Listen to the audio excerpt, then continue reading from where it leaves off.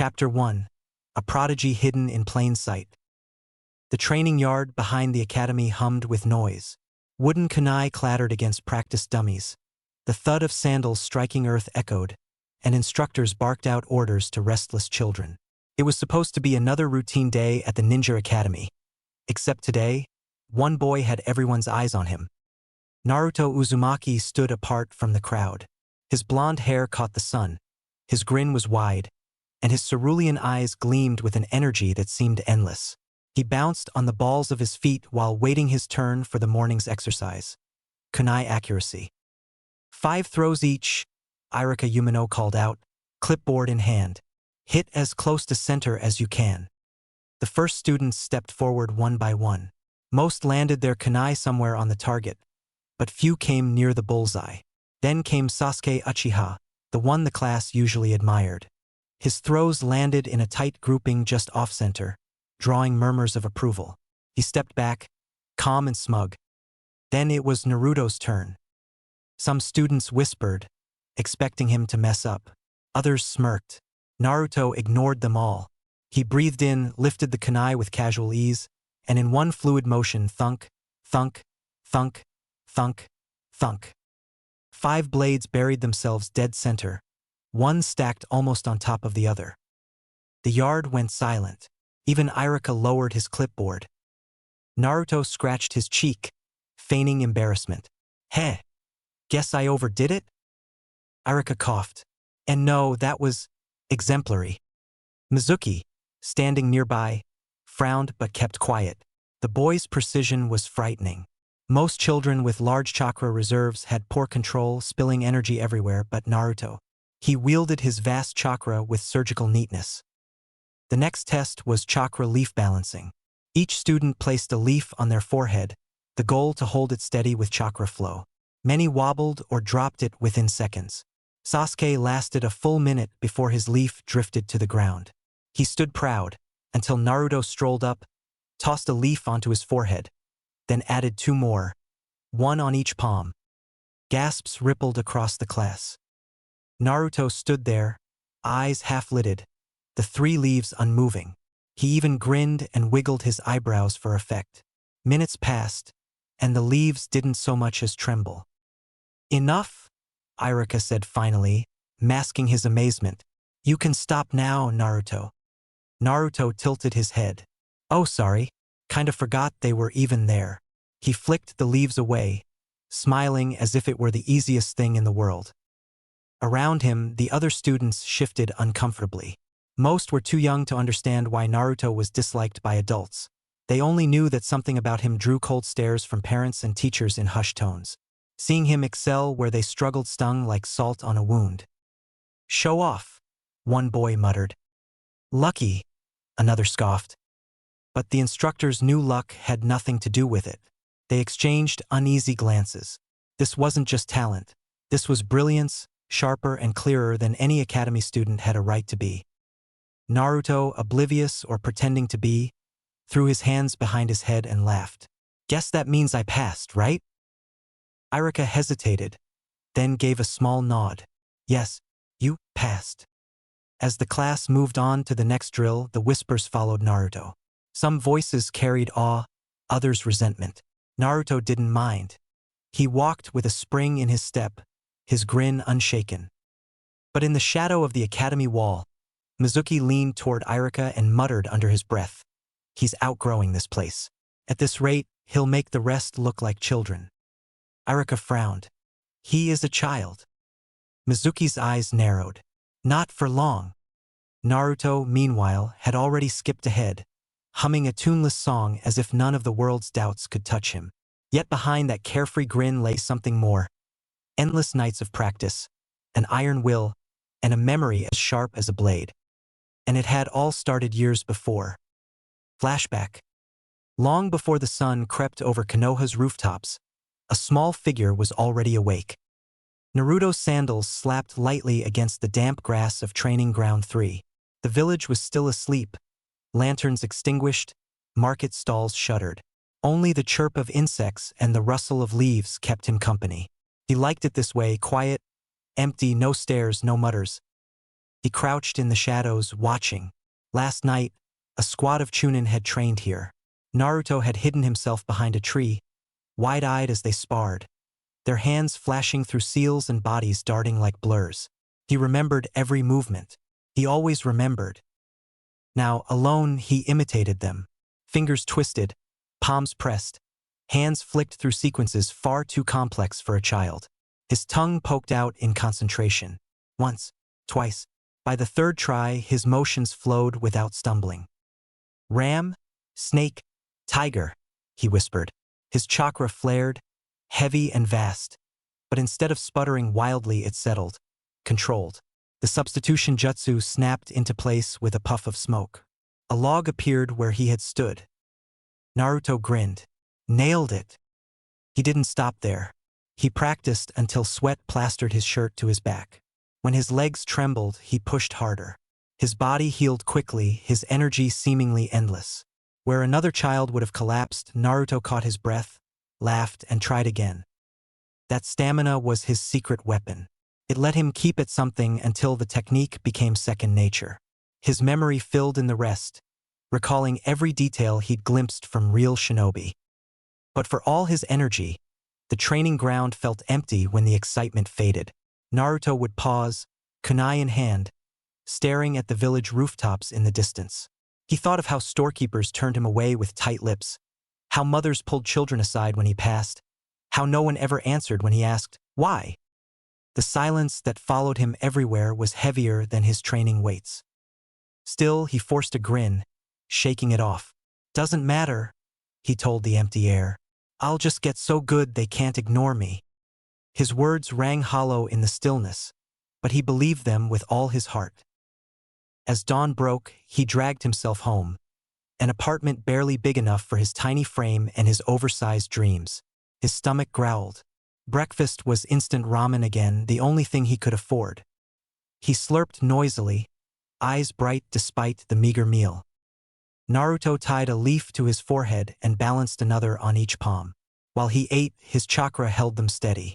He practiced even while chewing noodles, giggling when not a single leaf quivered. For him, there was no difference between training and living. Every waking moment was a chance to get stronger, sharper, faster. Flashback end. By the time the academy bell rang that morning, Naruto was already far ahead of his classmates. Not because anyone guided him, not because anyone encouraged him, but because he refused to stop. That relentless drive, hidden beneath his grin, was why he stood at the top of the academy so easily. Naruto's brilliance wasn't born in the classroom. It was carved in lonely mornings, sleepless nights, and a boy's stubborn refusal to break. And soon it would push him somewhere few ever reached at his age. Word of Naruto's unusual progress had traveled quickly among the academy instructors. His performance left them unsettled. No 7-year-old should have chakra control like that, nor reflexes sharp enough to rival their own. Eventually, the question reached the Hokage's desk. What to do with a child who had already surpassed his peers? Hiruzen Sarutobi considered carefully. Then he ordered, test him. Not with his class, but with those about to graduate. If he passes, he graduates. If not, he returns to study. Simple as that. And so, Naruto found himself standing in the academy's largest hall, surrounded by students 2 and 3 years older than him. The graduating class whispered and snickered, pointing at the boy who barely reached some of their shoulders. What's this? Did the brat wander in here by mistake? Maybe he's the Hokage's pet project. Don't waste our time, kid. Naruto ignored them, his headbandless forehead gleaming with sweat from excitement. His grin never faltered. Irika stepped forward, expression stern but not unkind. This will be a 3-part test, he announced. Written exam, taijutsu spar, and ninjutsu demonstration. The same standards applied to everyone here will be applied to you, Naruto Uzumaki. Do you understand? Yes, sir, Naruto barked, hands clasped behind his head in his usual carefree pose. Some of the older students laughed, but when the exams began, the laughter died. Scrolls and ink brushes were passed around. Questions lined the parchment: chakra theory, battle tactics, history of the clans, codes of conduct. Students groaned and hunched over their work. Naruto twirled his brush between his fingers, eyes scanning the paper. He remembered late nights poring over borrowed books, every page devoured and committed to memory. Words and diagrams filled his mind with startling clarity. He wrote quickly, confidently, no hesitation. When the proctor called time, Naruto set down his brush with a satisfied sigh, stretching his arms. Students nearby glanced at his scroll. Tidy handwriting, complete answers, even notes in the margins. Irika's eyes widened when he skimmed the boy's work. These weren't guesses. They were precise, thoughtful answers. In some places, Naruto had gone beyond the expected response. The next stage was physical. A ring was drawn in the dirt, and one by one, graduates faced each other under an instructor's eye. When Naruto stepped into the circle, his opponent, a tall boy nearly twice his weight, snorted. "Try not to cry when I knock you down." Naruto just grinned wider. "Begin." The boy charged, fists swinging. Naruto slipped past them effortlessly, his small frame weaving like water through gaps.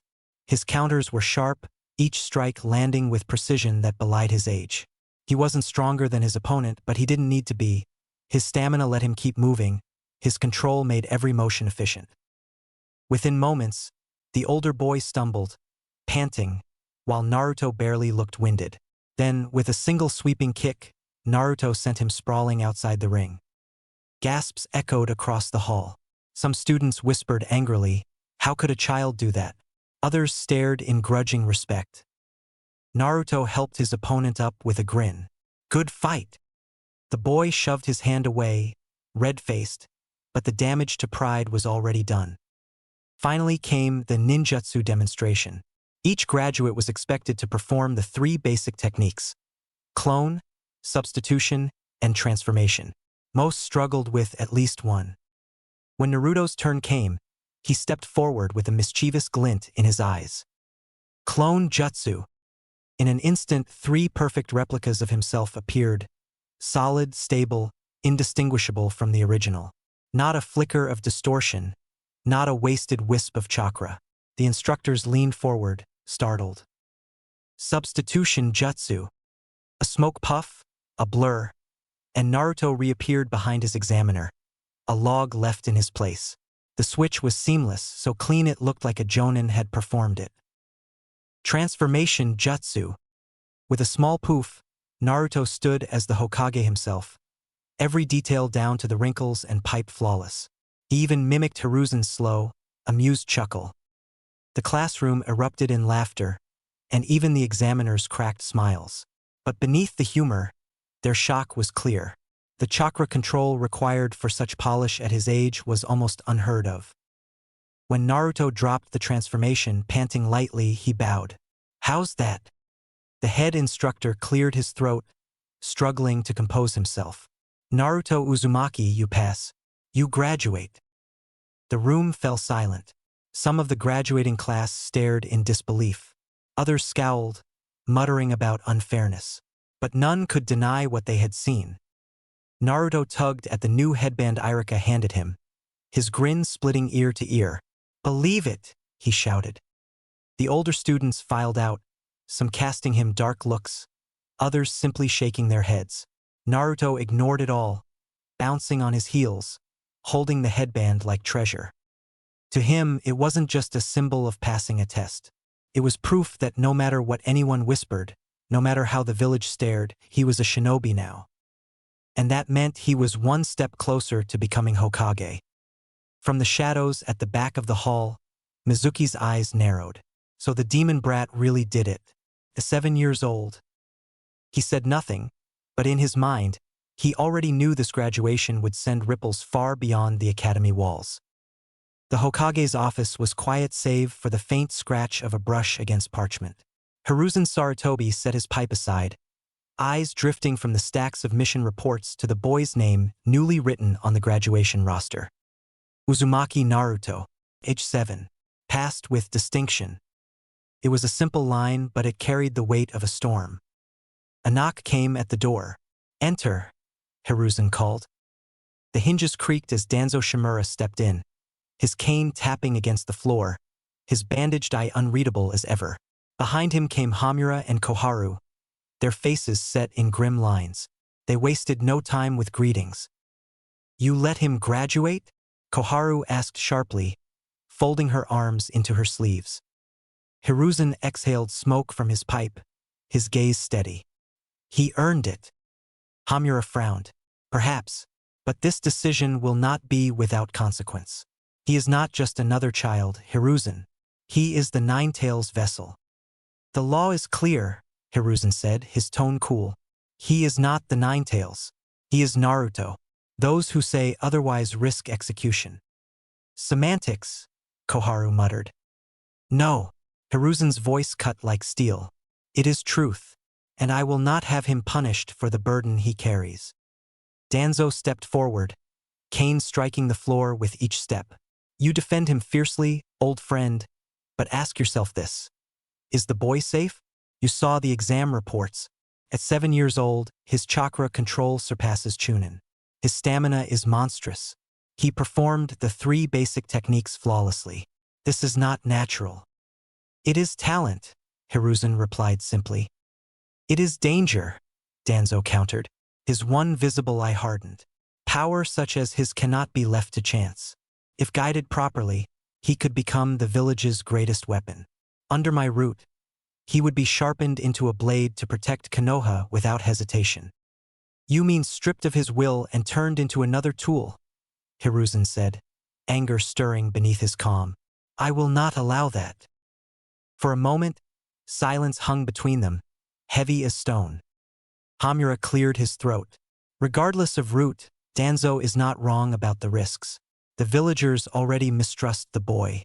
They see him graduate younger than their own children, and resentment will grow. They do not know why he is feared, but they know enough to whisper. This could destabilize the academy system." "They will adapt," Hiruzen said. "They always have." Koharu shook her head. "And what of the clans? The Uchiha already feel marginalized. They take pride in their prodigy Itachi, the youngest graduate since Kakashi. Now suddenly the Jinchuriki surpasses even him? You risk fanning their discontent." Hiruzen's eyes narrowed slightly. "Itachi will not be threatened by a child's achievement. He is wise beyond his years." "But the clan is not Itachi," Danzo pressed. "The clan remembers every slight. This could be one more." Hiruzen leaned back, pipe in hand, gaze lifting to the portraits of Hokage lining the wall. "Naruto is not a pawn to be placed carefully on a board, nor a shadow to be hidden. He is a child who has worked harder than any I've seen, and he has earned the title of shinobi. That is all." Danzo's jaw tightened, but he bowed his head, voice low. "Then do not be surprised when his light draws shadows." The elders followed him out, their robes whispering across the floor. Left alone, Hiruzen stared again at Naruto's name. He had spoken with conviction, but the doubts gnawed at him. He knew the boy's brilliance was not ordinary. He knew the villagers' coldness would not soften easily, and he knew Danzo's words were not empty threats. Yet when he thought of Naruto, grinning ear to ear with his new headband, the doubt faded for a moment. That boy carried the fire of Minato and the spirit of Kushina. No matter what came, Hiruzen swore silently, he would protect Naruto's right to smile. Elsewhere in the village, word of the 7-year-old graduate spread quickly. Among the civilian families, it was little more than gossip. "The Hokage's favorite got special treatment," some muttered. "No wonder he passed." Among the shinobi, it stirred more complex feelings. Some scoffed, others admired. A few, especially among the ANBU, quietly admitted respect. Skill was skill, no matter the vessel. And in the Uchiha compound, Fugaku Uchiha received the news with narrowed eyes. "Itachi was the youngest graduate in decades," one clansman murmured. "Now this boy surpasses even him." Fugaku said nothing, but his silence was telling. The Uchiha had always measured themselves against the village's prodigies. For another to emerge, one outside their clan, one carrying the Nine-Tails, was a slight that would not be forgotten easily. Even Itachi, quiet and composed, paused when he heard. He had never cared for rivalry, Yet he understood the storm this would create. His clan's pride was fragile, and Naruto's rise threatened to shatter it further. In a shaded room beneath the village, Danzo addressed his rude operatives. "The boy has graduated," he told them. "Hiruzen will guard him jealously, but keep your eyes on him. Watch how he grows. Power such as his, it cannot be ignored forever." The masked figures bowed silently, vanishing into the darkness. The late afternoon sun bathed the village streets in warm light as Naruto bounded out of the academy, his brand new forehead protector gleaming proudly across his brow. He couldn't stop touching it, fingers brushing the cool metal as if to reassure himself it was real. "I did it," he thought, grinning so hard his cheeks hurt. "I'm a shinobi now." The streets bustled with merchants closing stalls and families heading home. As Naruto passed, conversations dipped, eyes followed, and the usual wall of silence pressed down on him. A mother pulled her child closer. A shopkeeper gave him a sharp glance before turning away. He noticed. He always noticed. But today it didn't pierce him the same way.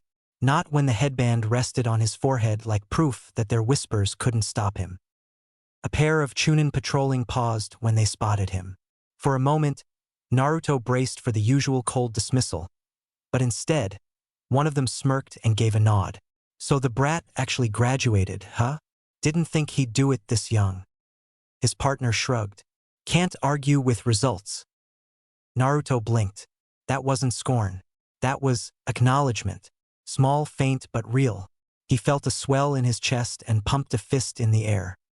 "Believe it. I'll be the best shinobi Konoha's ever seen," he declared, loud enough for everyone in earshot to hear. Some rolled their eyes. Others muttered.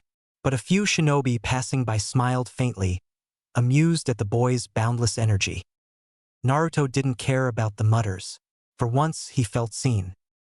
He darted through the streets, leaping onto fences, running along railings, the headband bouncing against his forehead. Children his age stared from doorways and windows, whispering. They didn't know why adults always looked at him strangely, but now they saw something different. A boy barely older than them wearing the mark of a shinobi. To them, he looked untouchable. Naruto landed atop a rooftop, spreading his arms wide as the wind tugged at his jacket.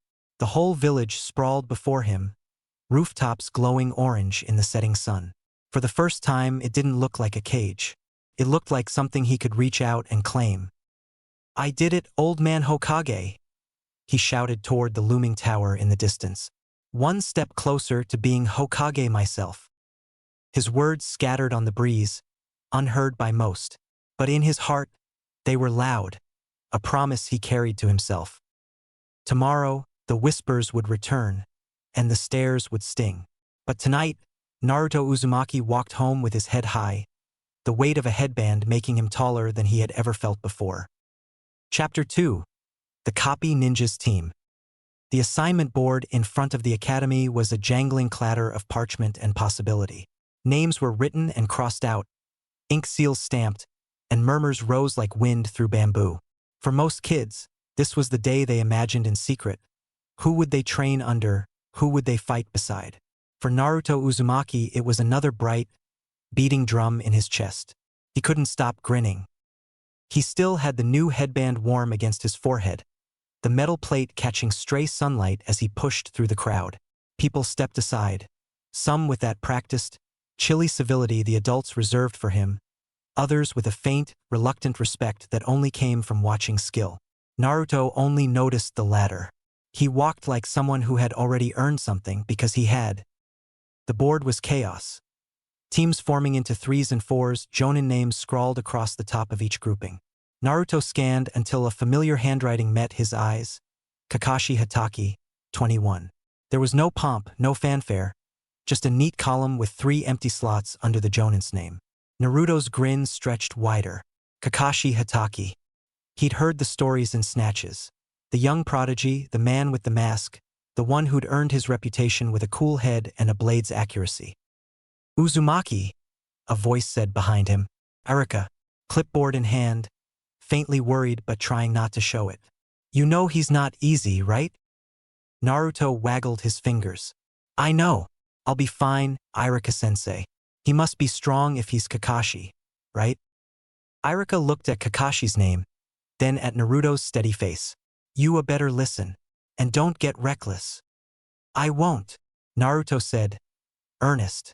Then he bounded forward like a ball of motion and pressed his palm to the empty slot beneath Kakashi's name. Two older students were already there, looking like they'd been plucked from the same class but years apart in experience and attitude. They turned, eyebrows lifting when they saw who had joined them. The first, tall, with neat hair and a book tucked under his arm, regarded Naruto with cautious curiosity. He was all angles and measured breath, the sort of boy who liked diagrams on paper more than the chaos of a spar. Teammate A. You're young, he said precisely. The second was louder.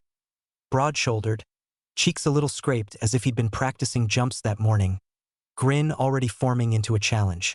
He sneered just enough to cover his uncertainty. Teammate B. 7? That's a joke. This is a genin team, not a babysitting gig. Naruto blinked, then laughed. I'm not a joke. I'm Naruto Uzumaki. I'll make you look good. He stuck out a hand as if offering friendship and mischief. The gruff boy hesitated a second, then clasped it with a slap that hurt a little and pleased him a lot. The cautious boy only watched, expression folding into something like calculation. A soft chuckle cut between them. Kakashi stepped forward from the shade of a cedar, mask covering everything but his one visible eye and the slow tilt of his posture. He looked hardly older than 20, but his gaze carried the kind of long-exercised patience that belonged to men who had already made hard decisions. You three, Kakashi said, voice low and even. He tapped his scroll once as if to measure them. I'm Kakashi. We run drills, we run missions, and we learn to not get idiots killed. Got it? Yes, sir. Naruto's answer came before the others. A bright, serious declaration that filled the space. The taller boy gave a small nod. The brash one rolled his eyes but didn't voice dissent. Kakashi's eye flicked to Naruto's forehead protector, then to the boy's stance, easy, unforced. He tucked a hand into his vest, fingertips finding the smoothness of a kunai's hilt absent-mindedly. There was something in the way Naruto breathed, a steady economy to his movements that suggested more than raw energy. The Jonin's inspection tightened almost imperceptibly. You'd better be able to keep up, Kakashi murmured. Age doesn't matter out here, only decisions and timing. Naruto's grin never faltered. I'll do more than keep up. He bounced on the balls of his feet, eyes bright and untroubled. We'll be the best team ever. Kakashi's mouth twitched. Not quite a smile, not quite anything, but the corner of his eye softened. He had seen many bright things, most burned out after a while. This boy's light was different, steady around the edges. As Kakashi turned toward the training ground to begin the first drills, his gaze lingered. He could already feel the shape of the team forming. Two older boys tempered by one impossibly young spark. Kakashi's mind cataloged their strengths and gaps in a single breath. At the back of that list, almost as an afterthought, he noted Naruto's chakra signature, vast, steady, almost obscene for a child. He filed that away like a curious fact. Then, with his usual calm, he led them forward. The field waited. The test would begin. The training ground stretched out in front of them, a clearing ringed by tall trees that whispered in the afternoon breeze. Wooden targets stood at uneven distances, their centers scarred from countless kunai. Flat stones dotted the earth near a shallow stream, places meant for balance drills. The smell of trampled grass and metal shavings lingered in the air, a place made for shinobi, not children. Kakashi stopped in the middle of the field, hands buried in his pockets, posture loose but gaze sharp. His single eye swept across his three new students. Before I decide what to do with you, he said, voice calm, I want to see what you can do with yourselves. The brash boy, teammate B, grinned, twirling a kunai with a flourish that was more bravado than skill. Finally, been waiting to show off. The cautious one, teammate A, adjusted the strap of his pouch and swallowed hard, muttering something under his breath about proper form. Naruto bounced on his heels, practically vibrating. So, test time, right? I'm ready. Kakashi tilted his head slightly. We'll start simple. Accuracy test. 5 kunai, center of the target. They lined up. Teammate B went first, hurling his weapons with more strength than control. 2 kunai hit the target, 1 clipped the outer ring, and the last 2 sank into the dirt well short of the mark. He scowled, pretending it didn't matter. Teammate A followed, taking his time, each throw deliberate. 3 kunai landed near the center, 2 drifted off. Not terrible, not excellent. Then Naruto stepped forward. He didn't pause, didn't frown. He just drew, threw, and in 5 quick motions, each kunai buried itself dead center. Not clustered around it, through it, would cracked under the strain. Silence followed. Teammate B's mouth twisted. Teammate A blinked, as if recalculating. Naruto rubbed the back of his neck, laughing. Guess I got lucky. Kakashi said nothing, but his eye narrowed slightly. Luck didn't leave a pattern like that. Next, Kakashi continued, control. Leaf exercise. He handed each of them a single green leaf plucked from a nearby branch. Keep it stuck to your forehead with chakra. No hands. The 2 older boys pressed their leaves down and closed their eyes, concentrating. Teammate B's leaf fell almost instantly, and he cursed under his breath. Teammate A lasted nearly a minute before his chakra faltered and the leaf slipped sideways. Naruto placed the leaf on his forehead, then without hesitation added 1 to each palm. He held all 3 steady while turning to watch his teammates with a broad grin. Is this good enough? He asked cheerfully. The leaves didn't twitch. Teammate B muttered something dark. Teammate A stared. Kakashi's gaze sharpened again. Children with Naruto's chakra reserves usually struggled with fine control, too much spilling over, too little precision. Yet here the boy was, splitting it 3 ways as if it were effortless. Good, Kakashi said simply. His tone gave away nothing. Last, sparring. 1 at a time. Teammate B volunteered instantly, eager to prove himself. He charged at Naruto, swinging fists clumsily. Naruto moved smoothly, sliding around the attacks, redirecting with simple steps and nudges. His counters were sharp enough to sting but never cruel. Within a minute, Teammate B was flat on his back, panting and red-faced. Teammate A hesitated but stepped forward when Naruto offered an encouraging grin. The cautious boy fought with better form, but his strikes lacked confidence. Naruto met him evenly, adjusting his pace to draw him out, even calling small tips mid-spar. Shift your weight. Yeah, like that. In the end, Naruto tapped his shoulder lightly, signaling victory without humiliation. Both teammates stood off to the side afterward, catching their breath. Their glances were conflicted, resentment tangled with reluctant acknowledgement. Naruto just bounced in place, hands on his hips. That was fun. You guys are good. Neither believed him, but something in his tone softened the sting. Kakashi stepped forward at last. Unreadable. That will do. He paused, considering. Your strengths are obvious, and your weaknesses are also obvious. But none of that matters without teamwork. Remember that. Naruto tilted his head. So, are we doing a team thing next? Of course. Kakashi's voice was smooth, quiet. I didn't take this squad to watch you throw kunai. The real test comes now. He gestured toward the far side of the training ground, where a small scroll lay tied to a post. Your task. Defend that scroll from me. Work together. If I take it, you fail. The 2 older boys tensed, already whispering doubts. Naruto just grinned, eyes gleaming with anticipation. Finally! Kakashi studied him just for a moment. The boy wasn't afraid, not hesitant, not even reckless, just ready.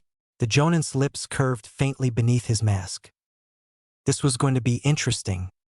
The scroll tied to the post fluttered faintly in the breeze, its red cord snapping like a warning. It looked ordinary, but Kakashi's voice made it sharp as steel. That's your mission, he said. Defend the scroll from me for 30 minutes. If I take it, you fail.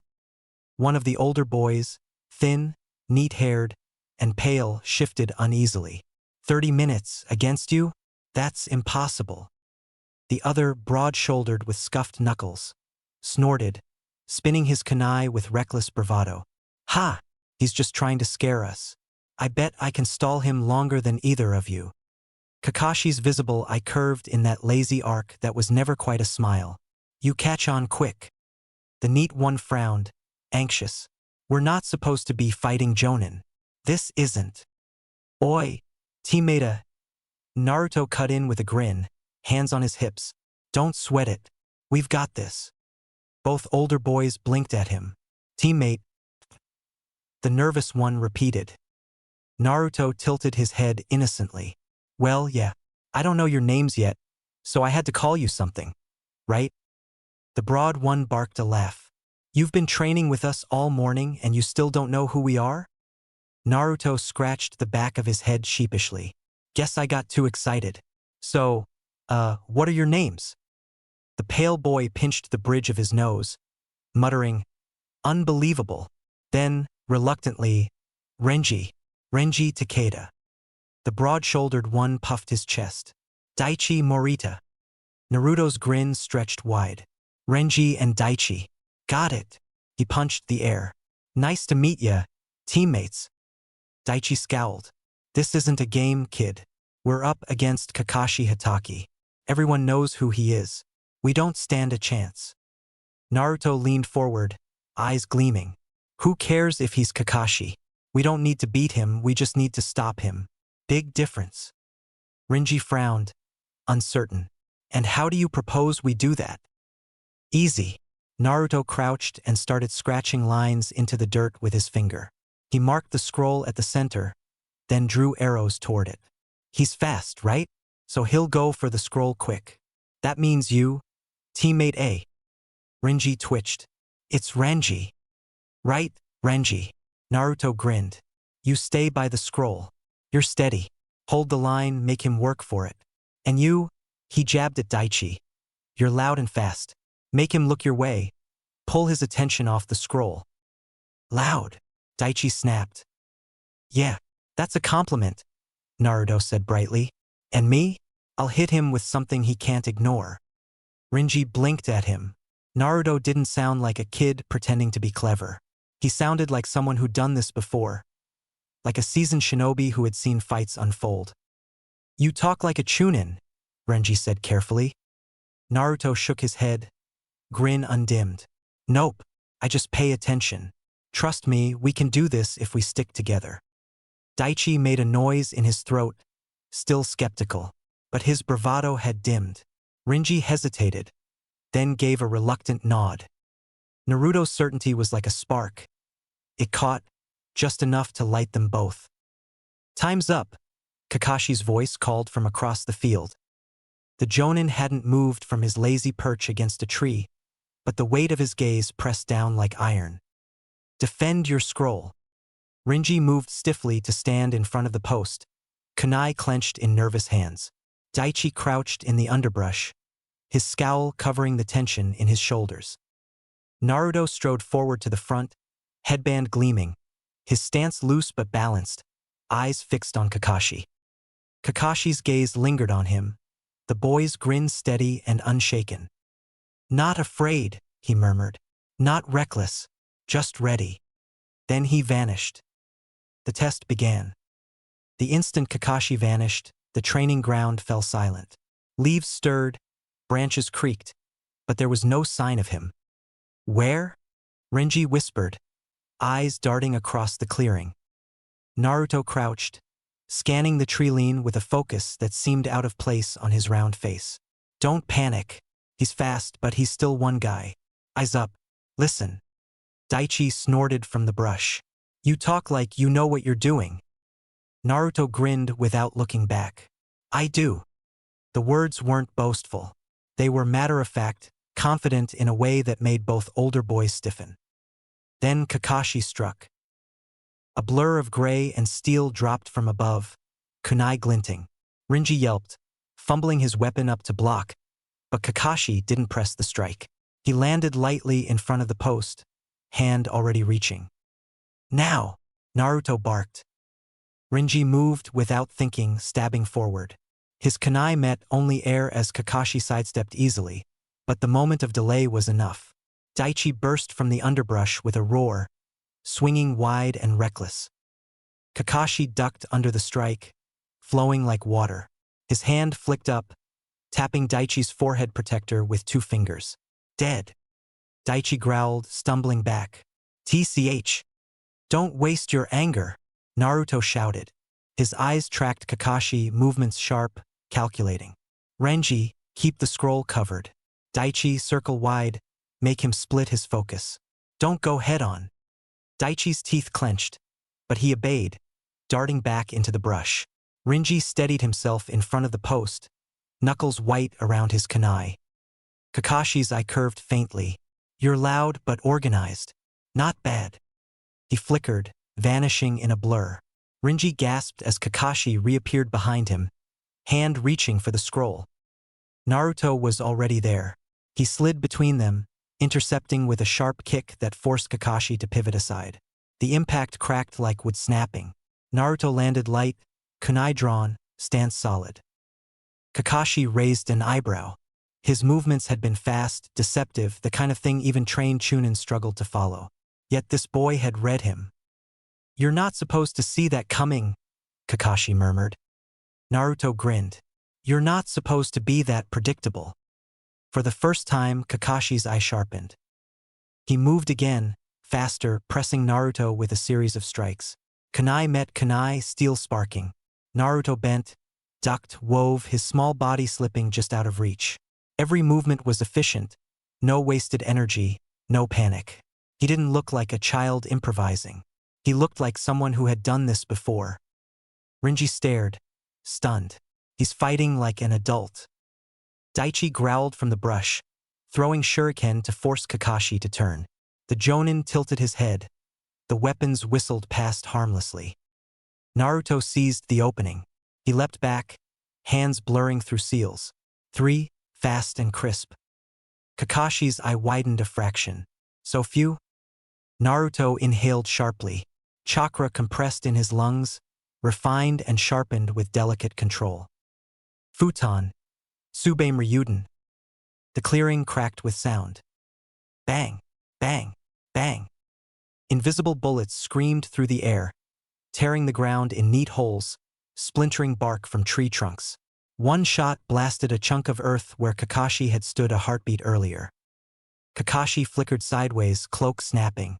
Another bullet sliced past, gouging the bark behind him. Bang, bang, bang. Each shot carried lethal intent. A single hit would have punched clean through flesh and bone. Blocking was impossible. Steel would crumble. Dodging was the only option. Renji flinched at the sound, eyes wide. That could kill someone. Daichi's jaw dropped. What the hell kind of jutsu is that?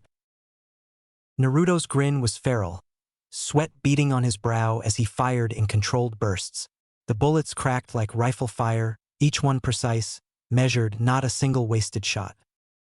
Kakashi wove between them, his movements sharp, economical, serious now. His lazy air was gone. The boy was forcing him to try. A bullet grazed his vest, punching a clean hole through the reinforced flak. Kakashi froze mid-step, glancing down at the neat tear. His eye narrowed. That would have gone through a man's chest like paper. Naruto kept firing, rhythm steady. He wasn't throwing chakra around wildly, he was balancing it, metering the pressure perfectly each time. For a boy with monstrous reserves, this kind of restraint was unheard of. Finally, Kakashi closed the distance in a flicker, appearing behind Naruto. 2 fingers tapped the boy's shoulder. Dead. The last bullet whistled harmlessly into the woods, punching a hole clean through a tree. Silence. Renji's chest heaved. Daichi's eyes were still wide. Naruto panted lightly, sweat streaking his temple. Then he laughed, bright and fearless. Heh, almost had you. Kakashi stepped back, eye unreadable. Almost. His gaze lingered on the boy, the neat hole in his vest a silent reminder. That jutsu of yours. Naruto beamed. Cool, right? Renji muttered, dazed. Cool? It's lethal. Daichi barked a laugh, shaking his head. Kid's insane. But both of them looked at Naruto differently now. Less scorn, more awe. Naruto didn't notice. He just stretched, grinning as if he hadn't nearly torn the clearing apart. So, did we pass? Kakashi didn't answer right away. He studied the boy's grin, the steadiness in his stance, the way his teammates unconsciously turned toward him now. You didn't win, Kakashi said finally. But you didn't need to. You worked as a team. And that's what mattered. Naruto pumped a fist in the air. Told you we could do it. Renji exhaled slowly, tension bleeding out of his shoulders.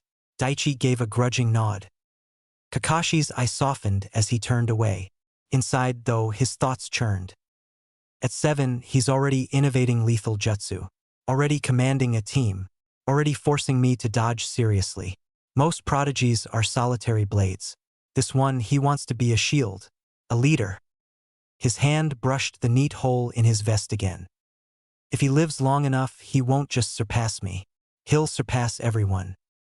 The training field was quiet again, save for the rustle of leaves and the faint hiss of wind through the trees where Naruto's jutsu had carved its path. The scroll still sat tied to its post, untouched. Renji lowered his kunai with trembling fingers. His pale face was damp with sweat, his chest rising and falling in sharp pulls. Daichi emerged from the brush, scowl plastered across his face, but his wide eyes betrayed the shock he still hadn't shaken.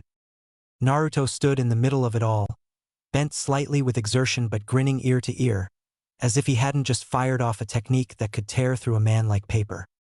See, Naruto said, hands on his hips. We did great. Renji stared at him. Great? He killed all 3 of us. Twice. Daichi jabbed a thumb at Naruto. And you? What the hell was that? That wind thing?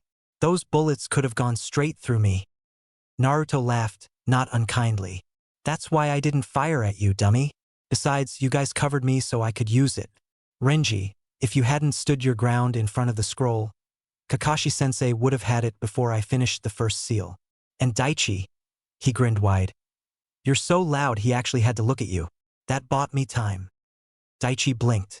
You're saying I helped?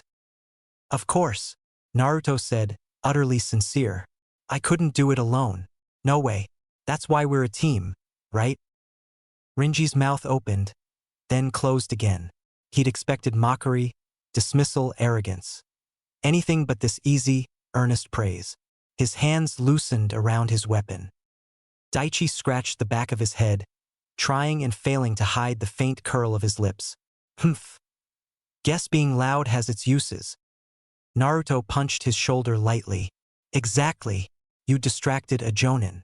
That's awesome. The older boy's cheeks reddened slightly. He shoved Naruto back with a grumble, but the bite was gone from his voice. Kakashi watched from his lean against a tree, his hands buried in his pockets, single-eye hooded. He'd seen prodigies before, sharp, cold, distant. Itachi or even himself at that age. Talented children who walked alone, driven by their skill into solitude. But this boy was different. Naruto wasn't interested in standing above the others. He pulled them up with him whether they wanted it or not. Renji and Daichi weren't just students fumbling through drills anymore. In the space of an hour, he had turned them into something like a squad. All right, Kakashi said at last, his voice smooth but carrying. Enough sulking. You didn't win, but you didn't lose either. You showed teamwork. That matters more than anything else. Renji straightened, surprised by the rare note of approval. Daichi smirked, trying to look unimpressed but failing.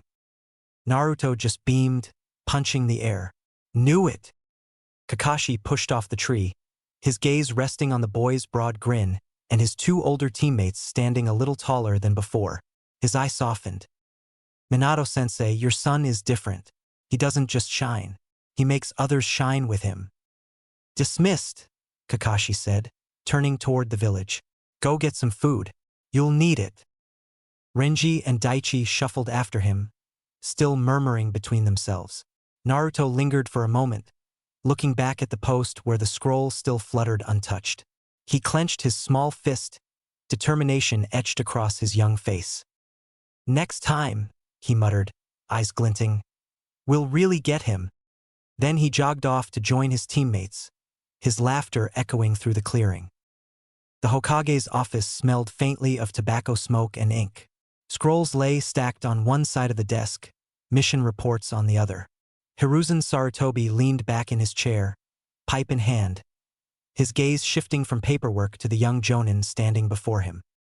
Kakashi Hataki's expression was as unreadable as ever, half hidden behind his mask, but his stance carried none of its usual laziness. "So," Hiruzen prompted, voice calm but expectant, "how did they perform?" Kakashi's single eye flickered in faint amusement. "As expected, 2 of them are average. Decent foundation, shaky under pressure. Nothing unusual for fresh genin." Hiruzen exhaled a thin stream of smoke. "And the third?" For a moment, Kakashi didn't answer. His hand brushed the hole neatly torn in the chest of his vest. The fabric burned clean through. "Uzumaki Naruto," he said finally, voice even. 7 years old. Already beyond the word prodigy. Hiruzen's brow lifted, but he stayed silent, letting Kakashi continue. "He reads the battlefield like someone with years of experience. Gave orders without hesitation. His plan was simple but effective. He turned 2 panicked rookies into a functioning squad in less than 5 minutes. They actually believed him, trusted him. I can't name another child who could have pulled that off." Hiruzen tapped ash from his pipe. "And his combat ability?" Kakashi's gaze darkened slightly. "Monstrous. His chakra reserves already outstrip mine. His control is precise enough to perform delicate tasks with frightening consistency."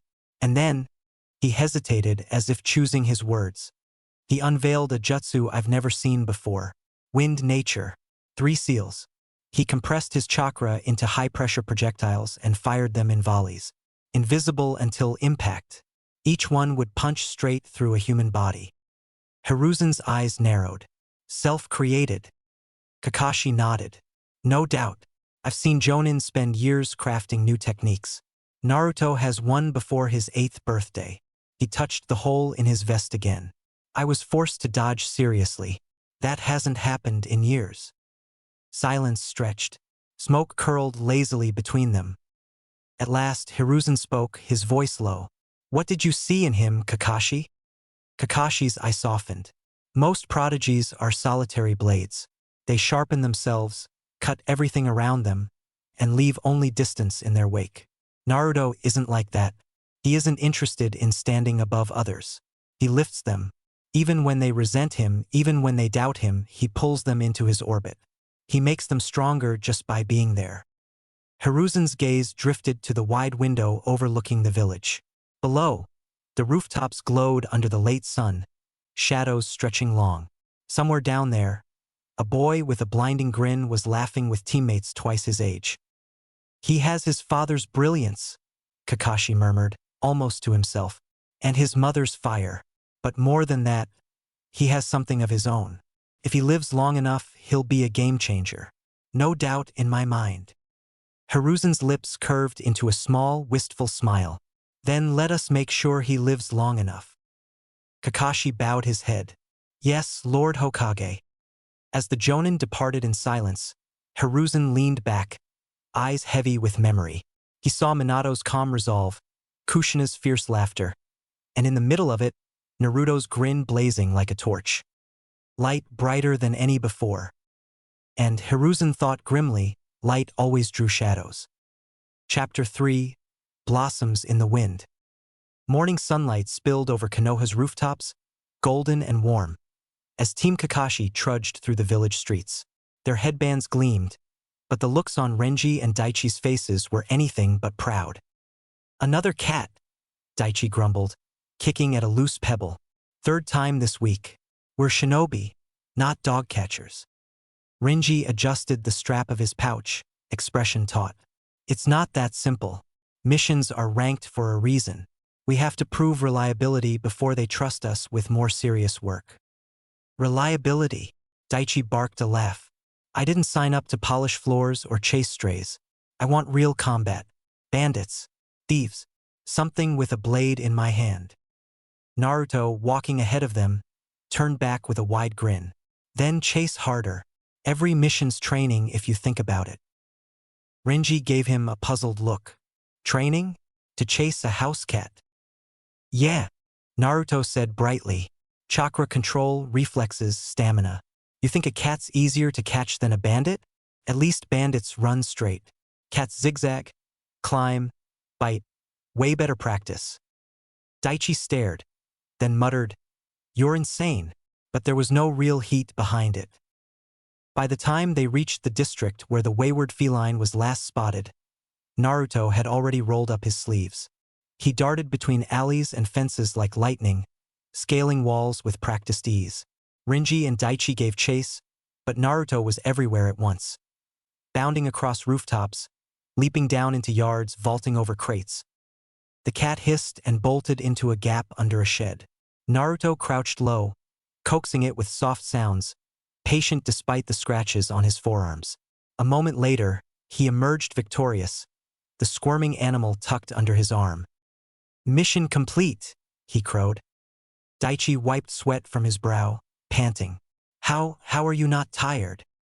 Naruto tilted his head, grinning. "'Cause I make it fun. That's the trick." Renji blinked, thoughtful despite himself. He treats even chores like serious training. No wonder he's so far ahead of us. The days blurred into a rhythm of small tasks. Clearing irrigation ditches, carrying bundles for the market, repairing fences. Menial work that drew groans from Daichi, sighs from Renji, and endless enthusiasm from Naruto. When tasked with carrying heavy crates across the village, Naruto shouldered 3 at once, running sprints instead of walking. When told to weed a field, he knelt with unshakable focus, turning it into a test of precision. When hauling water, he stacked buckets until he could barely see, grinning as he jogged in balanced strides.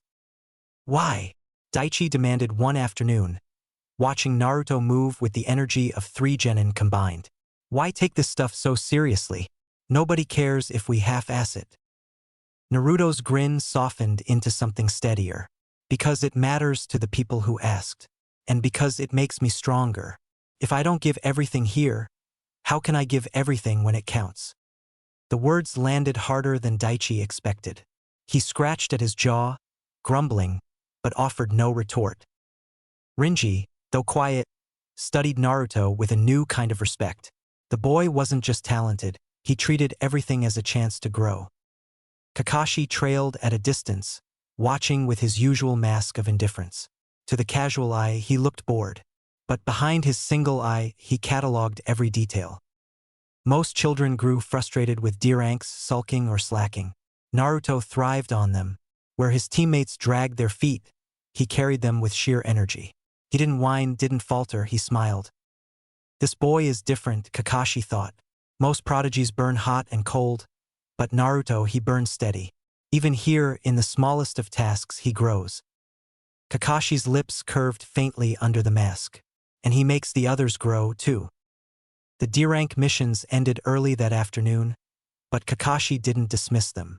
Instead, he led the team out to Training Ground 3, the same open field with tall trees standing like silent guardians around its edges. He stood there, hands buried in his pockets, posture slouched, eye half-lidded, but Naruto had already learned not to be fooled. "D-ranks are good for patience," Kakashi said casually, "but patience alone won't keep you alive outside the village. Let's test the rest of you." Daichi cracked his knuckles and grinned. Finally, something worth the headband. Renji tightened his pouch straps, his lips pressed thin. "Test? Meaning what exactly?" Naruto tugged on his forehead protector with a grin. "Meaning it's about to get awesome." Kakashi's visible eye curved faintly. Then he gestured toward the trees. "Ambush me." Daichi didn't hesitate, crashing through the brush with a shout. Kunai raised high. Kakashi flicked to the side, letting him skid past. "Too loud," he murmured. Renji tried next, moving carefully, so careful it was almost painful to watch. He blended into the shadows better than Daichi, but Kakashi still appeared behind him in a blur and tapped his neck with a wooden blade. Too slow. Naruto went last. He didn't crash forward like Daichi or creep like Renji. He moved quick and low, weaving under branches, circling wide until Kakashi nearly missed him. A pebble flicked from Naruto's hand landed square at his feet. The Jonin's eye sharpened. He hadn't sensed the boy until that moment. Better. They moved on to sparring. Kakashi called them into a circle, one at a time against him until exhaustion dragged them out. Daichi went first, all force and fury. Kakashi caught his wrist, pivoted, and sent him sprawling in one smooth motion. Renji followed, his strikes careful, measured, but hesitant. 3 exchanges later, Kakashi tapped him out. Naruto stepped in last. He didn't just attack, he adapted.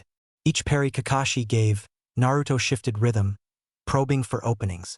He was sharp, fast, his counters clean. Small though he was, he darted under strikes and came up grinning, sweat shining on his forehead. He lasted longer than both teammates combined, until Kakashi swept his legs and tapped his forehead protector. Dead, the Jonin said. Naruto laughed from the grass. Heh, getting closer though. Renji and Daichi stared. Closer? The boy had lasted nearly 5 minutes. Kakashi didn't comment, but he noted the fire in Naruto's grin. Afterward, Kakashi led them to the base of a towering cedar. He pressed his palm against the bark and walked up a few steps before dropping back down. Tree climbing. Focus chakra into your feet. Too little, you'll slip. Too much, you'll crack the bark. Renji's eyes widened. That's advanced. Daichi was already sprinting. He slammed into the trunk, managed 2 steps before tumbling backward. What they?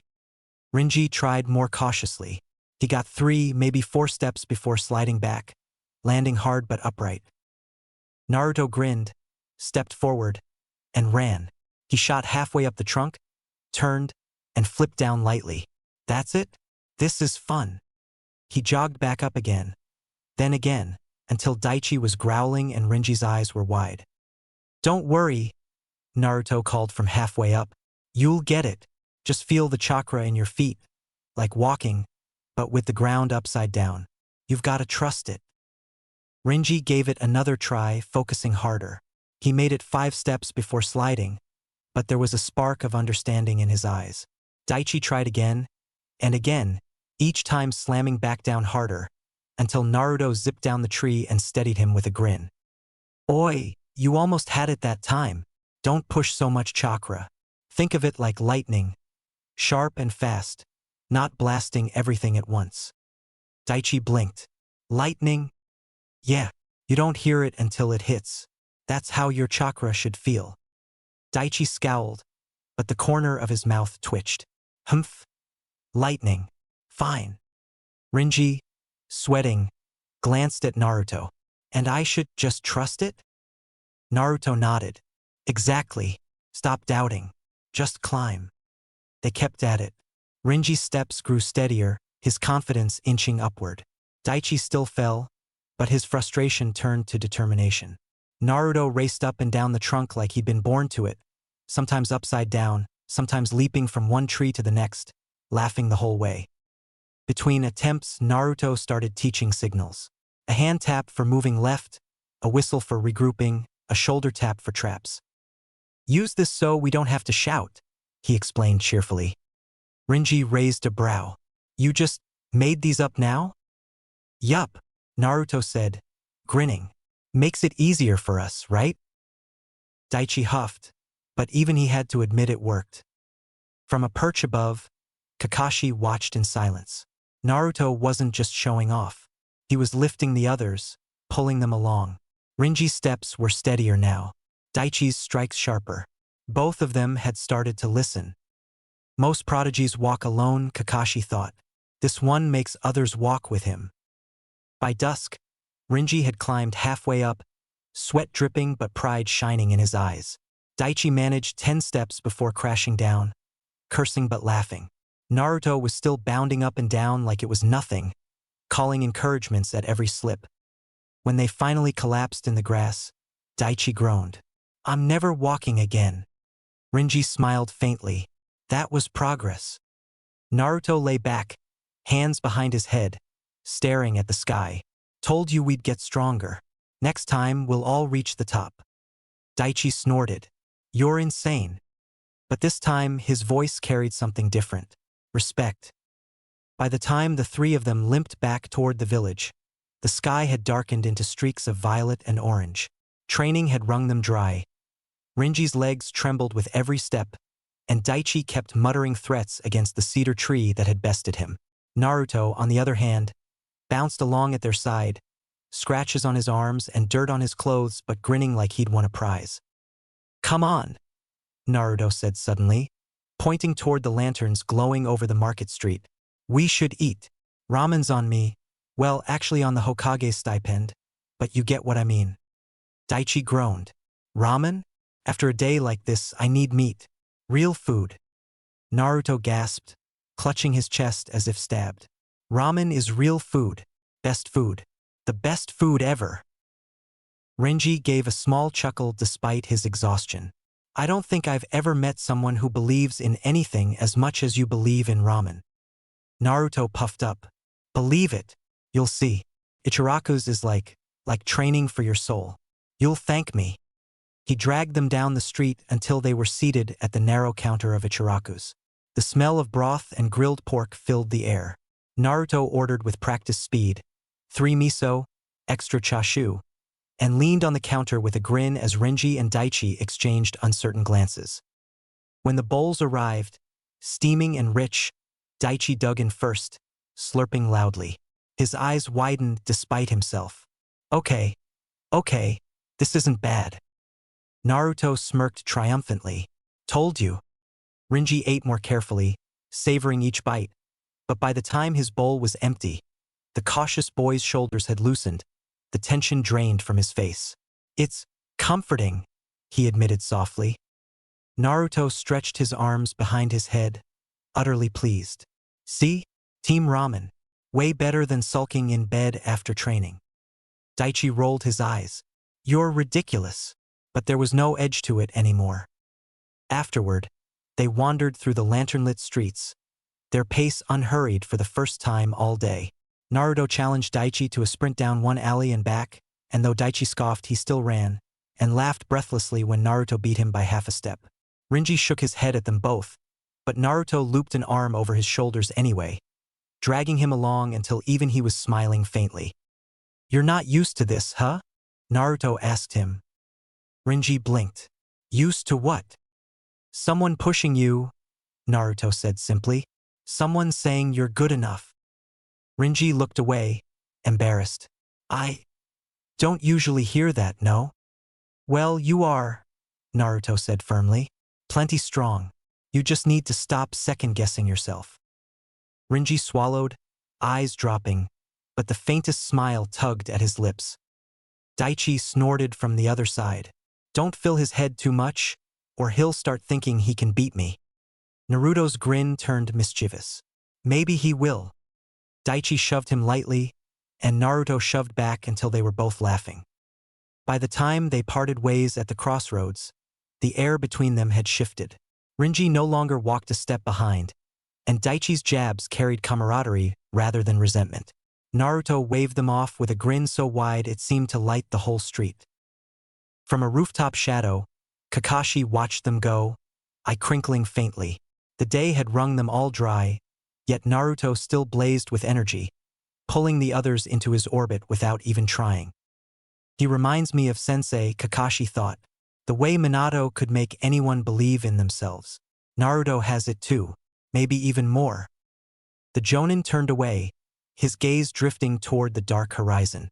The team was blossoming, but storms were always waiting beyond the walls. The night was quiet over the Hokage's office, the kind of silence that came only when most of the village was asleep. The lamps burned low, their glow painting the walls in warm orange. Scrolls and reports were scattered across the desk, but Hiruzen Sarutobi had long since learned to find order in the mess. He set his pipe aside and unrolled a scroll stamped with the Fire Daimyo's seal. The neat brushstrokes spoke of diplomacy, but the weight behind them was anything but polite.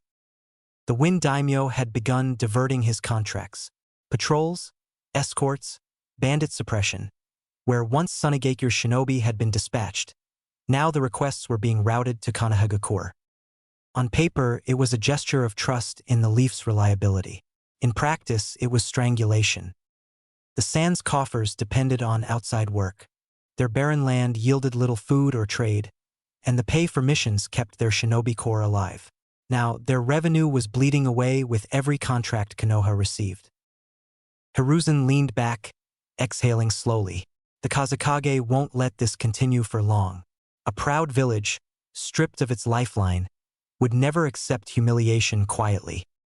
He rubbed the bridge of his nose. Konoha was strong, wealthy, stable, but prosperity carried its own dangers. Sunagakure's bitterness would only grow, and when it boiled over, the first place it would spill was the riverlands. A knock at the door drew him from his thoughts. One of his aides entered, bowing before setting down a thin stack of reports. Hiruzen waved him off and skimmed the fresh scrolls. Bandit activity along the river border. Merchants requesting escorts. Isolated thefts on the trade routes. Small issues on their own, but strung together they painted an emerging picture. Tension bleeding into the borderlands. "The land of rivers," he murmured, tapping ash into the tray. "Always overlooked, always the fault line." He walked to the broad window overlooking Konoha. Lanterns flickered below, ramen stands still open for late-night customers, children's laughter carrying faintly across the rooftops. Peaceful for now, but the world beyond was stirring. His mind inevitably turned to Naruto. Kakashi's reports had grown more insistent with each passing week.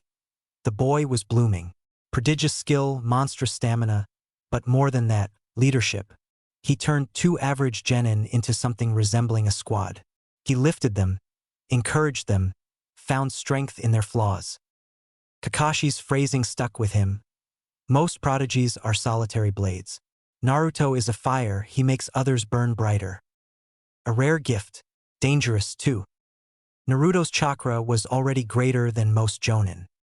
His control was sharp, his memory precise, his optimism still unbroken by the chill of the village. And that optimism, bright, defiant, was what drew others to him. Danzo's eyes would wander there sooner or later. The elders too. And outside the walls, enemies would see more than a boy. They would see a weapon. "You would be proud, Minato," Hiruzen thought. "Your son carries your brilliance and Kushina's fire. And he has something more, something that is entirely his own." He sighed and returned to the desk. One report in particular caught his eye. A merchant requesting an escort through the riverlands, close to the border with wind. On its surface, routine. But to Hiruzen's practiced eye, it was opportunity. A low-level mission for a young squad. A chance for Naruto to stretch his wings outside the walls. And a way to remind Konoha's allies that the leaf still kept its roads safe. He drafted the assignment carefully, his brush scratching across the parchment. Officially, it was C rank, no more than an escort for a caravan. Unofficially, it was another small stone dropped into an already rippling pond. When he finished, he sealed the scroll and leaned back, pipe smoke curling toward the beams overhead. "Grow well, Naruto," he murmured to the empty room. "Grow strong, before the world remembers you exist." Outside, the moon cast the village in silver calm. But Hiruzen's gaze drifted westward, to where the riverlands touched the wind. He could almost feel the pressure building, a storm waiting to break. And in the middle of it, he pictured a boy's grin, bright, reckless, and burning. A torch, brilliant, unmissable. The morning sunlight streamed through the Hokage's office, warm against the scrolls and ink spread across the great desk. Hiruzen Sarutobi looked up as Team Kakashi filed in, 3 young genin standing before their jonin commander. Daichi crossed his arms, impatience plain in his stance. Renji was more restrained, though the tightness in his shoulders betrayed him. Naruto, by contrast, beamed as if just being summoned here was the start of an adventure. Hiruzen steepled his fingers beneath his chin. "Team Kakashi, how have you found your missions thus far?" "Boring," Daichi said instantly, ignoring the sharp elbow Renji sent his way. "We've caught cats, pulled weeds, carried crates. None of it's real shinobi work." Renji cleared his throat, trying to soften it. "We've learned patience and coordination, Lord Hokage. But I think we're ready for more." Naruto pumped a fist in the air. "Yeah, give us something real. We'll nail it. Believe it." Kakashi's visible eye flicked toward his students. He said nothing, but Hiruzen caught the faint twitch at the corner of his mask. Amusement, perhaps, or something deeper. The Hokage leaned back in his chair. Eagerness can be dangerous, but so can complacency. It's the duty of a shinobi to be prepared for either. He unrolled a fresh scroll and set it on the desk. The red wax seal of the mission office gleamed faintly. Very well. Your next task will be a C-rank mission. Daichi's grin split his face before he could stop it. Renji stiffened, wide-eyed. Naruto practically vibrated with energy. A merchant caravan will be departing Fire Country and traveling west, Hiruzen continued. Your assignment is to escort them through the land of rivers. Bandits have been sighted along the route, and while it is not expected to escalate beyond minor resistance, vigilance is required. Renji swallowed hard. The Riverlands? That's close to the wind border. Correct, Hiruzen said. You will not cross into wind territory, but proximity demands caution. The Riverlands are often overlooked, yet they sit between two great powers. Tread carefully. Daichi slapped his hands together. Finally, bandits, huh? Let me at M. Naruto turned, grinning at his teammates. We'll keep the caravan safe and show everyone what we can do. Right, Renji? Renji hesitated, glancing between Naruto's determined grin and Daichi's reckless excitement. At last he nodded. We'll do our best. Kakashi spoke for the first time, his voice mild but carrying weight. Lord Hokage, is there anything we should know beyond the standard risks? Hiruzen's gaze lingered on him for a heartbeat too long. Only that the Riverlands are a place where tensions can spill across borders without warning. Keep your eyes open. Kakashi's eye narrowed slightly, but he inclined his head. Understood. The Hokage handed over the sealed mission scroll. Naruto stared at it as though it were a treasure map. Daichi looked like he was ready to burst out the door immediately. Renji clutched his pouch strap a little tighter, nerves playing on his face. Remember, Hiruzen said, his voice carrying a note of quiet steel. A shinobi's duty is not glory, it is completion. Protect the client. Return alive. Nothing more, nothing less. Naruto's grin softened, but it didn't fade. We'll bring them back safe, Lord Hokage. Promise. For a moment, Hiruzen studied the boy's bright face, the grin that seemed to shine even through the seriousness of the chamber. Minato's calm resolve was there, Kushina's fierce fire too. But something else, something that belonged only to Naruto.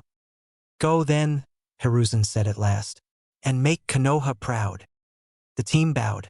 Kakashi tucked the scroll into his vest, ushering them toward the door. Naruto was the last to leave, waving brightly over his shoulder before disappearing down the hall with his teammates.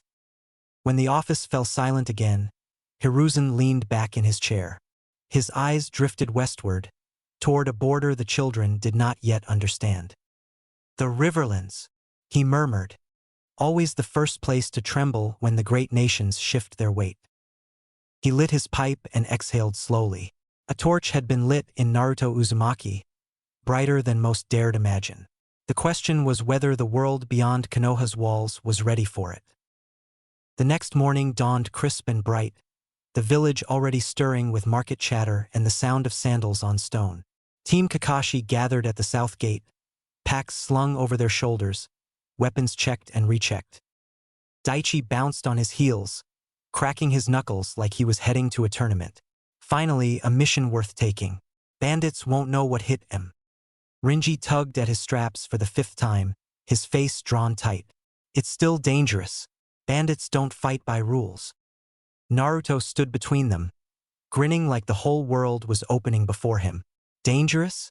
That's what makes it fun. We'll handle it, believe it. Renji shot him a look. You really think everything is fun? Not everything, Naruto said, tilting his head. But protecting people? Getting stronger with you guys? That's fun. And we'll do both. Daichi smirked despite himself. TCH, you're crazy, but fine. Let's make it fun. Kakashi strolled up last, a slim pack on his back, his eye curved in that faint arc that gave nothing away. Good. You're all here. Try not to die. Daichi groaned. Renji stiffened. Naruto only laughed. They stepped out through the great wooden gates, leaving the village behind. The road stretched ahead, winding westward toward the riverlands, the air filled with the scent of grass and distant water. For Naruto, every step felt like freedom. He'd trained, he'd worked, but this was the real start. His first mission beyond Konoha's walls. The world beyond the horizon was waiting, and he was ready to meet it head-on. Renji walked a pace behind, eyes flicking to the tree-line with nervous vigilance. Daichi strode forward, muttering about how many bandits he could take down before lunch. Naruto kept close between them, humming under his breath, his energy unflagging. From behind his mask, Kakashi studied them. The boys were raw, untested, still thinking of danger as something abstract. Naruto carried himself like he'd already seen it, even if he hadn't. There was no fear in him, only determination and that wild, infectious grin. The Jonin's gaze drifted toward the distant horizon. The land of rivers was no mere neutral ground. It was the border between giants, a place where tensions bled through without warning. Bandits might be the surface threat, but beneath, Kakashi could already feel the weight of something larger stirring. The Hokage's timing isn't coincidence, he thought. He wants them blooded, wants Naruto blooded. His eye slid toward the boy again, 7 years old, and already carrying himself like a shinobi twice that age. Already inventing jutsu, leading teammates, forcing even his Jonin sensei to take him seriously. Torch, Kakashi thought. Brilliant, dangerous. How long before every shadow out there notices? Ahead, Naruto whooped suddenly, running a few steps forward and turning back with a grin. Hurry up, slowpokes. The riverlands aren't gonna wait for us. Daichi shouted back, sprinting to chase him. Renji sighed, shaking his head, but a faint smile touched his lips as he followed. Kakashi lingered a moment longer, watching the three of them dart down the road like sparks in the wind. His hands slid into his pockets, and he exhaled softly. Too young for this, he murmured, and yet maybe ready all the same. The road stretched westward, toward rivers that would carry them to borders where nations trembled. The torches of 3 genin burned bright against the horizon, and Kakashi followed, silent and watchful, as the world began to shift around them. Chapter 4. A Caravan to the River. The caravan waited at the south gate like a small, lumbering beast. Wagons heavy with bolts of cloth and baskets of salted fish, oxen stamping, merchants fussing with ropes and sealing jars. Guards in plain leathers checked straps and counted heads. The air smelled of dust and river water, and under it all there was the soft metallic tang of coin and risk. Naruto's grin nearly split his face. For him, the road had always been a promise. Adventure tucked between towns, lessons hidden in passing faces. He hopped from crate to crate, testing the weight of a pack, thumping an ox with absurd familiarity as if it were an old friend. This is it, he crowed. Our first real mission. Think of all the stuff we'll see. Daichi punched the air.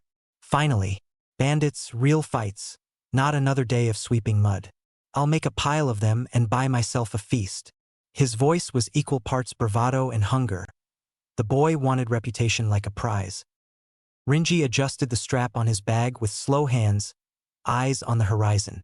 He had a leaf-worn map tucked inside a notebook, routes carefully annotated. Remember the route, he reminded in that low, careful tone he used for everything important. Keep formation and don't get reckless. Kakashi leaned against a post, mask hiding the set of his mouth, one visible eye hooded in his usual unbothered way. He watched the caravan with the same patient attention he gave a page of scrolls. Quick glances, catalog details. To the others, he looked casual. To those who knew him, the calm meant readiness. He flicked his gaze at Naruto, then at Renji and Daichi, and the faintest crease marked his brow. Not a worry, simply the weight of a jonin responsible for 3 lives. Merchants bustled, thanking the leaf guards with curt nods. Many of them were veterans of routes that ran close to the wind border, and their faces carried the map of miles and mistrust. A thin man in a patched coat muttered to his partner as they loaded a crate.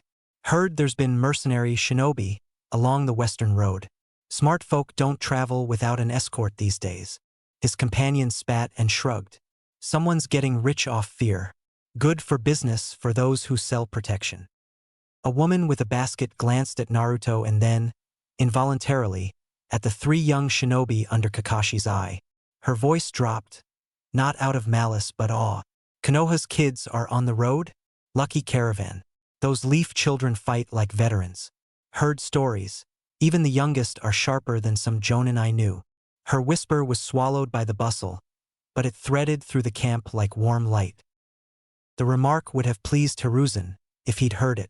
The redistribution of contracts to Konoha had been a quiet thing at first. A token trust, then more routes, more caravans. To the leaf it looked like steady influence. To Sunagakure it was a slowly closing fist on coin and pride. No one at the gate spoke of that yet.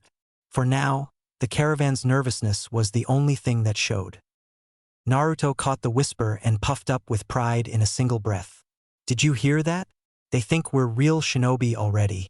Believe it, he beamed. Renji's eyes flicked toward him. Not scornful, just surprised. Daichi's grin widened into something like hunger. Kakashi's I tracked the line of road ahead, where a ribbon of trees stitched shadows across the path. Stay sharp, he said at last, voice low enough only the three heard. Shinobi or not, the riverlands have been tense. Keep formation. Watch for movement in the treeline and the ground. Don't scatter. Naruto's grin folded into a line of concentration for a moment. The thrill of the road balanced by the weight of orders. He nodded. Got it. We'll be the best escorts ever, he said, and meant it. The oxen strained. The caravan lumbered forward, leaving Konoha's wooden gate and the safe pattern of its roofs behind. The road bent and narrowed, and the landscape opened to fields and marshes where rushes trembled like seas in a breeze. Far off, the riverlands breathed, a fertile patch held between two greater powers, trade routes braided like veins. It could feed life or bleed nations, depending on what men did with the roads. Kakashi walked at the caravan's flank, quiet and watchful. Behind him, three young genin moved with the uneven confidence of those who had just learned to carry responsibility and had decided they liked the weight.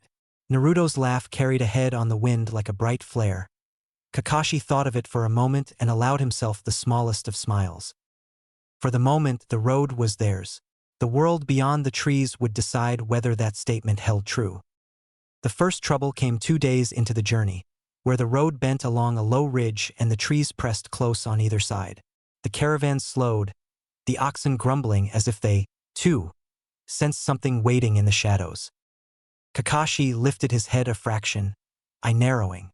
The air was still, but the birds had gone silent. That was enough. On guard, he said softly. Naruto perked up immediately, bouncing onto the side of a wagon to scan the treeline. Daichi grinned, fingers already itching at the kunai on his belt. Renji's shoulders stiffened, his eyes darting nervously. The first arrow came hissing from the brush. It clattered against a wagon board, and then the woods erupted with shouting.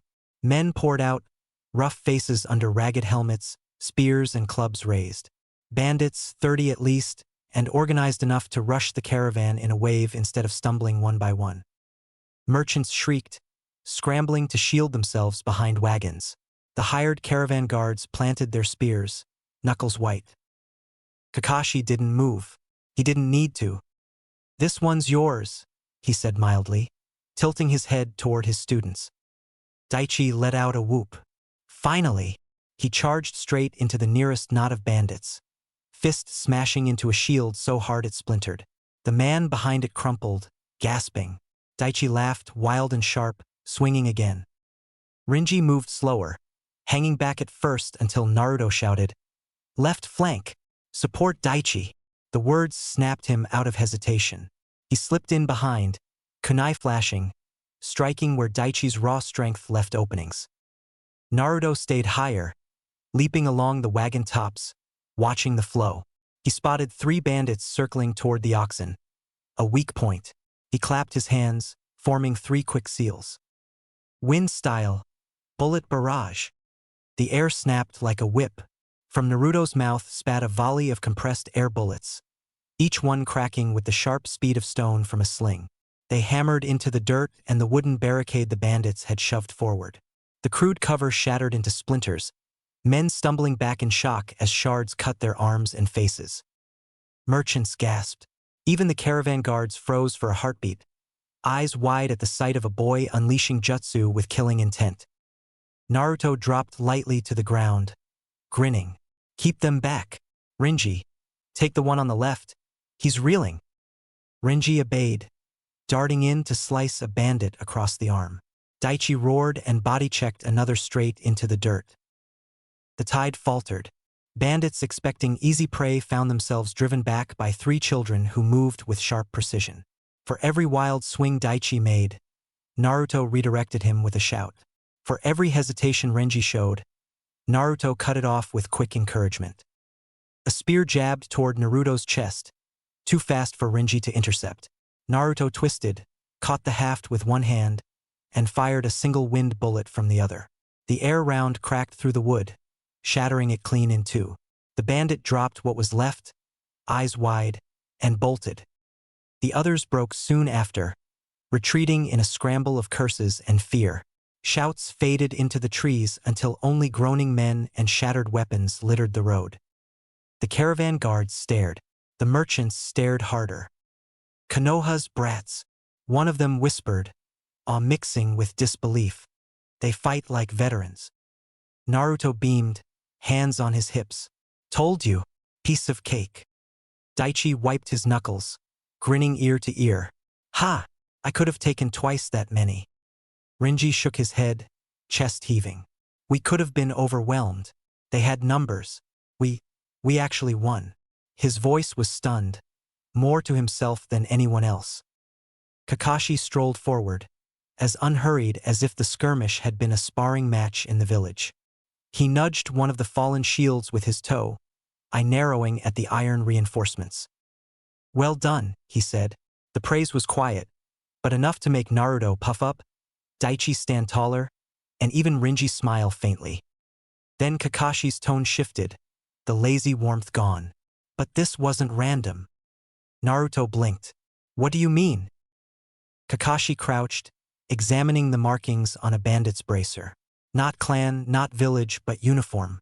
Bandits don't gather this many without a leash, and they don't carry steel like this unless someone's supplying them." He rose, his gaze scanning the tree-line with sharp weight. "Which means someone wanted us delayed, or tested." The silence after his words was heavier than the fight itself. Merchants exchanged nervous looks. Naruto's grin dimmed, but his eyes sharpened. "Then we'll be ready next time." Kakashi studied him for a moment, then let his eye curve faintly. "That's the right answer."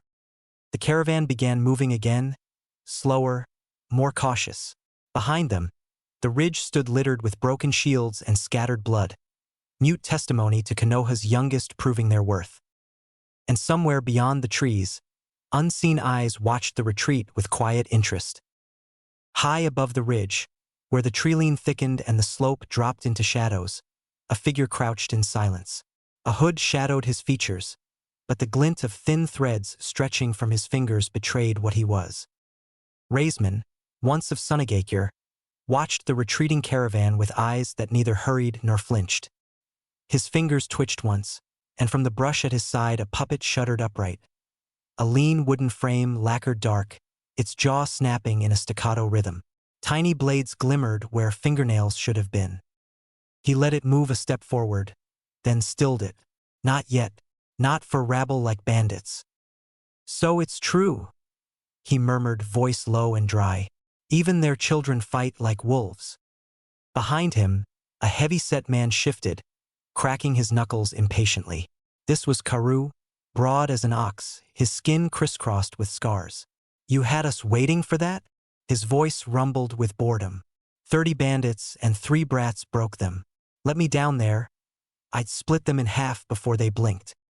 "You'd alert the copy ninja before we were ready," Raisman said evenly, not turning. "Impatience is the death of puppets and men alike." Karou snorted but subsided, resting his massive fists against a tree trunk.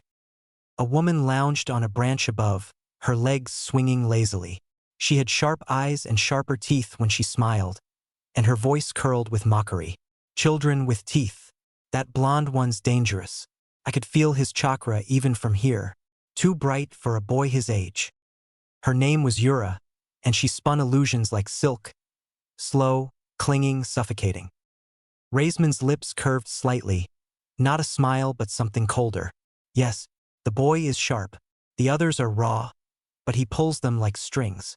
His eyes flicked to the distant silver-haired figure walking among the wagons. And then there's Hokage. They sent the copy ninja to guard merchants. Interesting. Yura gave a soft laugh.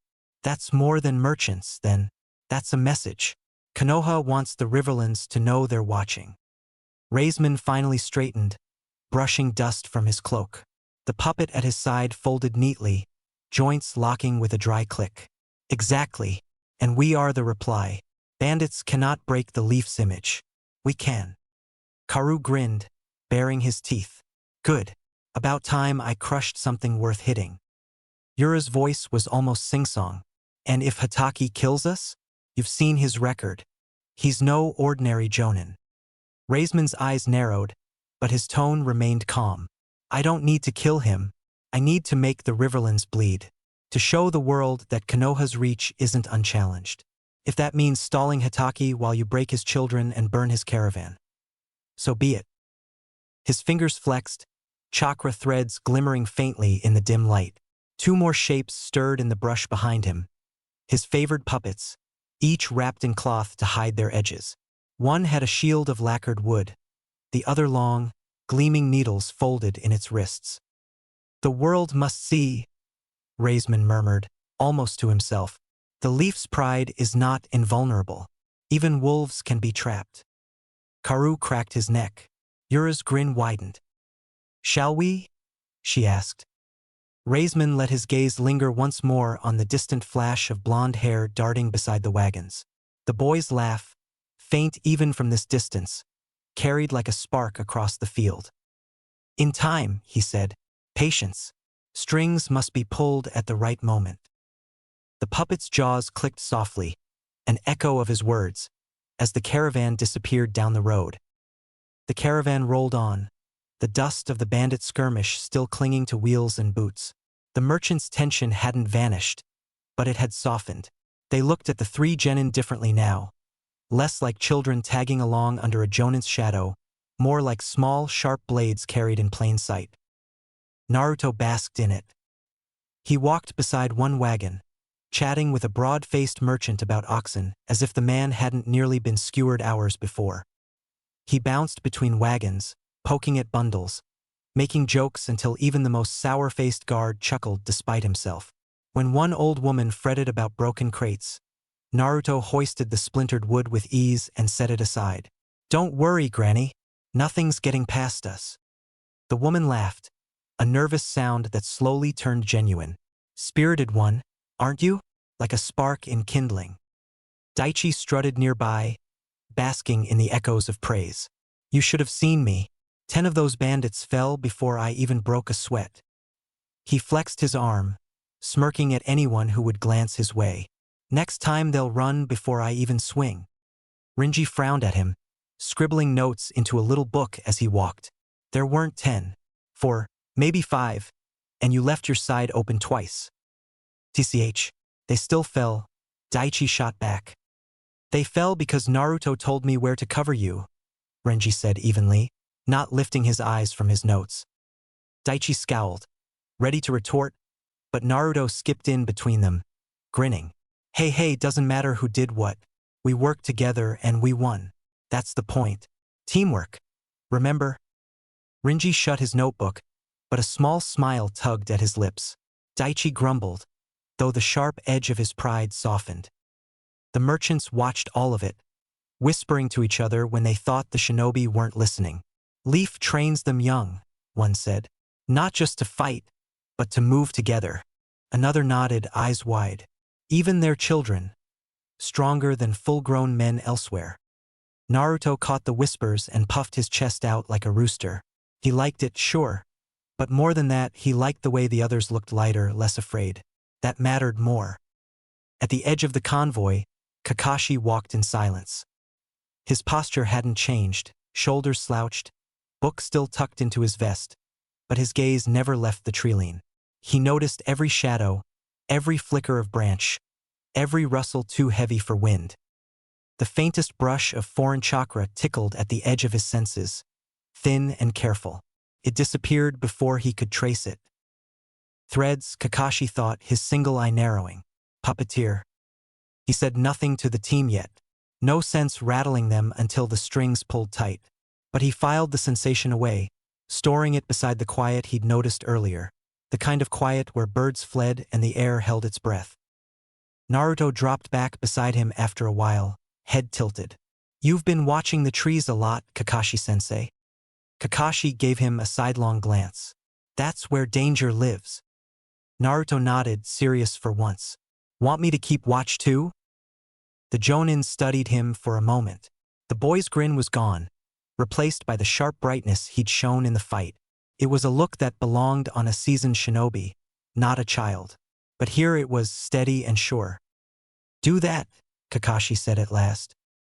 Naruto grinned again, but this time it was quieter, tempered. He dropped back to his teammates, scanning the treeline with fresh eyes. The road stretched westward, the riverlands unfolding in fertile fields and low marshes. Farmers bent over rice paddies, their lives carried on as if nothing lurked beyond the horizon. But for Kakashi, the weight of the unseen pressed harder with every step. Something was watching, something patient. And when it came, he knew it wouldn't be bandits. The caravan reached the low pass by late afternoon, the sun hanging heavy and red behind them. Trees pressed in close on both sides, and the road narrowed to a ribbon barely wide enough for 2 wagons abreast. The air grew cooler here, shadows stretching long. Kakashi's stride slowed, his visible eye sharpened. The faint brush of chakra threads had been growing thicker, closer, impossible to ignore now. Stay sharp, he murmured. Naruto caught the shift immediately, hand tightening at his side. Daichi glanced over with a frown. Renji stiffened. The merchants, sensing tension, grew quiet, their voices swallowed by the hush of the woods. The first strike came as a tremor. A pulse ran underfoot, and the lead ox bawled as the road caved in. Dirt collapsed with a roar, the front wagon dropping nose first into a shallow pit. The caravan screeched to a halt. Then the trees stirred, not with men, not with bandits, but with the sound of clicking wood. Figures stepped from the shadows, not flesh, not breathing. Puppets.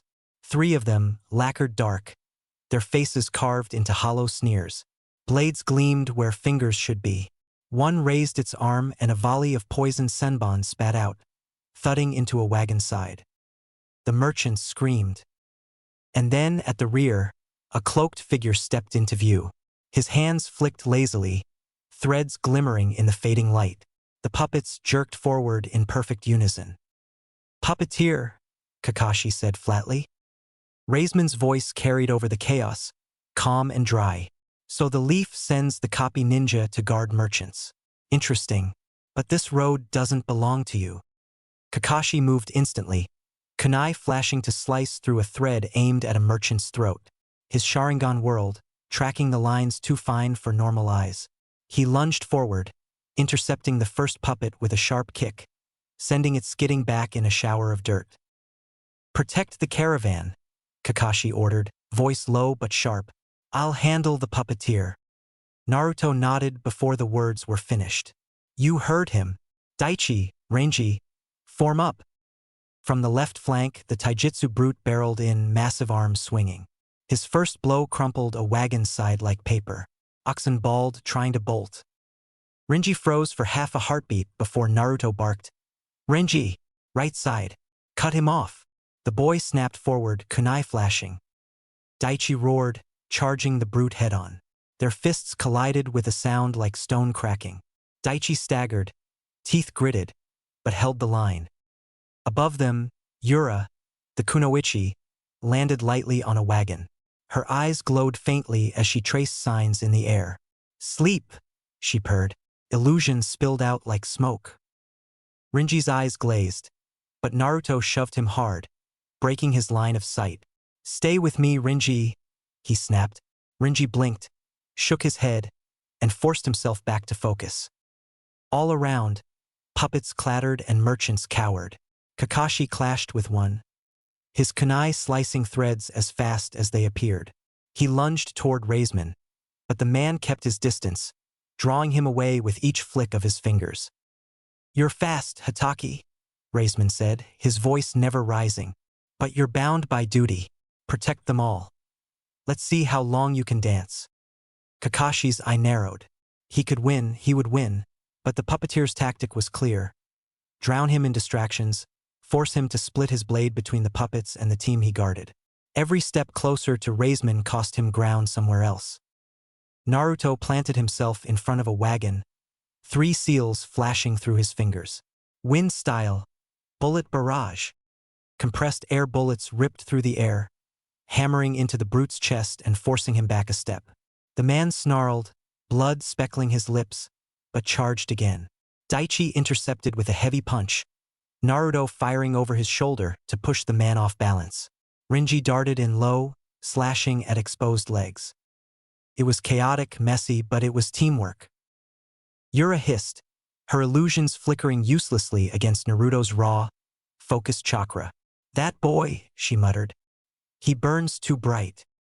Naruto grinned fiercely, sweat dripping, eyes alight. "We're not bandits. You're not getting past us."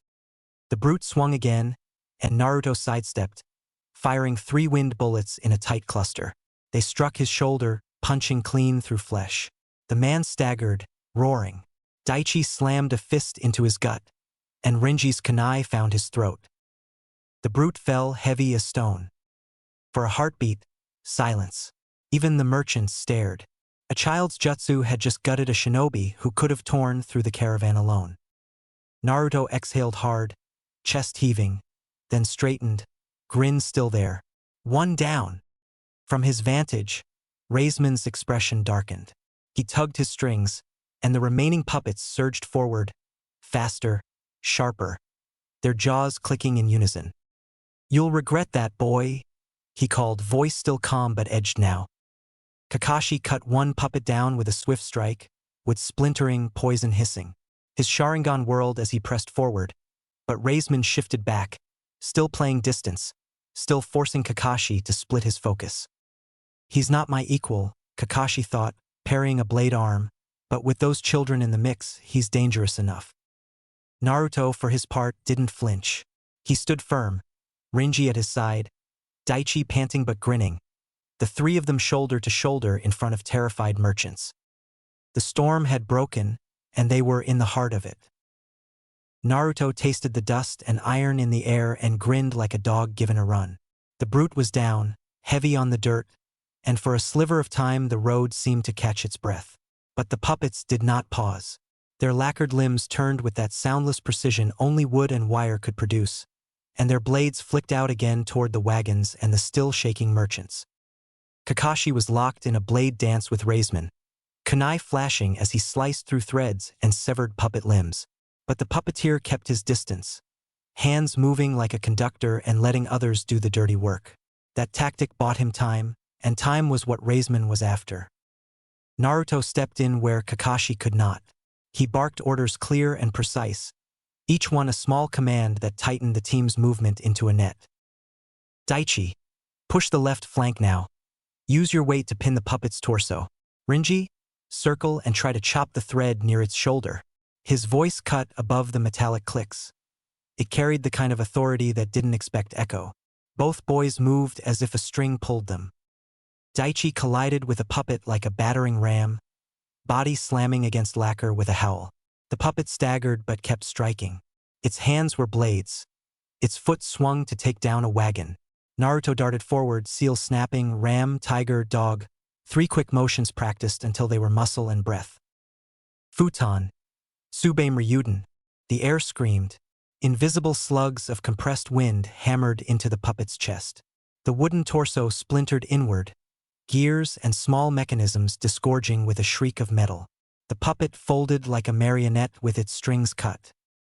Merchants cried out in a half-sob, half-cheer. "Bless the leaf children," someone breathed. The caravan guards looked as if they had seen ghosts. Naruto didn't pause to soak the praise.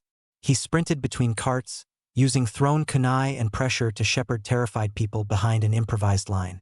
Renji, eyes burning with a new kind of resolve, had found the thread Naruto indicated and cut it.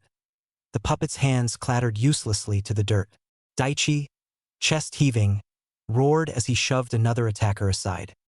But the Genjutsu Kunoichi was patient. Yura had stayed off the field, perched like a viper, and now her illusions pooled like oil in the air. Renji blinked, pupils dilating as the world smeared. He froze, lips whispering in a language of sleep. His body crumpled where he stood. Naruto saw the change like lightning. He had felt the shift in Renji's eyes, the slackening of his breath. Without thinking, he lunged, grabbing Renji and slamming his shoulder into the boy hard.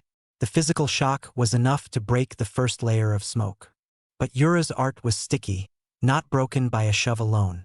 Naruto swung, lashes of wind snatching at the edges of the illusion, cutting at the way it clung to Renji's mind. "Wake up, Renji. Focus on my voice. Count with me." Naruto shouted, voice steady, and began a cadence, 1, 2, 3. He repeated it until Renji's eyelids fluttered and his breath returned. The genjutsu cracked like ice underfoot. Yura hissed, eyes narrowing.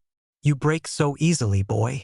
She danced down from the wagon, eyes glittering. "Little leaf can blunt the edge of my technique. How quaint." Naruto wiped grime from his lip and stared straight at her.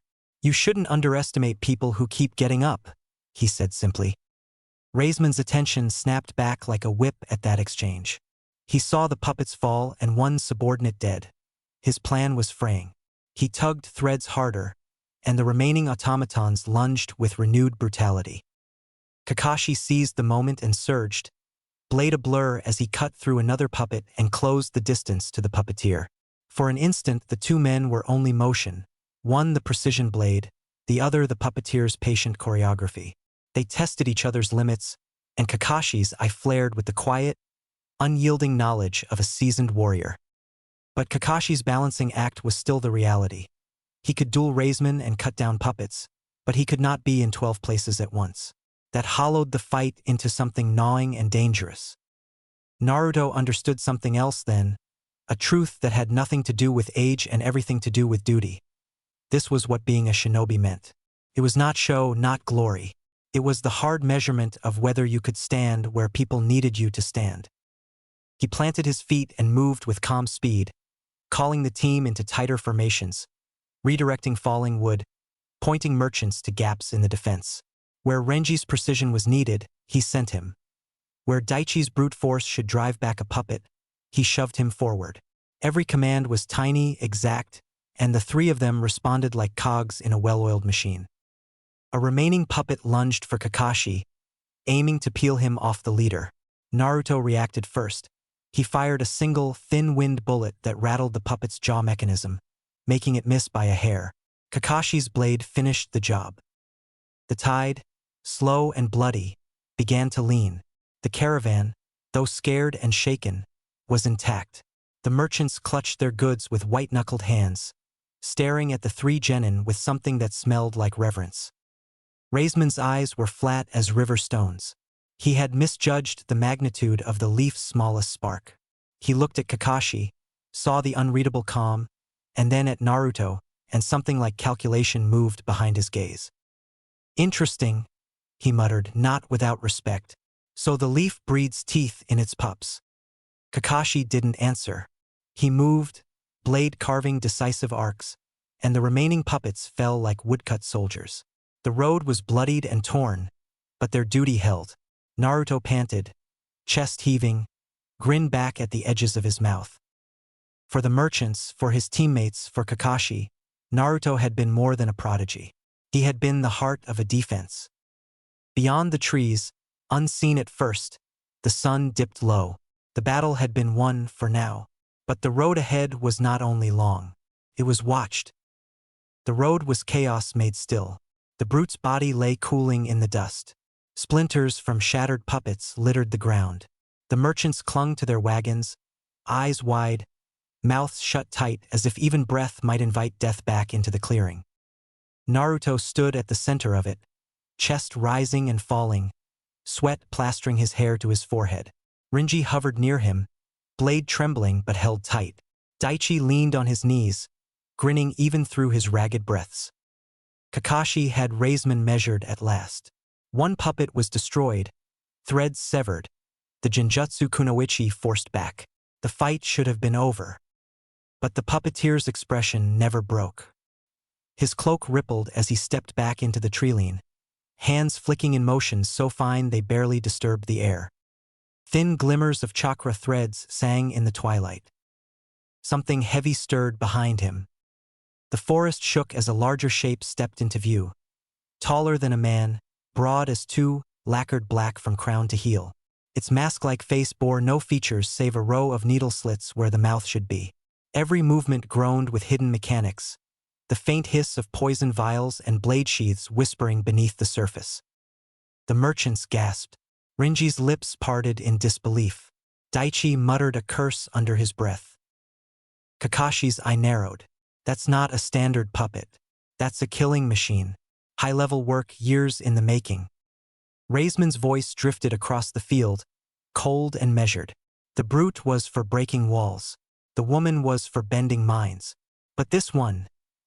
He lifted his hands, threads sparking faintly as they locked into the great puppet's frame. This one was made for nothing but killing shinobi. The puppet's arms extended. Blades whispered free, curving like scythes. A compartment slid open across its chest, revealing a line of tiny holes, ready for senbon or worse. "Show me, Leaf," Raisman called, voice sharpening at last, something fierce beneath the calm.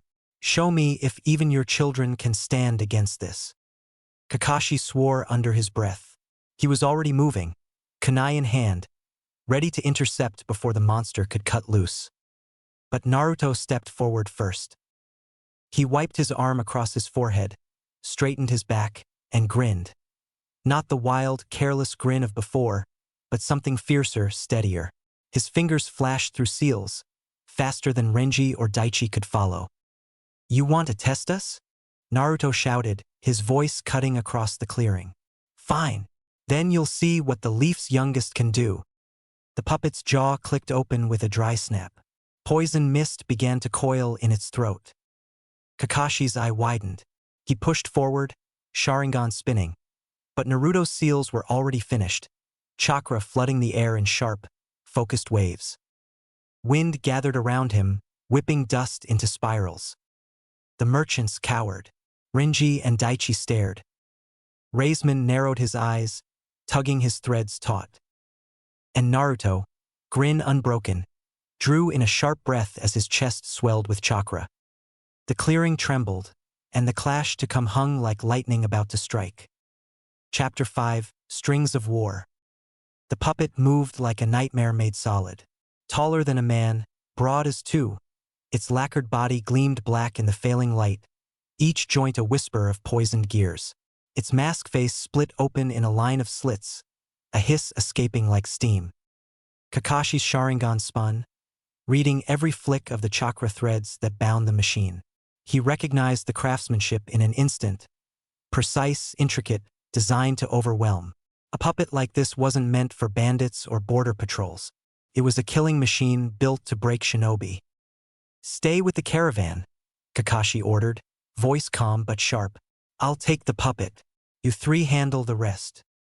Naruto swallowed, but his grin was steady. "Got it, sensei. We'll cover them." Daichi cracked his knuckles, eyes glinting with anticipation. Renji shifted closer to the wagons, blade in hand, gaze flicking everywhere at once. The puppet lunged.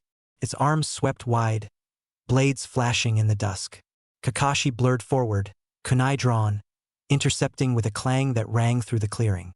Sparks hissed as metal ground against metal. The puppet pressed, gears whining, but Kakashi slipped inside its reach, cutting threads so fine most shinobi wouldn't even see them. Raisman stood at the treeline, fingers moving with a conductor's grace. His face was calm, but his eyes gleamed. "Impressive, Hokage. But this puppet wasn't built for amateurs. It was built to tie down men like you." Kakashi didn't answer. He cut low, his Sharingan flashing, and the puppet staggered as 3 threads snapped. But before Kakashi could close, a panel in its chest snapped open. A volley of senbon hissed out like rain. Kakashi ducked, twisting midair, his blade deflecting the deadly spray. 2 grazed his vest, 1 clipped his sleeve. He landed lightly, eye narrowing. Poisoned. He's forcing me to split focus. Behind him, the fight widened. Yura stepped lightly from the shadows, her smile sharp. So the children are mine. Her hands flicked, and the air shimmered. Suddenly the dirt was blood, the wagons burning, the merchants screaming in voices not their own. Daichi staggered, staring at phantom flames crawling up his arms. Renji froze, blade wavering, as shadowy figures surrounded him. Genjutsu, Naruto barked, the words slicing through panic. He grabbed Daichi's arm and slammed his shoulder into him. Snap out of it! His chakra surged, a flare of raw will that made the illusions shiver. The flames guttered, the shadows wavered, but Yura only laughed, weaving faster. You see? Every spark is fuel for my fire. Naruto's eyes darted. Daichi breathing hard, Renji pale, merchants panicking. He ground his teeth and shouted, "Stay close! Eyes on me, not her!" He slammed his hands together, molding chakra sharp enough to bite his palms. Wind gathered around him in small bursts, not an attack, but enough to disrupt the threads of illusion. Daichi blinked, eyes clearing. Renji sucked in a breath and steadied. Good, Naruto said quickly, his tone clipped but firm. Daichi, left flank. Renji, guard the wagons. I'll keep her busy. Yura's smile widened. Bold little wolf. She flicked her fingers again, and the world seemed to tilt, knives sprouting from every direction. Naruto didn't flinch. He'd seen through them once. He'd do it again. The mega puppet screeched, one blade arm sweeping down hard enough to cleave a wagon in 2. Kakashi intercepted, his kunai sparking against steel, his other hand flashing seals in a blur. Lightning style. Fong burst. He slammed his palm against the puppet's chest. Electricity ripped across lacquer, sizzling along hidden compartments. The puppet jerked, gears grinding, smoke curling from its seams. Raisman's fingers snapped, pulling the puppet back before the damage spread. His calm cracked just enough for a flicker of irritation to cross his face. Kakashi's eye narrowed. "This puppet's good," he said, voice low. "But you're underestimating me." The words weren't bravado. They were fact. Raisman's jaw tightened. Naruto caught the exchange out of the corner of his eye as he squared off against Yura. For all his grin and bluster, his pulse hammered. This wasn't like the academy or even training. One slip here meant Daichi dead. Renji cut down, merchants slaughtered. This is the shinobi world, he thought grimly. No do-overs. You win or you don't get back up.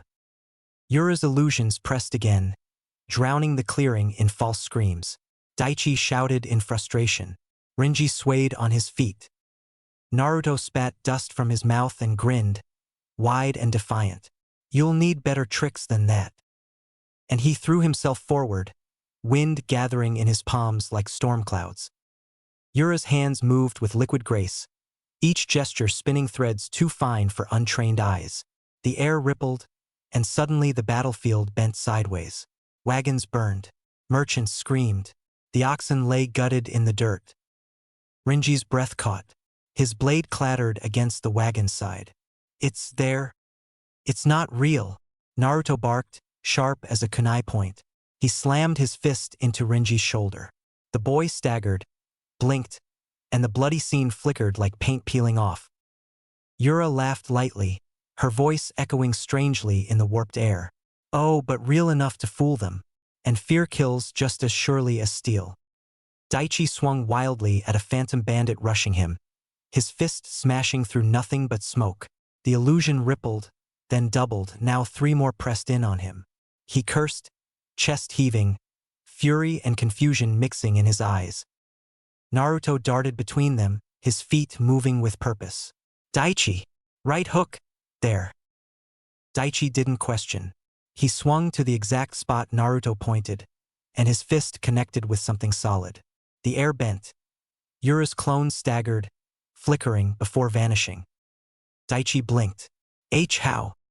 She can't make everything perfect, Naruto said quickly, eyes scanning. Look for what doesn't move right.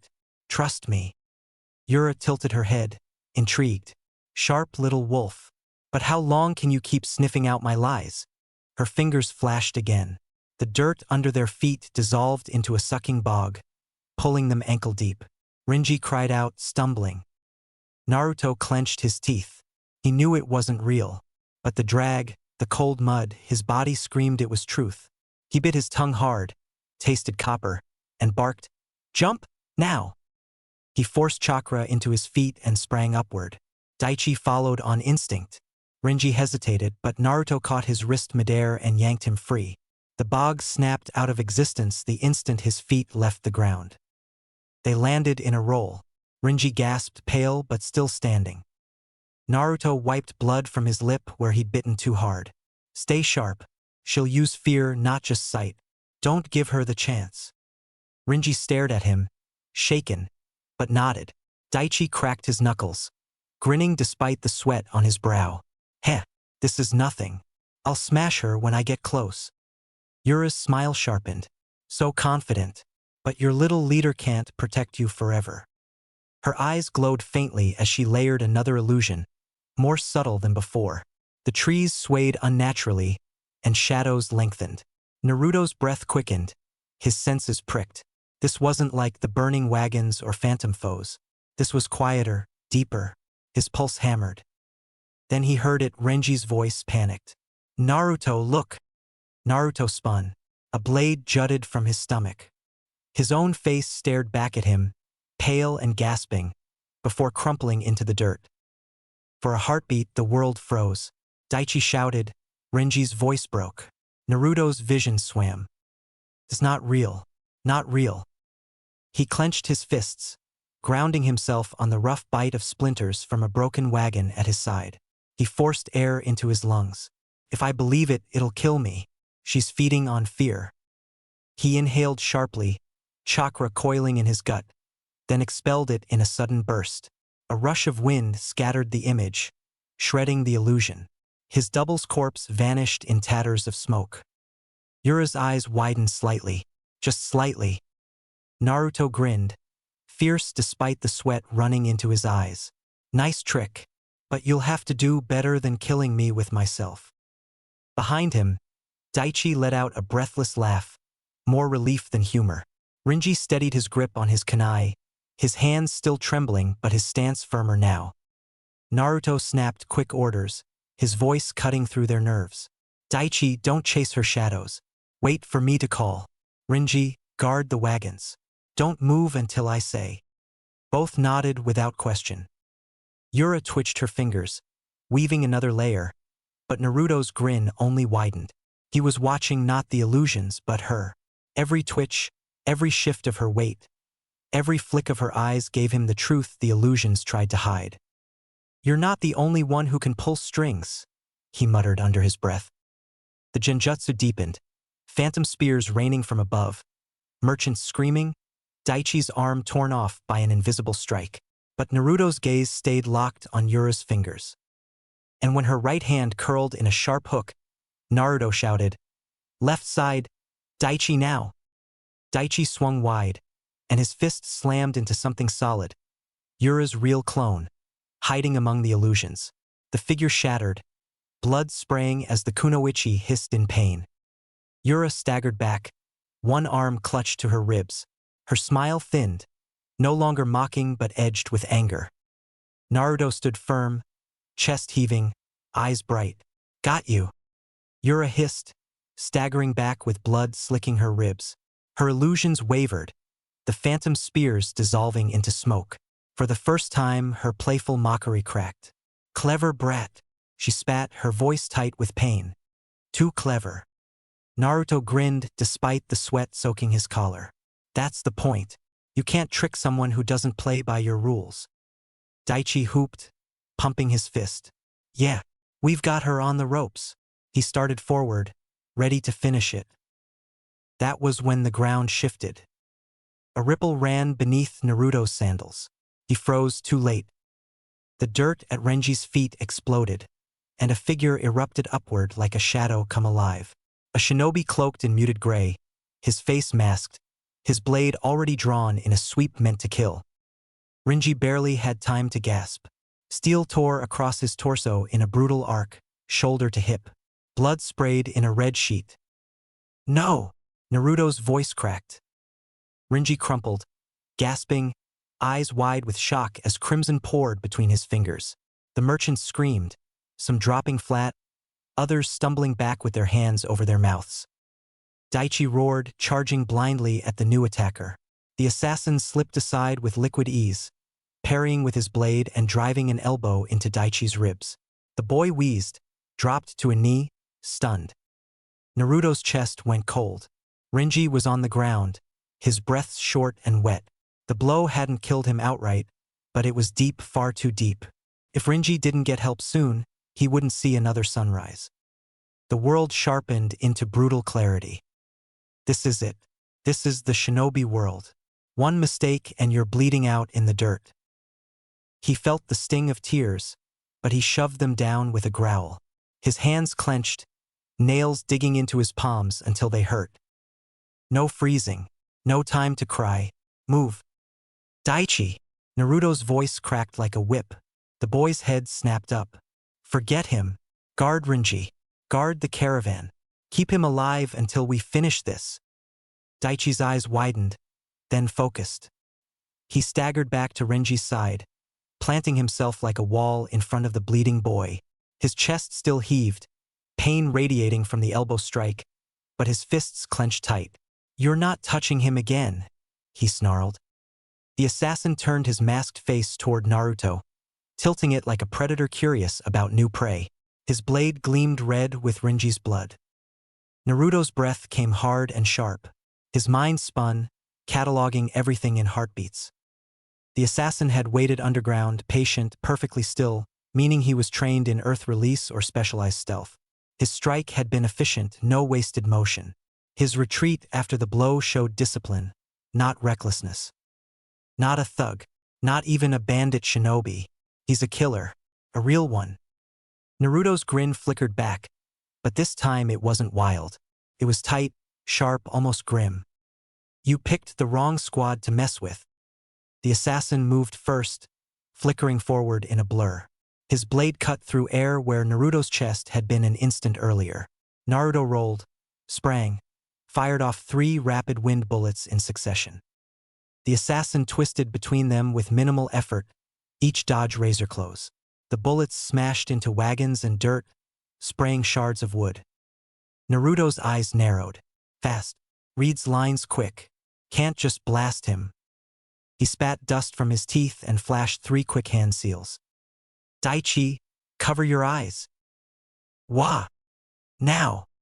Daichi ducked, dragging Renji lower. Naruto inhaled deep, chakra surging hot in his chest, and exhaled with a roar. Futon. Kuro Shirajiri. The air exploded outward in a swirling rush, a cloud of black and white vapor blooming from Naruto's lungs. It rolled thick and fast, choking sight, muffling sound, turning the battlefield into a sea of shifting shadow and pale haze. Merchants cried out, coughing, blinded. Daichi shielded Renji with his body, eyes squeezed shut.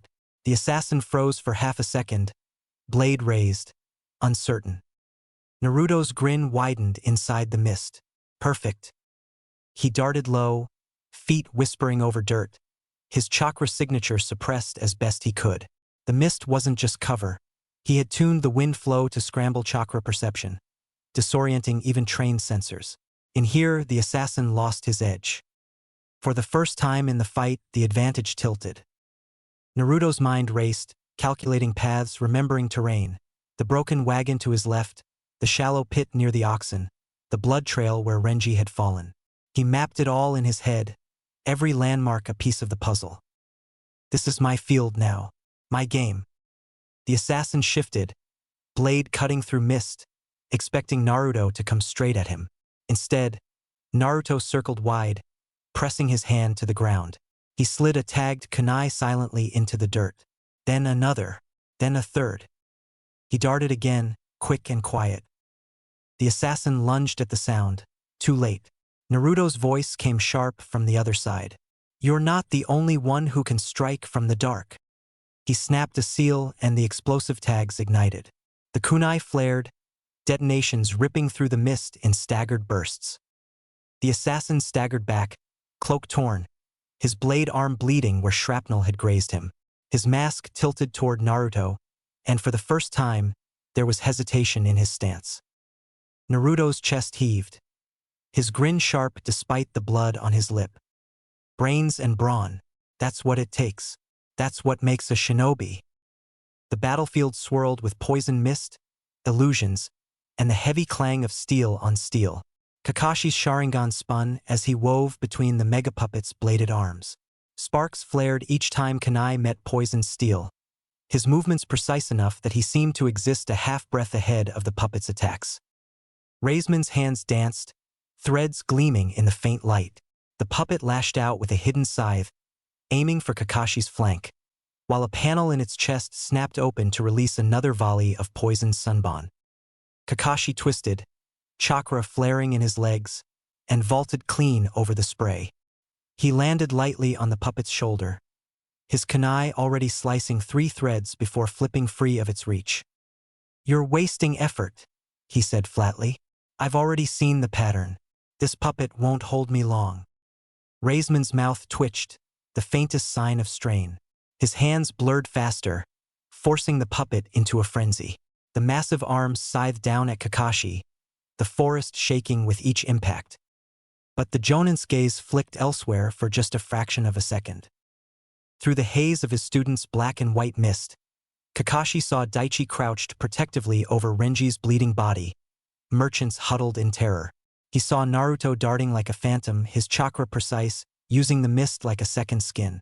He also saw Yura's fingers weaving subtle patterns, her smile returning as she prepared to drag the entire squad back into a nightmare of illusions. Kakashi's jaw tightened.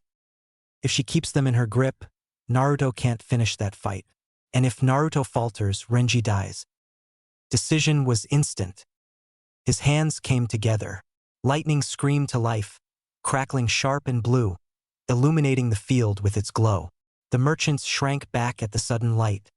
Even the assassin froze, momentarily wary. "Raikiri," Kakashi murmured. The air split with the sound of 1,000 birds. Raisman's eyes widened as Kakashi blurred forward, but not toward him. He pivoted across the battlefield in a single flash, faster than the puppeteer could redirect. Yura's smile faltered as she caught the flicker of silver and blue in the corner of her vision. She twisted, illusions flaring, phantom doubles, false trails, but Kakashi's Sharingan cut through them all. He was already there, his hand a blade of pure lightning. The kunoichi's eyes widened. The crackling point of Raikiri drove straight through her chest. For an instant, the battlefield went silent. Her illusions shattered, the burning wagons and phantom blood vanishing like smoke in the wind. The merchants blinked, dazed, as the world resolved into nothing but mist, blood, and the raw stink of ozone. Kakashi pulled his arm back, Yura's body crumpling boneless to the dirt. Her smile lingered faintly even in death, but her eyes were glass. Naruto stared from across the haze, his breath catching. He had seen men fall in this fight, the brute, the assassin strike on Renji, but this was different. This was Kakashi, cutting down an enemy with the precision of a thunderclap. No hesitation, no second chance. Daichi's face paled. The merchants gasped. Kakashi shook the crackling remnants of Raikiri from his fingers. His single eye, cold and calm, fixed back on Raisman. "Your games end here." The puppeteer's composure cracked at last. His lips peeled back in something between a snarl and a grimace. His fingers jerked hard, and the mega puppet lunged with renewed savagery, its blades carving furrows into the earth. "You dare!" Raisman's voice, usually calm as still water, rang sharp with fury. "She was mine, and you snuffed her like a spark." Kakashi didn't flinch. He slid low, Sharingan whirling, his kunai slicing through another cluster of threads. She stepped into the battlefield. She knew the price. The mega puppet's jaw clattered open, spewing a jet of poison mist. Kakashi cut sideways, his chakra flaring into another burst of lightning that scattered the gas before it reached the caravan. Raisman's threads sang taut, his control frantic. His calm precision was gone, replaced by raw emotion. The puppet staggered as Kakashi pressed harder, slicing apart joint after joint with surgical strikes. From behind his mask, Kakashi's voice was quiet, almost pitying. "This is the difference between us. I adapt. You break." But even as he spoke, his gaze flicked briefly toward the other side of the battlefield, where Naruto's mist churned and the assassin still stalked. "Naruto, it's your fight now." The Jonin's attention snapped back to Raisman, his blade flashing as sparks rained from the megapuppet's torn frame. The black and white mist swirled thick and heavy, wrapping the world in shifting shadows. Even the merchants, crouched low behind wagons, couldn't tell where friend ended and foe began. Only Naruto moved with certainty. He felt the assassin's presence like a pressure in the air, faint, sharp, like the edge of a blade brushing his skin. The man moved without wasted steps, each soundless, each precise. Naruto forced his breath low and steady, crouching near the ruined wagon he'd marked earlier. He placed a hand on the wood, grounding himself. "He's faster, stronger, sharper. But I know this field better. I made it mine."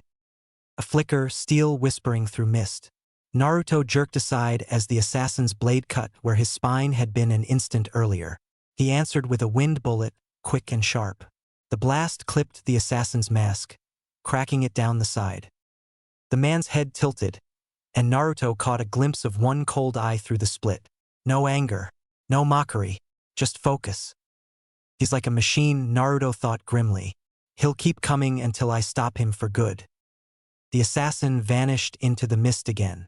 Naruto tracked the faint shift in pressure, the tiniest scuff of dirt, and spun. He flung two kunai laced with wire into the haze. A blade cut one in half, but the second wrapped around the assassin's forearm. Naruto yanked hard, and the man stumbled just enough. "Now!" Naruto spat, flying through seals. Futon. Bullet barrage. Air cracked as a cluster of wind bullets hammered through the mist. The assassin twisted, blade flicking, dodging most, but one caught his thigh, punching clean through muscle. He staggered. Naruto's grin was sharp and fierce. "He bleeds." But the assassin adapted instantly. He dropped a smoke bomb of his own, mixing its choking gray with Naruto's mist. The currents tangled. The air grew thick and foul. Naruto's lungs burned. The man's blade came again, faster this time. Naruto barely ducked. The edge kissed his cheek, hot blood running down his face. He growled, shoving the sting aside. "Too close. He's not just attacking. He's testing me, pressing me, trying to break me down bit by bit." "Fine. Then he'd break him first." Naruto exhaled sharply, forcing more chakra into the mist. The white rolled denser, the black darker, swallowing sight entirely. For a moment, even sound dulled. The assassin hesitated, his sharp precision faltering. Naruto's grin returned. "Good. You can't read what isn't there." He slipped low, crawling across dirt until he reached the second kunai trap he'd set earlier. He flicked the wire loose and circled wide, keeping to the landmarks he'd memorized. The pit, the broken wagon, the blood trail. The assassin stepped carefully, blade raised. His eyes scanned, but in the suffocating mist, even his senses dulled. That was the moment. Naruto's chakra surged. He snapped a seal. The wire trap ignited, an explosive tag flaring bright. The blast rocked the field, smoke and shrapnel tearing through the mist. The assassin staggered, cloak ripped, his arm bleeding freely now. Naruto didn't give him time to recover.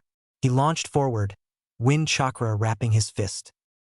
The assassin parried, their strikes ringing sharp in the haze. But Naruto pressed, faster than the man expected, every movement sharp with intent. He wasn't just swinging wildly, he was aiming for joints, for balance points, for weak spots in the man's stance. It was like watching a child fight with a veteran's eye. The assassin slashed for Naruto's gut. Naruto twisted, caught the man's wrist, and slammed his forehead into the cracked mask. The assassin reeled back, stunned. Naruto leapt, inhaled deep, and spat a single, concentrated wind bullet at point-blank range. The blast punched into the assassin's chest, hurling him backward into the ground. The man skidded, coughing blood, his blade tumbling free. For the first time, Naruto saw something flicker in that cold eye. Surprise. Naruto landed, chest heaving, blood still dripping from his cheek. His grin split wide despite the sting. Not so scary when you're the one cornered, huh? The assassin rolled to his knees, breath ragged, but his blade hand shook. He staggered, tried to rise, and Naruto's gaze hardened. He didn't hesitate. He flicked 3 kunai, each one whistling through the mist. One pinned the assassin's cloak to the ground. The second sliced his arm. The third lodged deep in his shoulder. The man slumped, breath shallow, beaten. Naruto stood tall, panting, every muscle trembling with exhaustion. But his eyes burned. Brains. Brawn. Will. That's what it takes. That's what I am. From the other side of the battlefield, Daichi shouted, voice raw, Naruto. Renji's still. He's still bleeding bad. Naruto's head snapped around, heart pounding. His grin slipped, replaced by grim urgency. The assassin groaned faintly, blood seeping into the dirt. Naruto spared him only one last glare. Stay down. He turned and sprinted back toward his teammates, the mist swirling after him. The mega puppet's arms carved gouges into the earth, poison scythes whistling through the dusk. Kakashi moved between the strikes like water through stone, Sharingan spinning, every step precise. His kunai flashed, cutting threads so thin they shimmered like spider silk. Raisman's fingers blurred faster, chakra threads jerking taut. His calm mask had cracked, his teeth clenched, his breath sharp. Damn you, Hatake! You shouldn't be able to follow them all. Kakashi ducked another sweeping blade and slid under the puppet's frame. His hand shot out, lightning sparking. Raiden! The jolt surged through lacquered wood, frying internal gears. Smoke hissed out of its joints, the stench of scorched poison filling the air. The puppet staggered, one arm drooping uselessly. Raisman snarled and yanked his threads, forcing the remaining limbs into a frenzy. The puppet spun, scythes carving arcs meant to mow down anything within reach. A wagon's corner split clean off, merchants screaming as oxen bucked against their harnesses. Kakashi was already there, intercepting.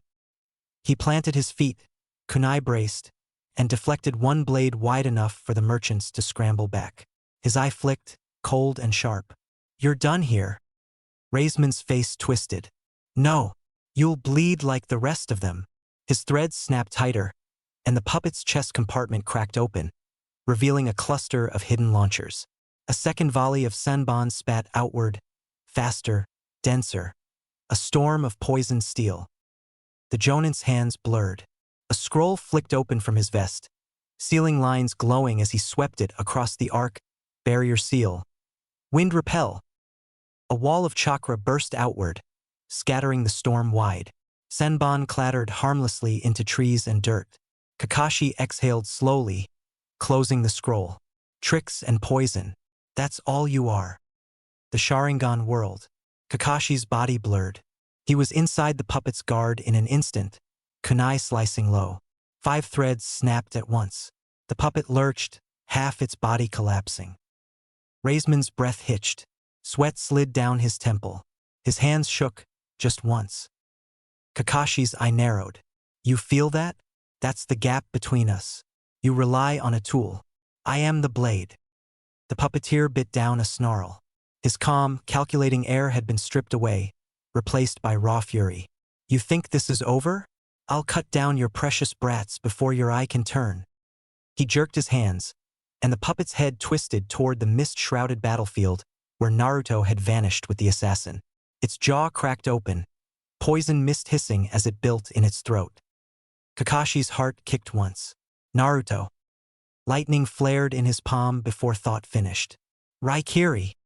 He surged forward, faster than Raisman's threads could drag the puppet's jaw into line. The lightning blade carved straight through the puppet's chest, exploding out its back in a shower of wood and steel. The machine screeched, then collapsed in on itself, lifeless. Raisman staggered from the backlash of severed threads, blood spraying from his lips. His hands trembled, shaking with the recoil. For a moment he was still. Then his head snapped up, his eyes burning with a fury Kakashi hadn't seen until now. "You!" His voice was raw, ragged. "You dare take her from me? You dare break my art?" His calm composure was gone. His face twisted into something desperate, hateful. Kakashi slid his kunai back into his grip, Sharingan glowing red in the twilight. His voice stayed flat. "You were never my equal. But I'll grant you this much. You forced me to take you seriously." Raisman's threads coiled, fresh chakra flooding into the air, sharp enough to sting. The earth around him vibrated with killing intent. Kakashi shifted his stance, blade low, ready. His mind, even now, flicked once toward his students. "Naruto, hold steady, because this ends now." The mist thinned at last, curling in tatters across the road. Naruto staggered out of it, chest heaving, blood dripping from the cut on his cheek. Behind him, the assassin lay pinned to the dirt, 3 kunai anchoring him, his breath shallow and ragged. Naruto didn't look back. His eyes went straight to where Daichi crouched. Renji was pale as parchment, his breath shallow and wet. Blood soaked his tunic, pooling beneath him despite Daichi's shaking hands pressing cloth into the wound. "Stay with me, Renji," Daichi barked, voice breaking. You're not dying here." The merchants wept openly, some praying, others clutching each other in fear. Their relief at surviving the ambush was poisoned by the sight of a child shinobi bleeding out in the dirt. Naruto's stomach turned cold. He had won his fight, outsmarted a killer thrice his age, but it didn't matter if Renji's eyes closed and never opened again. This is what being a shinobi means, he thought, teeth gritted. It's not just about fighting. It's about whether your team makes it home. He dropped to his knees beside them, pressing his hands over Daichi's. "Tighter. Don't let up. He's still breathing. That means we still fight for him." Daichi blinked at him, sweat and blood streaking his face, then nodded fiercely. Above the wagons, steel shrieked. Kakashi's Raikiri tore through the mega puppet's chest, the machine collapsing in a ruin of shattered wood and poisoned gears. The copy ninja straightened, Sharingan glowing in the dusk, his blade steady. Across from him, Raisman staggered, blood on his lips, his hands trembling from the recoil of severed threads. His calm was gone, his mask of indifference shattered. Fury twisted his features. "You took her," he snarled, voice ragged. "You broke my art. You killed my partner." Kakashi's tone was quiet, flat. She knew what battlefield she walked onto. Raisman's eyes blazed. He lashed his remaining threads, fresh chakra pouring into the air like poison. "If I can't win, Hokage, then I'll take something precious from you. Let's see how your prodigy screams when I gut him in front of you." Naruto stiffened, glancing up sharply.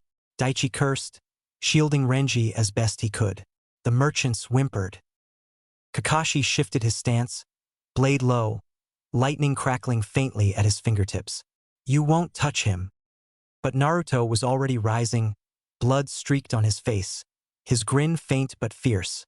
"He won't, sensei, because I'm not done yet." For a heartbeat, silence hung heavy. The assassin groaned faintly in the mist's remnants. Renji's ragged breath rasped under Daichi's trembling hands. Merchants clutched each other, eyes wide. And then the battlefield seemed to hold its breath, every thread pulled taut. Raisman's fury sharpened into focus. Kakashi's Sharingan flared. Naruto's chakra pulsed, wind stirring at his heels. The next move would decide everything. Chapter 6, Threads Unraveled. The battlefield held its breath. Renji bled on the dirt, Daichi crouched over him, merchants frozen in terror. The assassin lay pinned in Naruto's mist, rasping for air. And at the center, Raisman stood trembling, his threads quivering like a storm of glass wires in the fading light. His calm mask was gone. His face was twisted, sweat and blood streaking his pale skin. The death of Yura and the collapse of his puppet had stripped him bare. "You dare!" he rasped, his voice breaking into a snarl. You dare kill her? You dare break my art? Kakashi's single eye never wavered. His Sharingan glowed faint red, unblinking, calm as a pond's surface. You should have walked away, Raisman. The puppeteer's hands snapped outward, threads lashing. Every broken shard of his mega puppet twitched, then rose into the air. Scattered blades, splintered arms, jagged gears, vials of poison, all yanked into a whirling orbit around him. The forest rang with the screech of metal grinding against itself. The merchants shrieked and ducked behind wagons. Daichi hunched lower over Renji, his teeth clenched. Naruto stiffened, fists clenching at his sides. Even he could feel it, the sheer malice burning through every thread, every fragment pulled into Raisman's storm. Stay down, Kakashi barked over his shoulder, his tone sharp as steel. Then he blurred forward, kunai drawn. The storm surged to meet him. Blades whipped like scythes, gears spun like saws, vials shattered midair to release clouds of acrid green. Threads hissed and snapped taut, weaving death in all directions. Kakashi moved through it like water through reeds. His Sharingan spun, reading the trajectory of each thread, each weapon. Kunai flashed, parrying, cutting, severing the thinnest lines in bursts of speed too fast for ordinary eyes to follow. Raisman's face contorted. You think you can cut them all? You think the copy ninja's eye is enough? His hands jerked, and two scythe blades slashed from opposite sides, meant to shear Kakashi in half. Kakashi ducked low, chakra flaring in his legs, and vaulted up the puppet shards like stepping stones. His kunai sliced as he moved, each cut severing more of the frantic web. He landed lightly on a broken puppet shoulder, his eye narrowing. Your tricks are already dead. Lightning flared in his palm, bright enough to paint the dusk in sharp blue. Raikiri!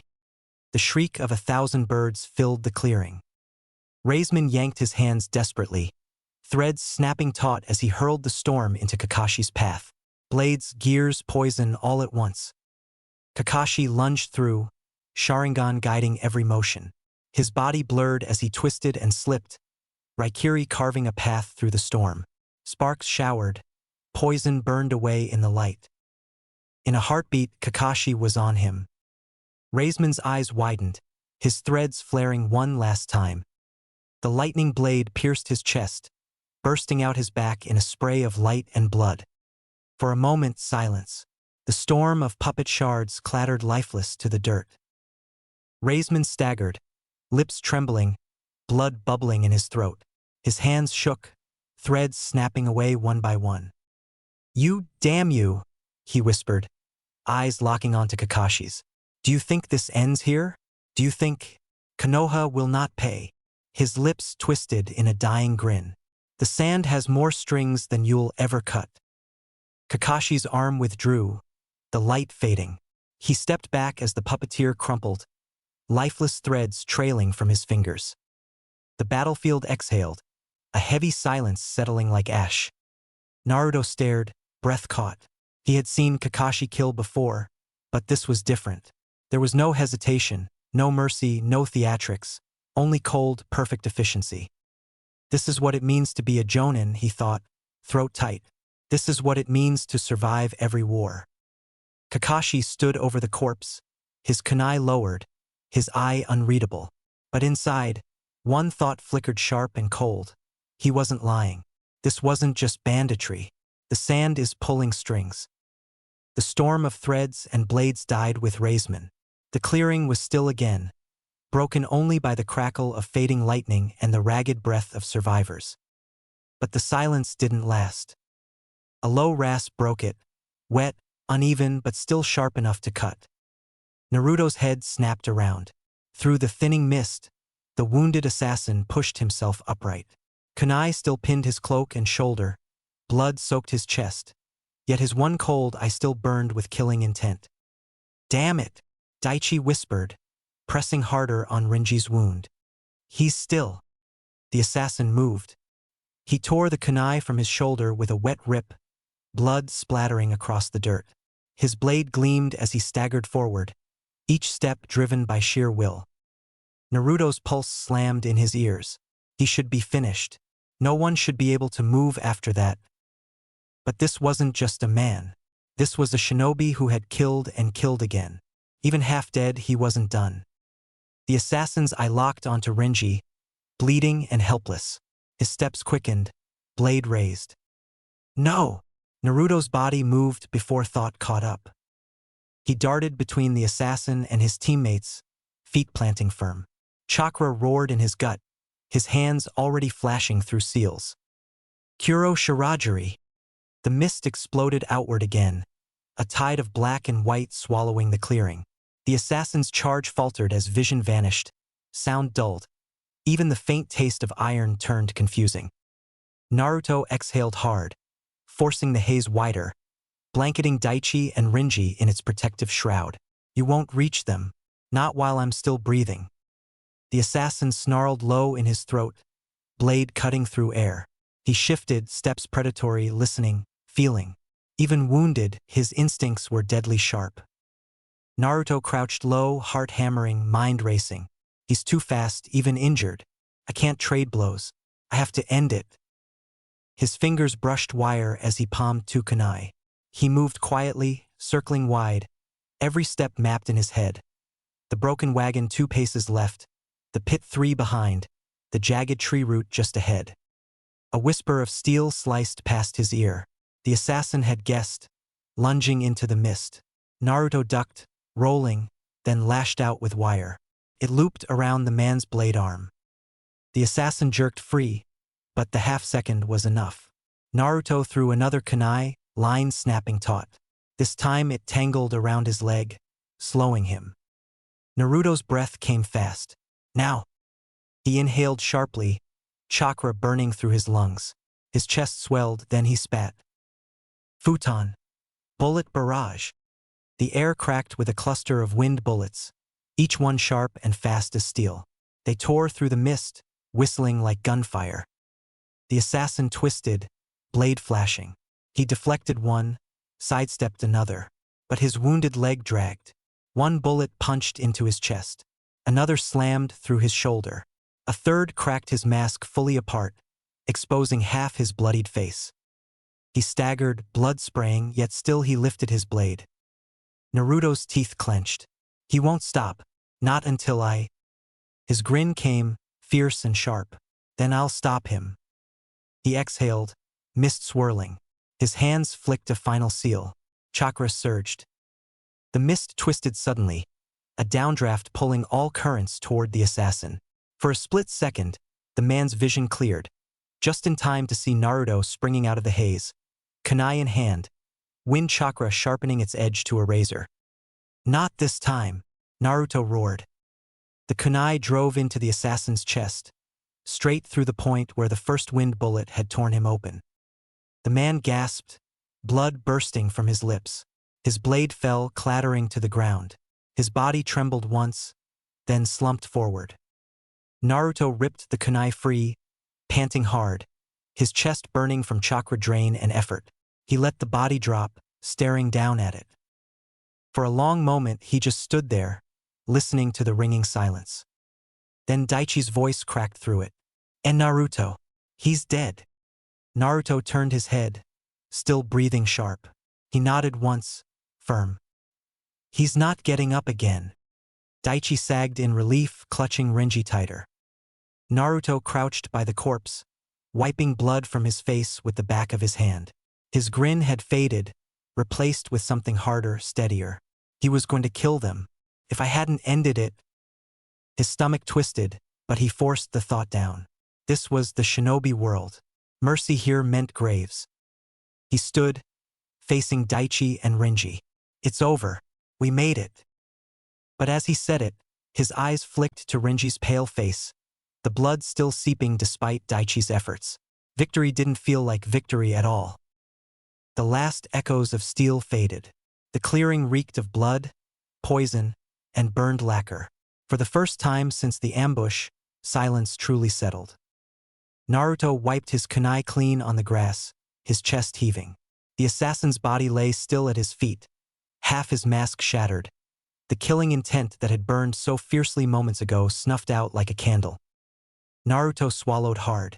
His first real kill. He'd won. They'd survived. So why did his gut twist like he'd swallowed stone? Renji! Daichi's panicked voice snapped him back. Naruto spun. Renji still lay crumpled on the dirt, his tunic dark with blood. Daichi's hands shook as he pressed cloth hard against the wound, his face streaked with sweat and grime.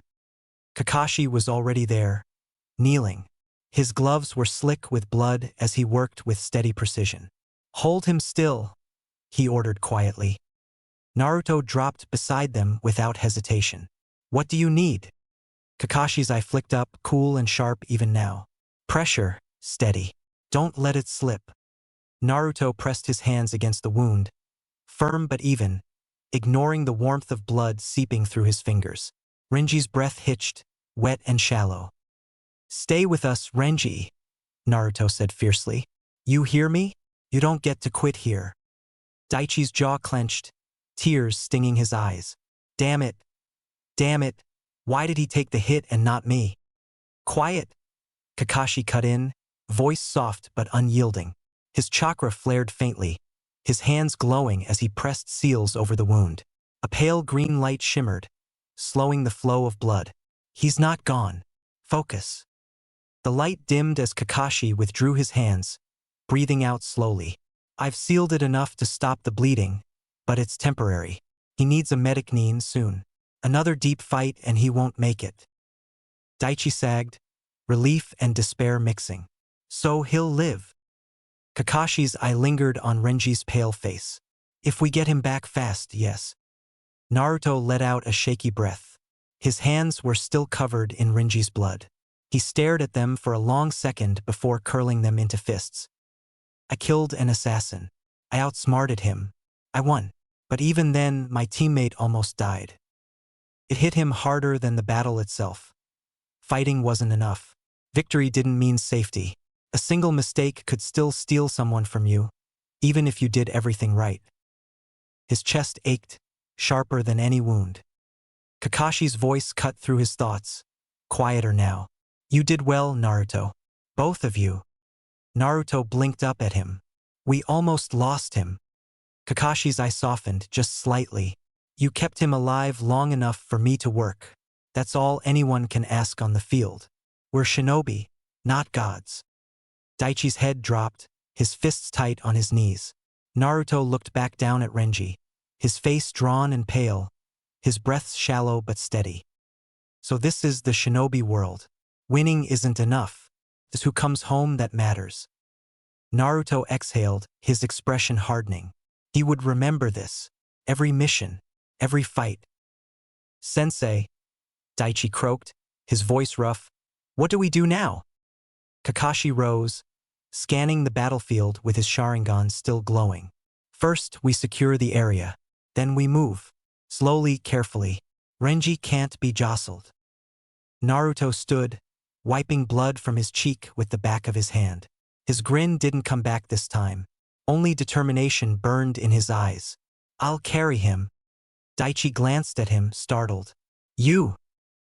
Naruto didn't wait for argument. He crouched, sliding Renji gently across his back, securing him with careful hands.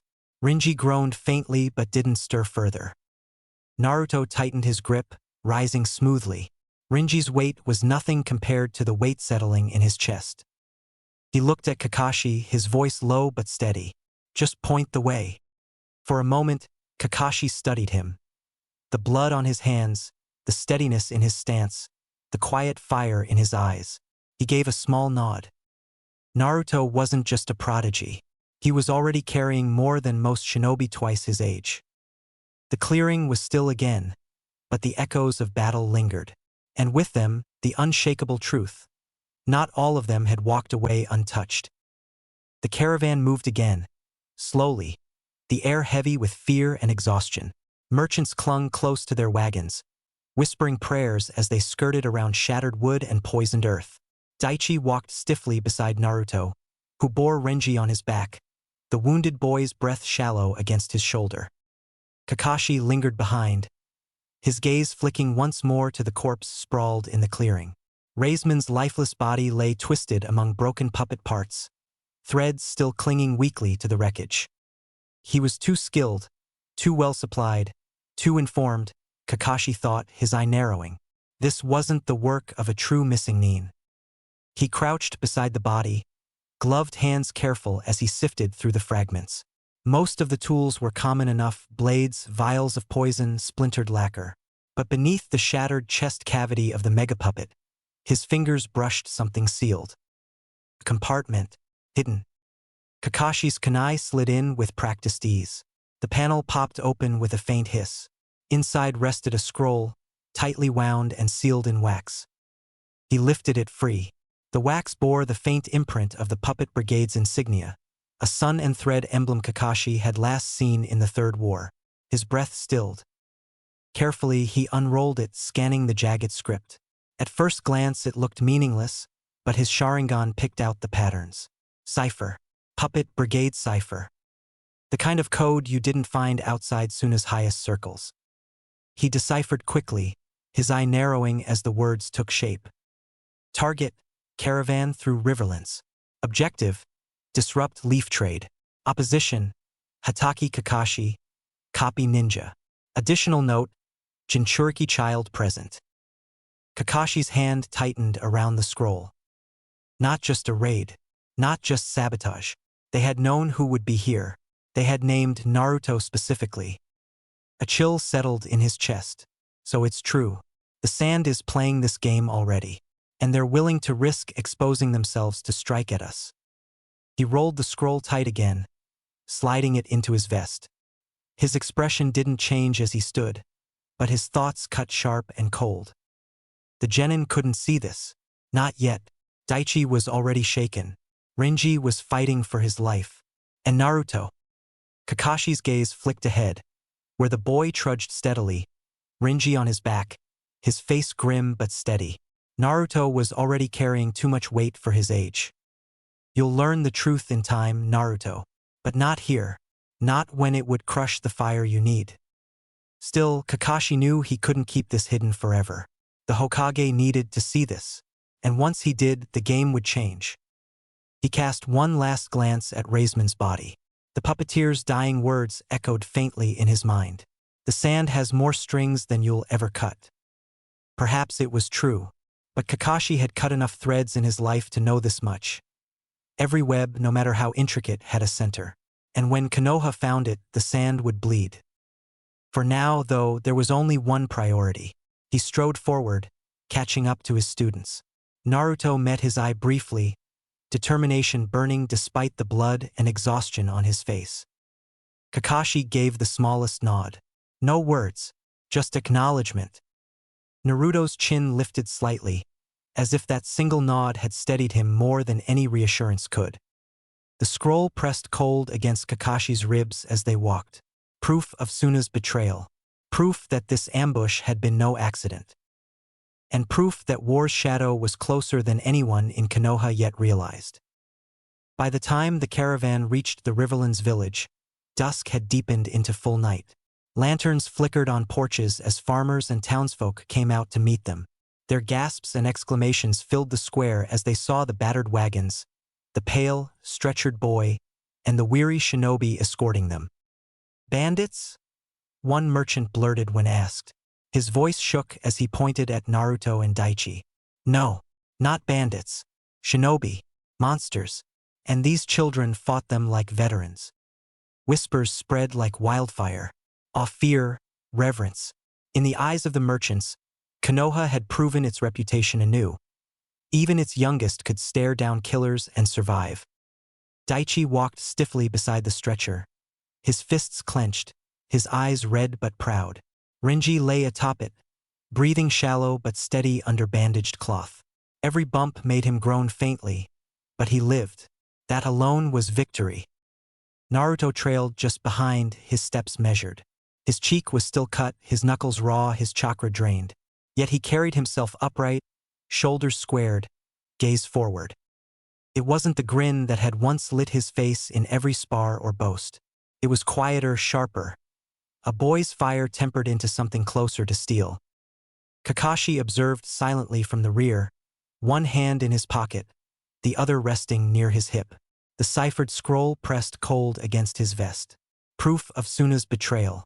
Proof that this had never been chance. But he didn't let his thoughts show. His single eye softened as it lingered on Naruto. The boy had stood in the fire and walked out not just alive, but stronger. And he was learning the hardest lesson of all, that survival carried weight. Naruto looked once over his shoulder at the empty road behind them. The mist had long since faded, but he could still feel it clinging to him. The assassin's stare. Raisman's last words.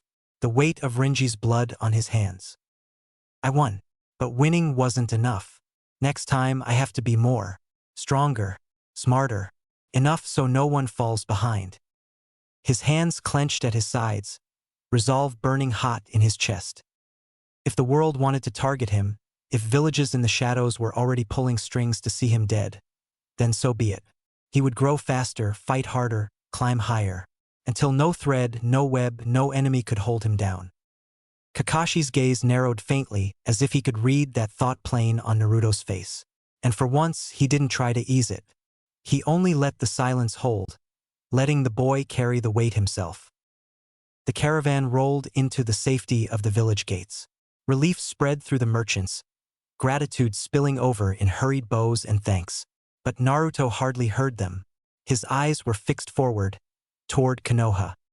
Toward the path that lay ahead. Somewhere beyond the desert, in the heart of Suna, unseen hands pulled more strings. But Naruto's resolve was already set. Next time, he would cut them all. Chapter 7: The Weight of Strings. The road into Konoha felt both familiar and strange. Roof lines rose like patient teeth.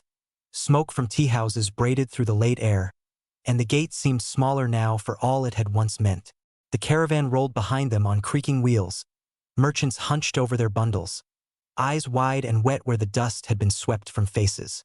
Word traveled faster than any horse. By the time they reached the market square, people had already started to gather. Naruto walked near the rear, shoulders steady though his steps were heavier than usual. He kept his gaze forward, past the faces, past the shutters and the children leaning over walls to stare. The memory of Stone, Splinter, and Renji's weight on his back threaded everything he looked at. Praise brushed past him. Merchants saying Leaf's children, petty vendors blinking in awe, a woman clutching her child and whispering, "They saved us." Daichi's face had gone hollow in the days since the ambush. He walked with his hands jammed into his sleeves, jaw set. When someone called his name and offered a clumsy, grateful thanks, he only grunted and kept moving. He had the look of a boy who'd seen too much and had no words to make it right.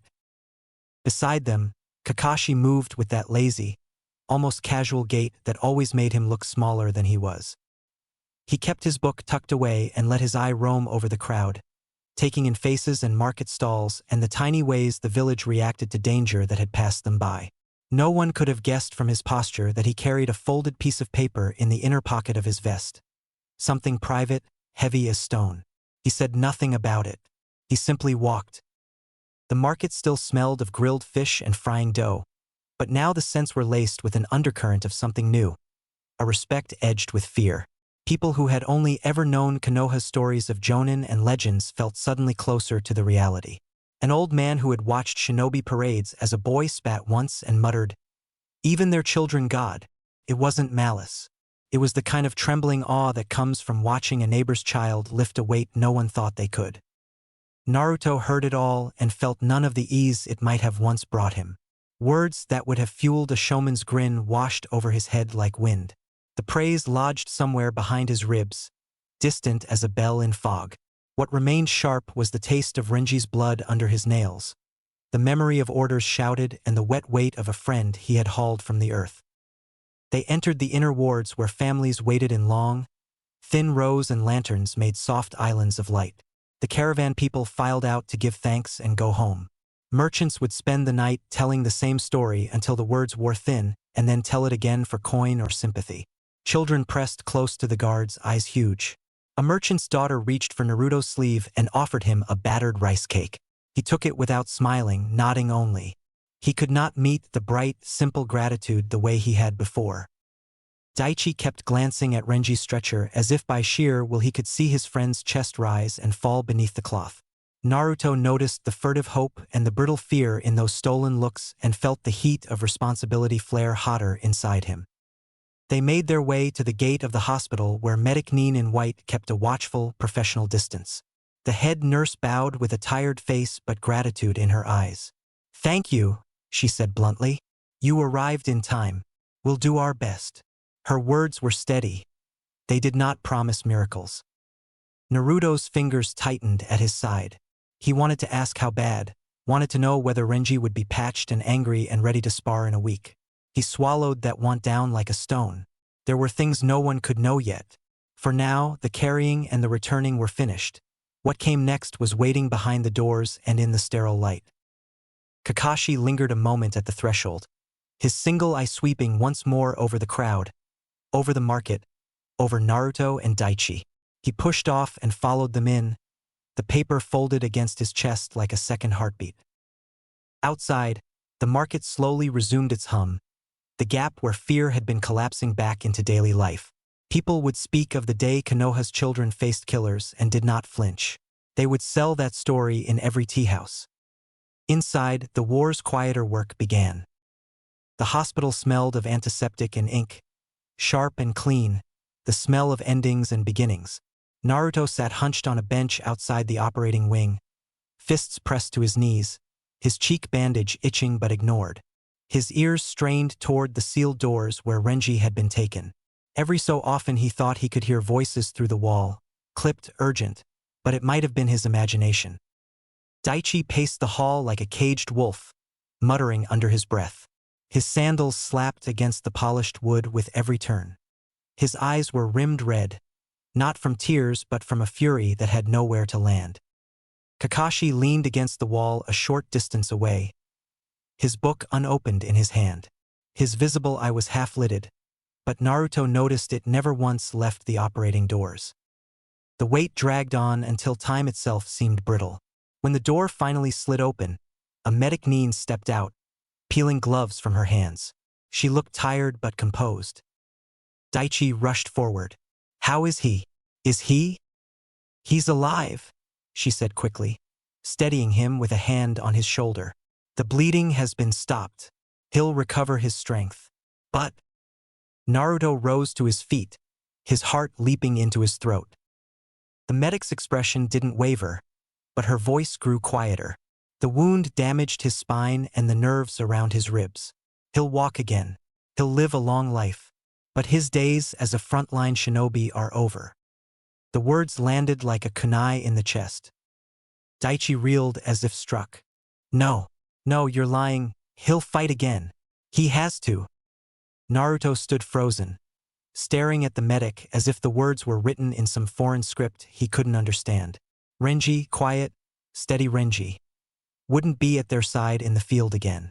Not because he died, but because Naruto hadn't been strong enough to stop this from happening. The medic only shook her head, firm and kind. Prepare him for a different path. Forcing him back into battle would kill him. She inclined her head toward Kakashi. "You should be proud. He survived because of you." Then she was gone, leaving silence behind her. Daichi's hands shook. He drove them into the wall, eyes wet now despite his anger. "He saved me. He saved us. And now he can't." He broke off with a choked sound, teeth grinding. Naruto stared at the floorboards, his fists clenched so tight his nails bit into his palms. He remembered Renji's body slumping on his back, the heat of his blood, the rasp of his breathing. He'd sworn he wouldn't let his team fall, and yet Renji's future as a shinobi had been carved away. "I won," Naruto thought bitterly, "and still, I lost." Kakashi finally stepped forward. His voice was calm, measured. "Front line isn't the only path." Daichi whipped around, his face twisted. "What good is that? He wanted to fight with us. He wanted." "Renji's nature is calm, methodical, precise," Kakashi interrupted, not raising his tone but cutting through Daichi's fury like a blade. "That kind of focus is rare. The barrier division needs people exactly like him. Without them, Konoha's walls would fall to the first real strike. Daichi blinked, thrown. Barrier division? They maintain the village's seals. They hold back intruders, detect threats, keep the village safe from the inside out. Kakashi's gaze softened, just barely. A different battlefield, one just as vital. The words settled like a seed in the silence. Naruto swallowed, lifting his head. He didn't know if Renji would believe them when he woke, but Kakashi's voice carried no trace of pity, only certainty. When they were finally allowed in, Renji lay pale and still under a thin blanket, his chest rising and falling with fragile steadiness. Tubes and seals crisscrossed his torso. Naruto approached quietly, looking down at the boy who had shielded them with his body. He wanted to grin, to joke, to promise everything would be fine, but the words withered on his tongue. Instead, he put his hand over Renji's. The boy didn't stir, but the contact grounded him.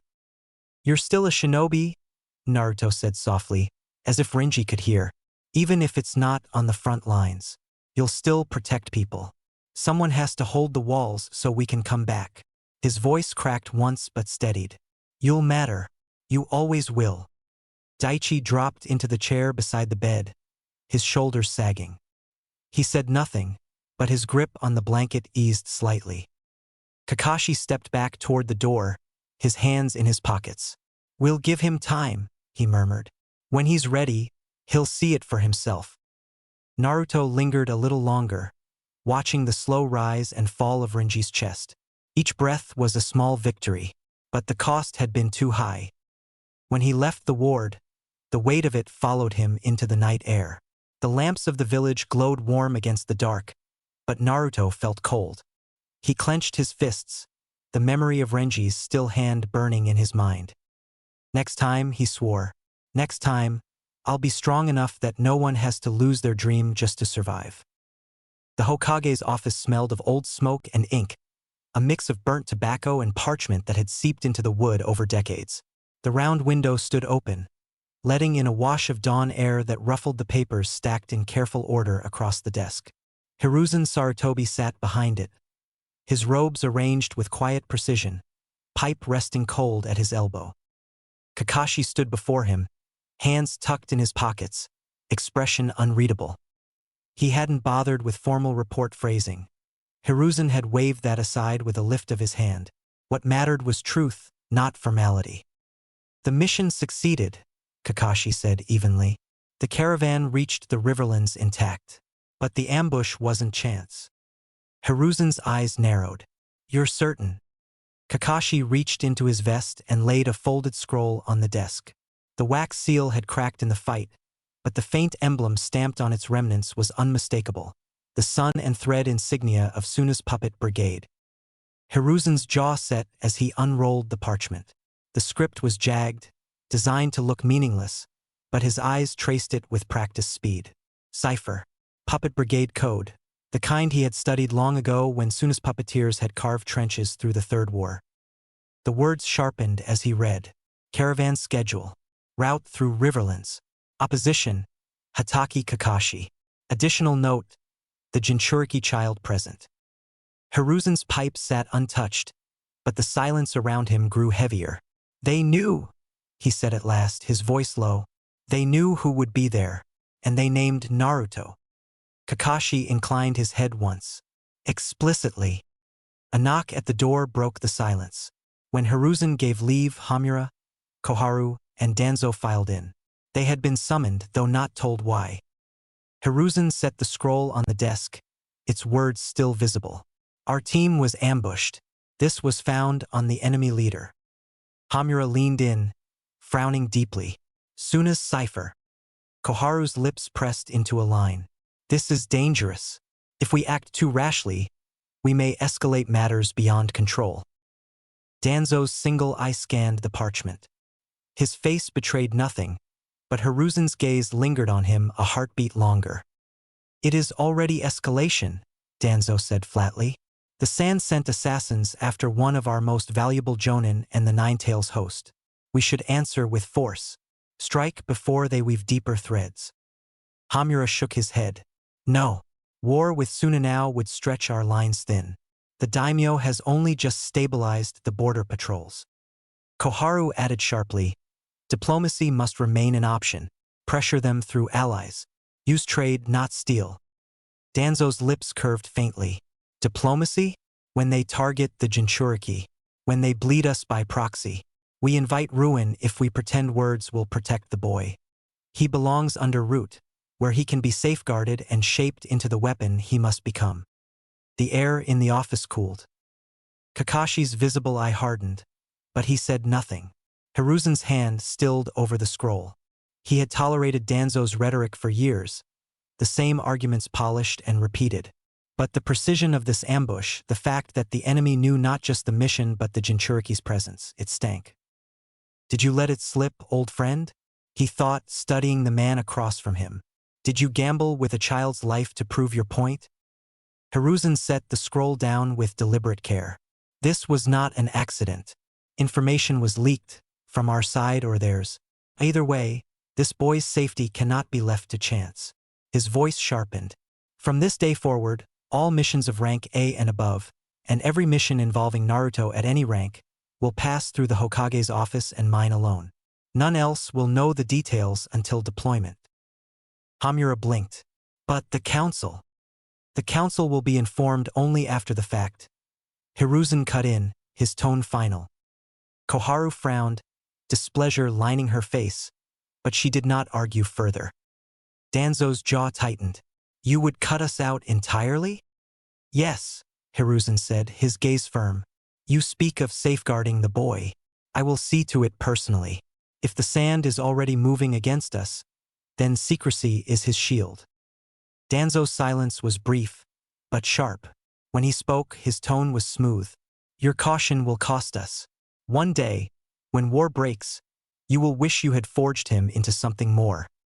Hiruzen's pipe flared to life at last as he drew smoke, exhaled slowly, and let it curl toward the rafters. His eyes never left Danzo's. One day, perhaps, but I will not see Konoha's will of fire extinguished in the heart of a child just to fuel your vision of strength. Danzo's cloak swirled as he turned sharply. He left without bowing. Hamura and Koharu exchanged uneasy glances but followed, their steps quieter. When the door shut, silence pressed close again. Kakashi stepped forward, his voice level. You suspect him. Hiruzen nodded once, not bothering with denial. Too much aligns. He spoke of Naruto's vulnerability before the boy even left. Now this. He closed the scroll, fingers tightening around it. If he was not the leak, then he will seek to use the ambush as justification to press root further. Either way, he will circle closer. Kakashi's eye flicked to the window, the village spread below. And in the meantime? In the meantime, Hiruzen said softly, Naruto must grow, not as a weapon, but as a shinobi who can stand tall without chains. And we must watch, not only the sand, but the shadows within our own walls. The old Hokage's hand lingered on the scroll a moment longer before sliding it into a locked drawer. His pipe glowed once more, the ember sharp in the dim office. The sand has begun to weave, but in Konoha the fire still burns, and I will not let it be snuffed out, not by enemies beyond, nor by friends who have forgotten what we are meant to protect. The hospital ward was quiet but heavy, the kind of silence that pressed on the chest. Renji lay pale under a thin blanket, bandages winding around his torso, seals glowing faintly where medic Nin had worked. His breathing was steady, shallow but stubborn. Naruto sat at his bedside, elbows on his knees, fingers knotted together so tightly his knuckles ached. He stared at the rise and fall of Renji's chest and felt his stomach twist. He had saved the team. He had carried Renji back alive. And yet the price lingered. Renji would never stand on the battlefield again. Daichi hovered at the foot of the bed, restless, shifting his weight like a boy who wanted to fight something but couldn't find a target. His fists opened and closed, useless in the quiet room. He shouldn't be here, Daichi muttered, voice tight. He shouldn't be the one lying down. You saved us. It should have been enough. Why wasn't it enough? His voice cracked on the last word. full of fury and fear tangled together. Naruto swallowed hard. His throat felt raw. Because I wasn't strong enough. The words came out low, flat, but they burned as he spoke them. He clenched his fists harder, nails biting into his palms. I won. I beat them, but I still couldn't stop this. Daichi's head snapped up, eyes red. Don't you dare blame yourself. If you hadn't been there, we'd both be dead. You're the reason we walked away at all. He jabbed a finger at Renji's still form. He's alive because of you. We're alive because of you. Don't you forget that. Naruto looked at him, startled by the vehemence. But the words didn't ease the weight in his chest. He shook his head. Alive isn't enough. What good's surviving if he lost his dream along the way?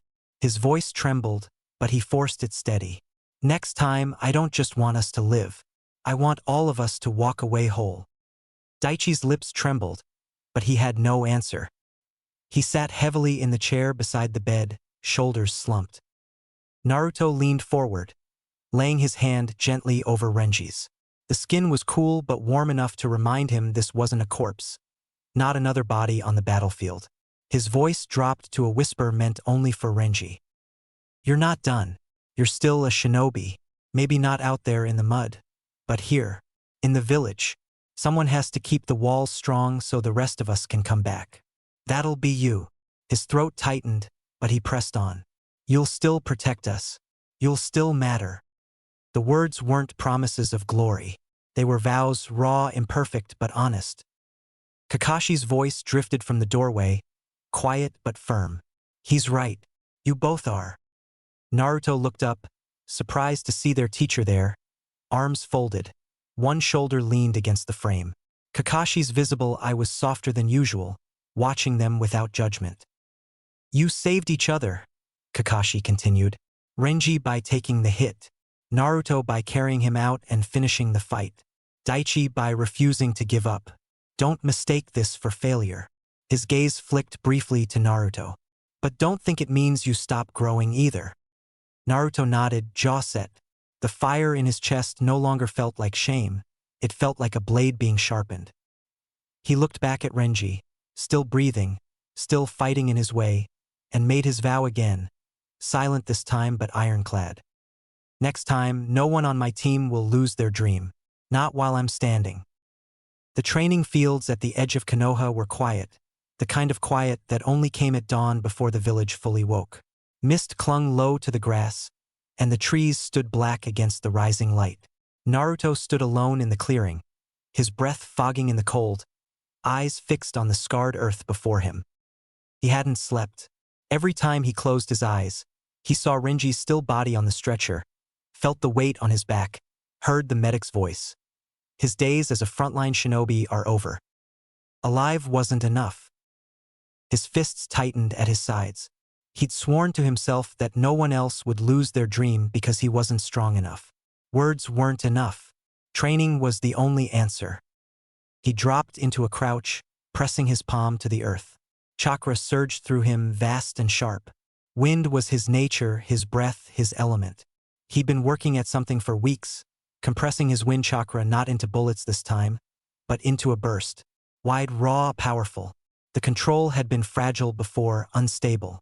Now, with the weight of his vow burning in his chest, he would make it his. He formed the seals quickly, hands moving in a blur. Chakra gathered in his lungs, compressed into a sphere that made his chest ache. He exhaled sharply, releasing it. The air howled. A burst tore across the clearing, ripping up grass and dirt, flattening the mist in a wide arc. Trees shuddered, leaves exploding into the air. But the control slipped at the edge, and the blast went ragged, gouging the earth unevenly. Naruto stumbled back, coughing, his chest burning from the strain. Not enough. He gritted his teeth, forcing himself upright again. Sweat slicked his brow despite the cold. Again, seals flashed, chakra condensed. He exhaled, and another burst ripped through the clearing. This one was stronger, wider. A tree cracked and fell, splinters scattering like shrapnel. Dust rose, choking the air. Naruto staggered, hands trembling.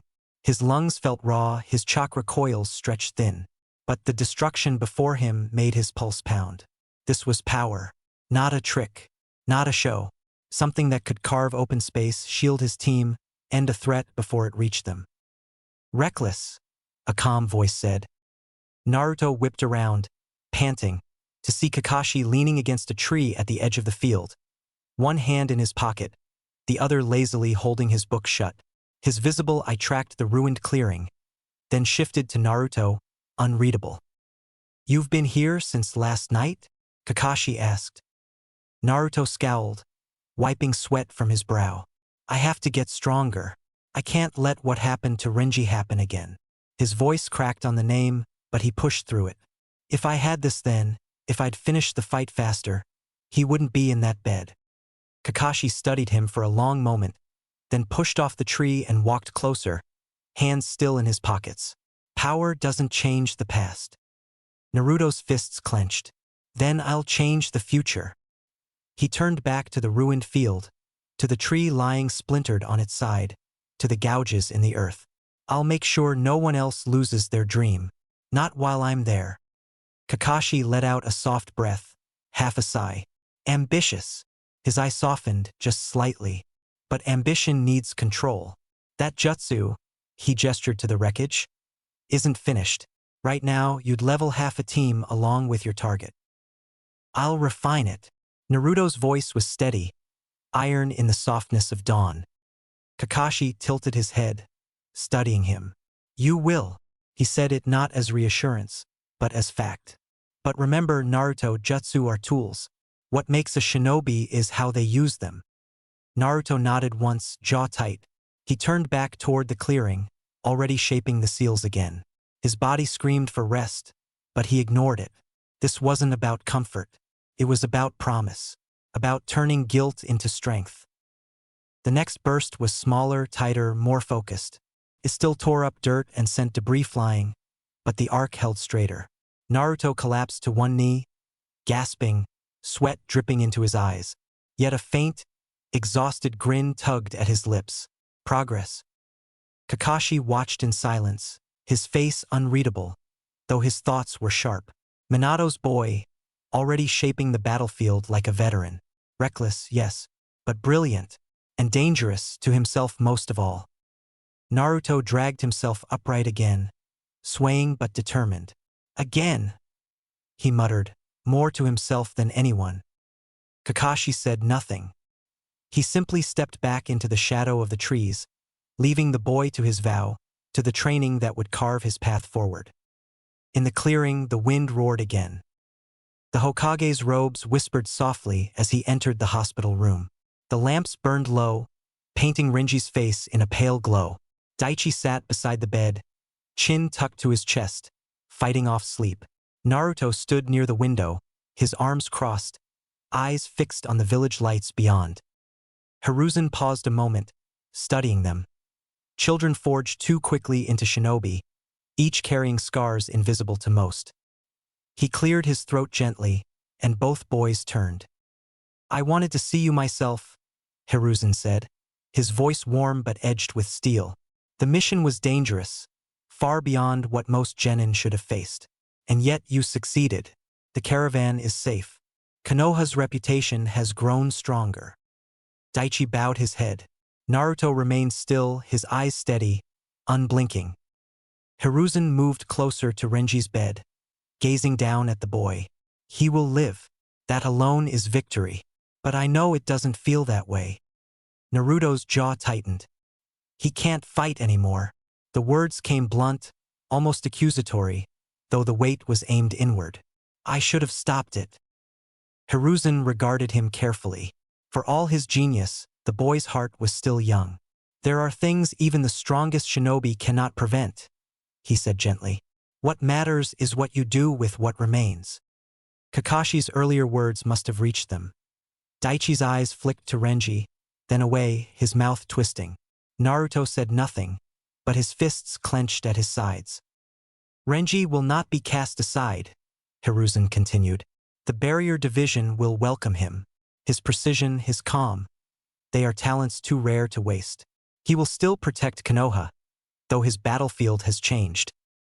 Daichi blinked, surprised. Naruto's expression softened a fraction, the tightness in his shoulders easing, though not disappearing. "You've all done more than expected," Hiruzen said, turning toward the window. "And you, Naruto, you've done more than anyone dared hope. You led when it mattered. You brought your team home." Naruto finally spoke, his voice quiet but resolute. "I still wasn't enough. Next time I will be." The conviction in his tone struck Hiruzen harder than any boast. It was not arrogance. It was a vow. And in that vow, the Hokage saw both the brilliance and the danger that would shape the boy's path. So like Minato, he thought, and yet something else entirely. He placed a hand on Naruto's shoulder, the grip firm but kind. "Then train, grow, protect. But do not forget, strength is not only measured in jutsu or chakra. It is measured in how well you keep your fire alight, no matter how dark the world becomes." Naruto met his gaze, eyes bright, unflinching. He nodded once. Hiruzen released him, stepping back. His eyes lingered on Renji, on Daichi, then finally on Naruto again. "Rest, heal. Your journey has only just begun." He left them then, his sandals soft against the hall. Outside, the night air was crisp, sharp with the scent of pine. He climbed the stairs of the Hokage tower slowly, pipe in hand but unlit, until he reached the window that overlooked Konoha. The scroll lay locked in his desk, heavy with the truth it carried.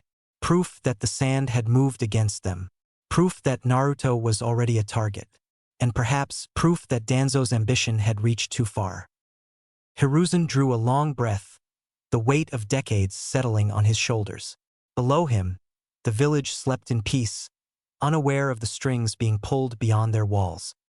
"No one," he murmured into the night. "Not Suna, not Danzo will cut this boy's strings." The wind stirred the curtains, carrying the words out into the dark. And in the silence that followed, the Hokage's vow burned as steady as the lamps that lit Konoha's streets. Chapter 8. The Road to Suna. The sun crept through the branches, scattering shards of gold across the training field. The air was cool, but the clearing thrummed with the sound of wood against wood, steady and sharp. Naruto and Daichi circled each other, wooden swords raised. Daichi's form was textbook perfect, stance low, blade angled, eyes sharp and calculating. Naruto, by contrast, looked relaxed, almost loose, his body shifting with a rhythm that felt far older than his 7 years. His grip was easy, his steps fluid, like a brawler who had fought too many real battles to care about looking proper. Daichi struck first, blade flashing in a clean diagonal cut. Naruto swayed aside at the last instant, letting the strike whistle past his shoulder before stepping in with a sharp elbow to Daichi's ribs. The blow was pulled barely, but enough to knock Daichi off balance. Naruto's follow-up sweep came quick, wooden sword smacking Daichi's legs from under him. Daichi hit the dirt with a grunt, glaring up at his teammate. "You fight like someone who's been doing this for years," he spat, half resentful, half admiring. Naruto grinned, holding out a hand to help him up. "Maybe I have." His tone was light, but there was weight in the way he moved, a natural air, not of polish in the academy sense, but of someone who flowed with a fight rather than forcing it. On the stump at the edge of the clearing, Kakashi watched with one eye half-lidded, his book closed for once. Naruto's movements tugged at something in his memory, loose, adaptive, deceptively sloppy until you realized every sway, every feint was calculated. Jiraiya had fought like that, except Naruto wasn't copying. He just had it. "Again," Kakashi said. Daichi reset, gritting his teeth, and launched forward with tighter precision, sword snapping in fast jabs. Naruto blocked one, let another slide off his guard, then stepped into Daichi's space, shoulder-checking him back before twisting into a rising strike that would have cracked ribs if it hadn't been dulled wood. Daichi barely managed to deflect, but Naruto had already shifted, pivoting low and sweeping for his legs again. Daichi hopped back just in time, shuriken flashing from his free hand as he improvised. Naruto ducked, rolling under them, and came up grinning. "Better," Naruto said, breath even. Daichi scowled, chest heaving. "You're not fighting properly." Naruto cocked his head. "Properly gets you killed. This works." Kakashi hid his smile behind a lazy hand. He'd seen enough real battles to know Naruto wasn't bluffing. The boy didn't just move like a prodigy. He moved like someone who had learned to bend rules instinctively, to use every scrap of stamina, every ounce of timing.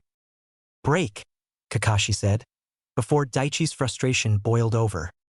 They dropped to the grass, canteens in hand. Daichi drank with tight control, eyes still narrowing at Naruto as if trying to puzzle him out. Naruto sprawled back on the grass, gulping down water, already relaxed, his grin unfaded. When they'd caught their breath, Kakashi stood. "Naruto, show me the wind burst." Naruto pushed up eagerly, brushing dust from his clothes. He stepped into the center of the clearing, drew in a deep breath, and formed the seals with practiced ease. His chest swelled with chakra, sharp and dense, before he exhaled in a violent burst. The clearing roared. Air tore forward in a wide arc, ripping grass into shreds, gouging earth, scattering leaves into the air like shrapnel. A row of logs Kakashi had planted shattered into splinters, and the edge of the blast cracked a tree clean in half before the wind died. Naruto dropped to one knee, panting, sweat dripping down his temples, but he was grinning wide. "Closer, right?" "Closer," Kakashi admitted, walking over to study the gouged earth. "But your edges still fray. That's wasted chakra, and wasted chakra means less precision. In a squad fight, frayed edges mean you take out teammates as easily as enemies." Naruto's grin faded, his jaw tightening. "Then I'll get it right." From behind, Daichi shielded his face from the dust, coughing. "It's terrifying," he admitted grudgingly. "But if you don't control it, I'll be the first one it kills." Naruto shot him a glance. "Then move faster." Daichi's scowl deepened. "Or you could stop swinging like a wild man and—" "Enough," Kakashi interrupted smoothly. He turned to Daichi. "Your turn. Sword and shuriken drills. Against Naruto." He formed seals quickly, raising wooden dummies from the ground, each marked with faint red circles. Daichi squared his shoulders, drew his sword, and charged.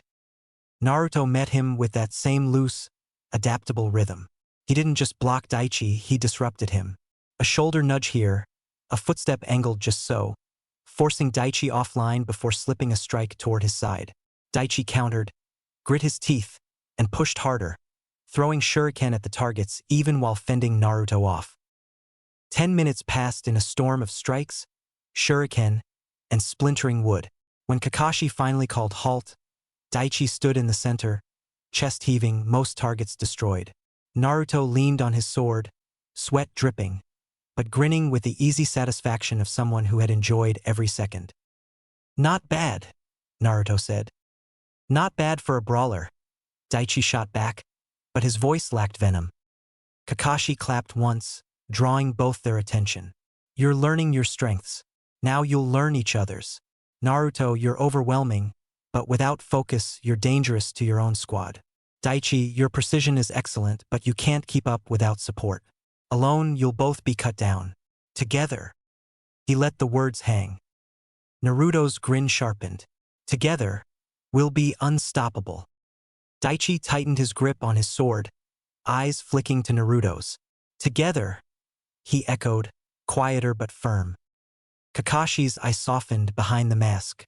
They weren't just two kids anymore. They were starting to weave into something more, something worth shaping. "Again," he said, stepping back.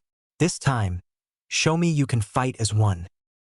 The clearing filled once more with the crack of wood, the hiss of wind, and the steady rhythm of two voices learning to strike in tandem. By the time Kakashi called a halt, the sun had dipped low enough to paint the clearing orange. Naruto flopped onto the grass with a groan, arms spread wide. Daichi dropped beside him, still clutching his sword, sweat dripping from his chin. "You're heavy-handed," Daichi muttered. "You're stiff," Naruto shot back, grinning despite the ache in his shoulders. Kakashi's shadow loomed over them, hands in his pockets. "Enough. You've both earned a break. Go see your teammate." Naruto sat up quickly, brushing dirt off his clothes. "Renji." Daichi blinked, then sighed. "Right? We should." They left the training grounds with tired legs but a steady pace. The walk to the hospital wing wasn't long, but the smell of antiseptic hit them even before they stepped inside. The halls were quieter now. No cries, no rush of medicine. Just the soft creak of sandals and the rustle of paper charms plastered on the walls. Renji's room was small, tidy, and filled with scrolls stacked in careful piles. The boy sat upright on his bed, bandaged torso hidden beneath a loose yukata.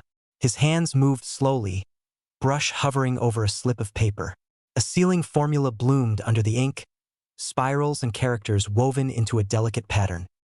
He looked up when the door slid open. "You two look like you rolled down a hill." Naruto grinned. "Pretty close." Daichi dropped into the chair by the bed with a long sigh. "Kakashi-sensei worked us hard." Renji chuckled softly, setting his brush aside. "Good. Then you'll be worth something in 3 months." Naruto tilted his head. "What's that mean?" Renji tapped one of the scrolls with a finger. "I heard. The exams. In Suna." His voice held no bitterness, only quiet acceptance. "You two will be the team now. I'll just be support." The word stung, though Naruto forced his grin wider. Support's still part of the fight. He picked up one of the ceiling slips and squinted at the swirling marks. "What's this one do?" Renji smiled faintly. "Try putting a kunai on it." Naruto dug one out and placed it carefully atop the slip. At once, the blade wavered, its shine dimming as if drained of energy. Naruto blinked, tapping it. "It feels heavy." "It suppresses chakra flow," Renji explained. "Not enough to stop a jonin, but it could throw off an enemy long enough for you to strike."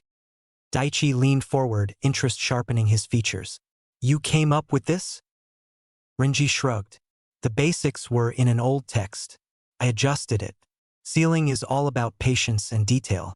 Not really my thing before. But now it has to be." His eyes flicked down to his bandaged chest. For a moment, silence pressed on them, thick with the memory of the ambush. Then Naruto slammed his fist lightly into the wall. "Then it's perfect. You'll be the wall we fight beside, even if we don't see you." Renji blinked, startled, then smiled wider than before. "That's one way to put it." Naruto grinned back, proud of his phrasing. Daichi rolled his eyes, but there was warmth in it this time. The three of them talked long into the evening. Renji showed them how to draw the simplest of fuinjutsu tags. Naruto's came out sloppy, ink smudged, while Daichi's were neat enough to earn an approving nod. They traded food Naruto had smuggled in from a stall, ignoring the nurse's scolding when she passed by. As the sky outside deepened into indigo, Naruto sprawled on the floor beside Renji's bed, chewing on a rice cracker. "When we're in Suna," he said around the crumbs, "we'll use your tags. We'll win with you watching our backs. And when we come back, you'll have a whole arsenal waiting." Renji's eyes softened. "You make it sound simple." "It is," Naruto said firmly, sitting up straighter. "You're part of this team. Doesn't matter if you're on the field or not. You're ours." Daichi nodded quietly, folding his arms. "He's right. We'll carry your strength with us." For a long moment, Renji looked at them, his gaze bright and unguarded. He set down his brush and leaned back against the pillow, a small but steady smile on his lips. "Then I'll make sure you have the strongest walls Konoha's ever seen." The three of them laughed, tired but together, and for the first time since the Riverlands, the weight in the room felt lighter. When Naruto and Daichi left later, the night was cool, the stars scattered above. Naruto shoved his hands into his pockets, walking with a spring in his step. "He's going to be fine," Naruto said with certainty. Daichi gave a faint smile. "Yeah, he is." And for once, neither of them doubted it. When Naruto and Daichi left the hospital that night, their voices faded into the streets below. High above the village, in the Hokage Tower, the third sat with a pipe between his fingers, staring at the scatter of lights dotting Konoha. The smoke curled upward, vanishing into the beams overhead. On his desk lay the scroll Kakashi had delivered weeks earlier, the ciphered orders taken from Raisman. Hiruzen had read it more times than he cared to admit. Every time, the same thought returned. This was not just a rogue scheme. Suna's hand was in it, hidden but unmistakable. He unrolled a fresh report, sealed only hours ago. Ink bled across the paper in tight, coded strokes. ANBU agents and specialized operatives had been dispatched along the wind border at his order, tasked with peeling back the sand's curtain. The results, though partial, painted a clear picture. Suna's coffers were thinning. The Wind Daimyo had diverted mission funds toward Konoha, believing the leaf more stable, more reliable. Suna's shinobi were starved of work, their pride bruised, their treasury bleeding.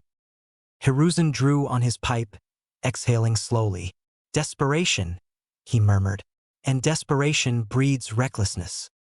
The ambush had been no random strike. It was a statement. If they could cripple Kakashi and remove Konoha's newest prodigy before he grew too strong, the balance would tilt back. A knock at the door pulled him from his thoughts. Enter. Shikaku Nara stepped in, bowing his head slightly. His expression was as lazy as ever, but his eyes were sharp. You wanted an update? Hiruzen gestured. Speak. Shikaku handed him a second scroll. Border watchers confirm movements near wind. Puppeteer detachments drilling harder than usual. Food shipments delayed. And, his lips twisted. The Chunin exams. They'll host them 3 months from now. Hiruzen's brows rose. In Suna. Troublesome, isn't it? Shikaku muttered, scratching his head. On the surface, it's a bid to show strength, but they're stretched thin. Hosting means diverting resources they don't have. Either they're confident, or they're desperate to save face. Both, Hiruzen said quietly, setting the scroll aside. He leaned back in his chair, smoke rising from his pipe. They seek to remind the world they are still strong, and to measure us at the same time. Shikaku's eyes narrowed. You're thinking of sending him, aren't you? Hiruzen's gaze turned toward the window, to the distant rooftops where children played and trained, unaware of the game's nations played above their heads. Naruto. Shikaku exhaled. He's green, Hokage-sama. A genius, yes, but green. Genius ripens quickly under pressure, Hiruzen countered. He is already more advanced than most Chunin. Sending him to Suna will not only sharpen his edge but also send a message.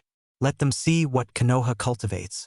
Let them see a child who surpasses their best before he has even come of age. Shikaku frowned. And if Suna decides to tilt the board during the exams? Then Naruto will meet it. Hiruzen's voice hardened. He must. He has already faced assassination squads. He cannot remain hidden behind village walls. To protect him too fiercely would be to weaken him. And to weaken him is to weaken Konoha. For a long moment, the room filled only with the crackle of the pipe's ember. Shikaku finally sighed. Troublesome, but you're right. If he shines there, it'll cut the sand's pride to ribbons. Hiruzen gave a small smile. That is precisely what I intend. When Shikaku departed, the Hokage was left alone once more with his thoughts. He rose slowly, joints stiff with age, and walked to the window. From here, the village spread below him like a tapestry of light and shadow. Families eating together, shinobi returning from patrol, children chasing each other through lantern-lit alleys. And somewhere down there, Naruto Uzumaki, carrying within him both the beast the world feared and the fire it desperately needed. The boy was still only 7, yet he had survived what should have killed him, mastered techniques beyond his years, and carried teammates on his back without complaint.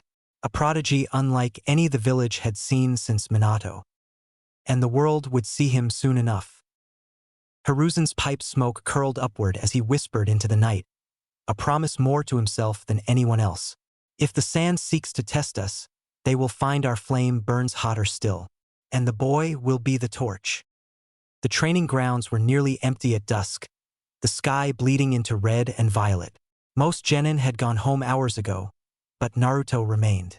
His shirt clung to him with sweat, his breath heavy as he moved through the drills Kakashi had set. Kunai flew into targets with satisfying thunks. He ran through taijutsu katas, strikes flowing smooth and unorthodox, a rhythm that made him grin despite the ache in his arms. When he formed seals and exhaled a compressed wind burst, the clearing roared, scattering dust and splinters. The arc was tighter now, cleaner. Progress.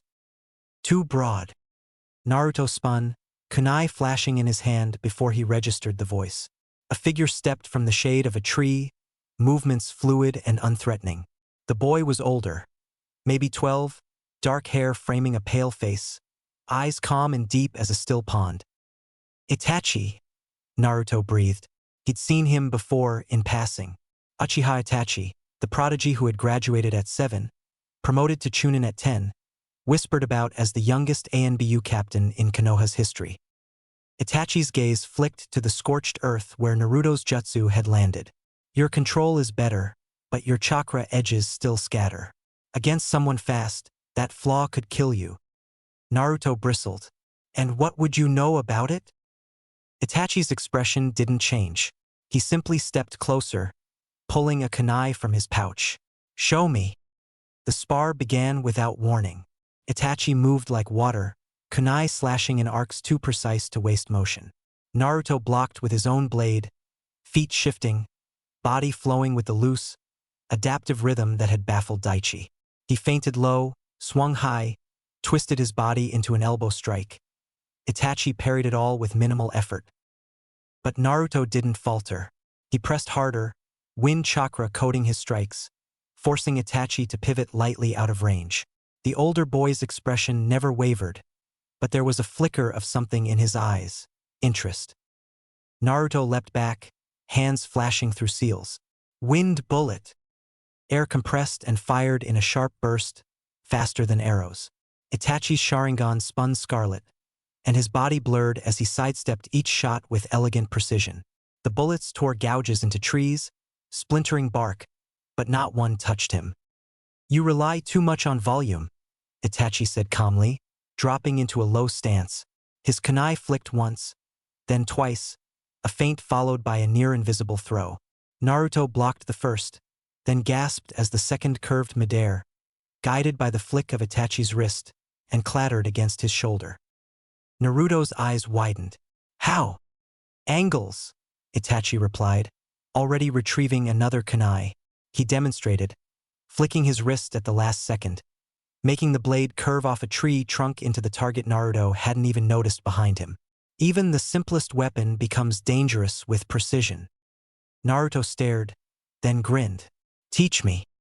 Itachi tilted his head slightly, studying him. Then he handed him 2 kunai. Again. For the next hour, they practiced. Naruto fumbled at first, his throws wild, ricochets clumsy.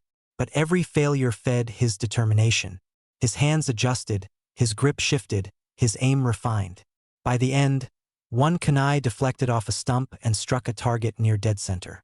Naruto whooped, pumping his fist. Itachi's lips curved in the faintest of smiles. You learn quickly. Naruto beamed. Of course I do. I'm Naruto Uzumaki. Silence lingered a moment, broken only by cicadas buzzing in the trees. Then Itachi's gaze turned distant, as if he were looking through Naruto into something further away. Strength means little if you don't know why you wield it. Naruto blinked, thrown by the shift in tone. That's easy. I'll use it to protect my team. That's enough. For a heartbeat, something flickered in Itachi's eyes. Sadness, pride, something unspoken. He gave a small nod. For now. Naruto frowned. What do you mean, for now? Itachi didn't answer directly. Instead, he sheathed his kunai and looked toward the reddening horizon. One day you will understand. Duty is not always protection. Sometimes it is sacrifice. Naruto tilted his head, confused. Sounds like you're saying giving up is part of being strong. That's stupid. Itachi's faint smile returned, but it didn't reach his eyes. Perhaps you're right. Perhaps you'll prove it. The air between them hung heavy, words unsaid pressing harder than the ones spoken. Naruto wanted to demand clarity, to push for answers, but something about Itachi's quiet certainty made him hold back.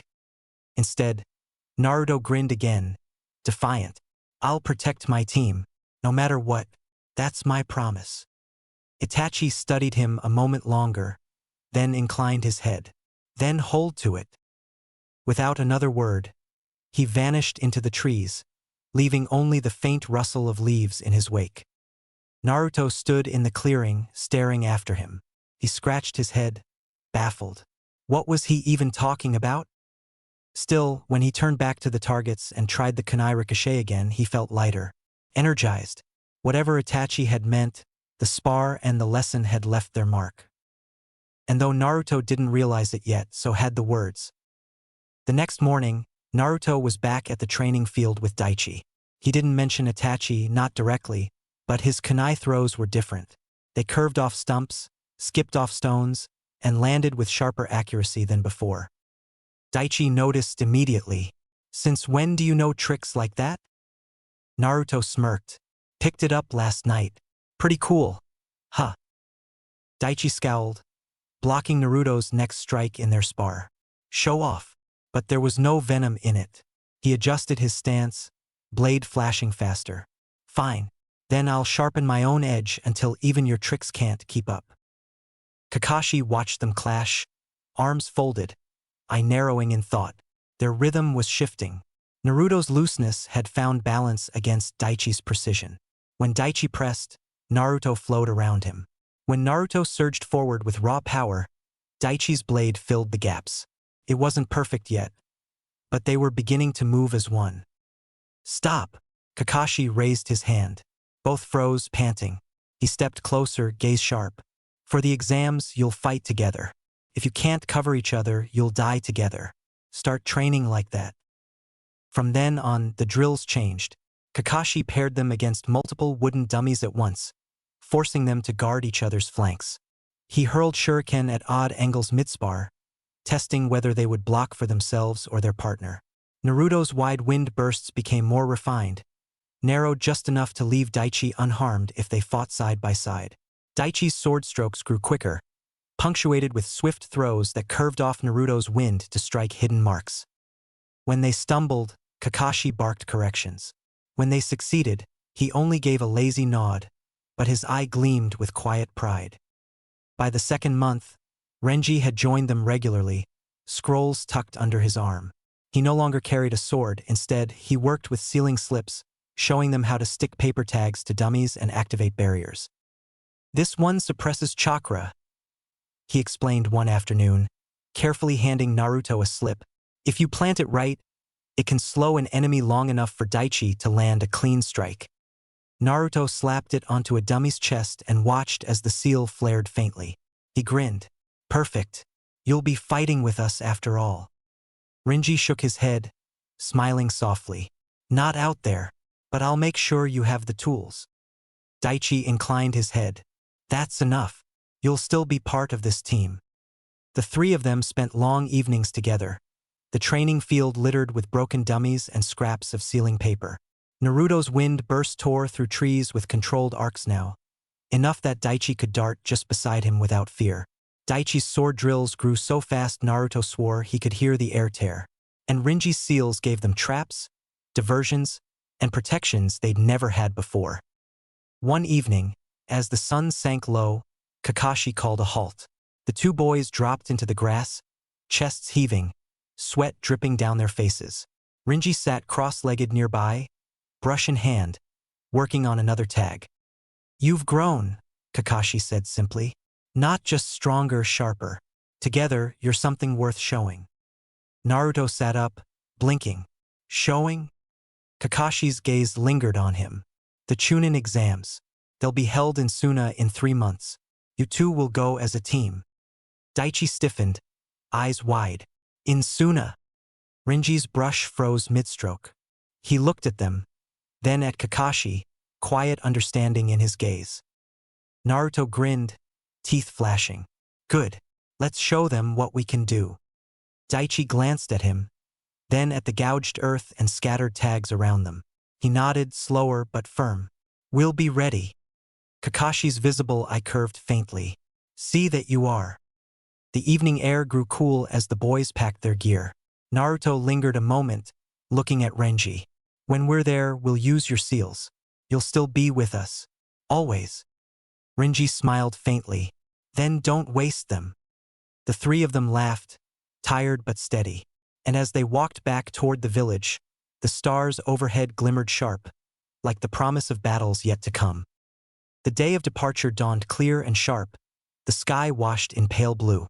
The village stirred with its usual morning rhythm, vendors calling out as they opened stalls, shinobi filtering to assignments, children racing toward the academy. But at the main gate, the air was charged with something heavier.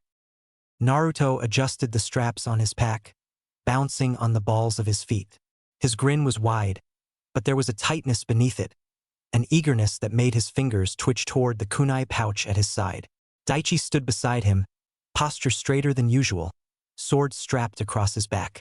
His expression was calm, though the grip on his pack was white-knuckled. Renji waited with them, his bandages long gone, a scroll tucked under one arm. He looked smaller without his blade, but there was a steadiness to his gaze that hadn't been there months ago. He handed Daichi a bundle of freshly inked tags, then another to Naruto. "Use them wisely," Renji said quietly. "They won't win you a fight, but they'll tip one." Naruto took the bundle reverently, tucking it into his vest. "You'll be with us. Every seals your hand on the battlefield." Renji smiled faintly. "That's enough." Kakashi appeared at last, hands in his pockets, headband tilted lazily. He looked them over with that single eye sharp despite the slouch. Packed, fed, ready to humiliate an entire village. Naruto grinned fiercely. "More than ready." Daichi gave a small nod. "We'll prove ourselves." "Good." Kakashi's voice was light, but his gaze lingered on them longer than usual. He turned, leading them toward the open gate. From the Hokage tower, high above, Hiruzen watched their figures grow smaller on the road. The pipe in his hand smoked gently, curling tendrils rising into the morning air.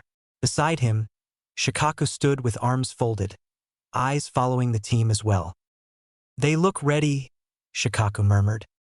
"They are," Hiruzen replied. His gaze lingered on the smallest figure, the boy with hair like fire and eyes alight with promise. "But readiness is not what this is about."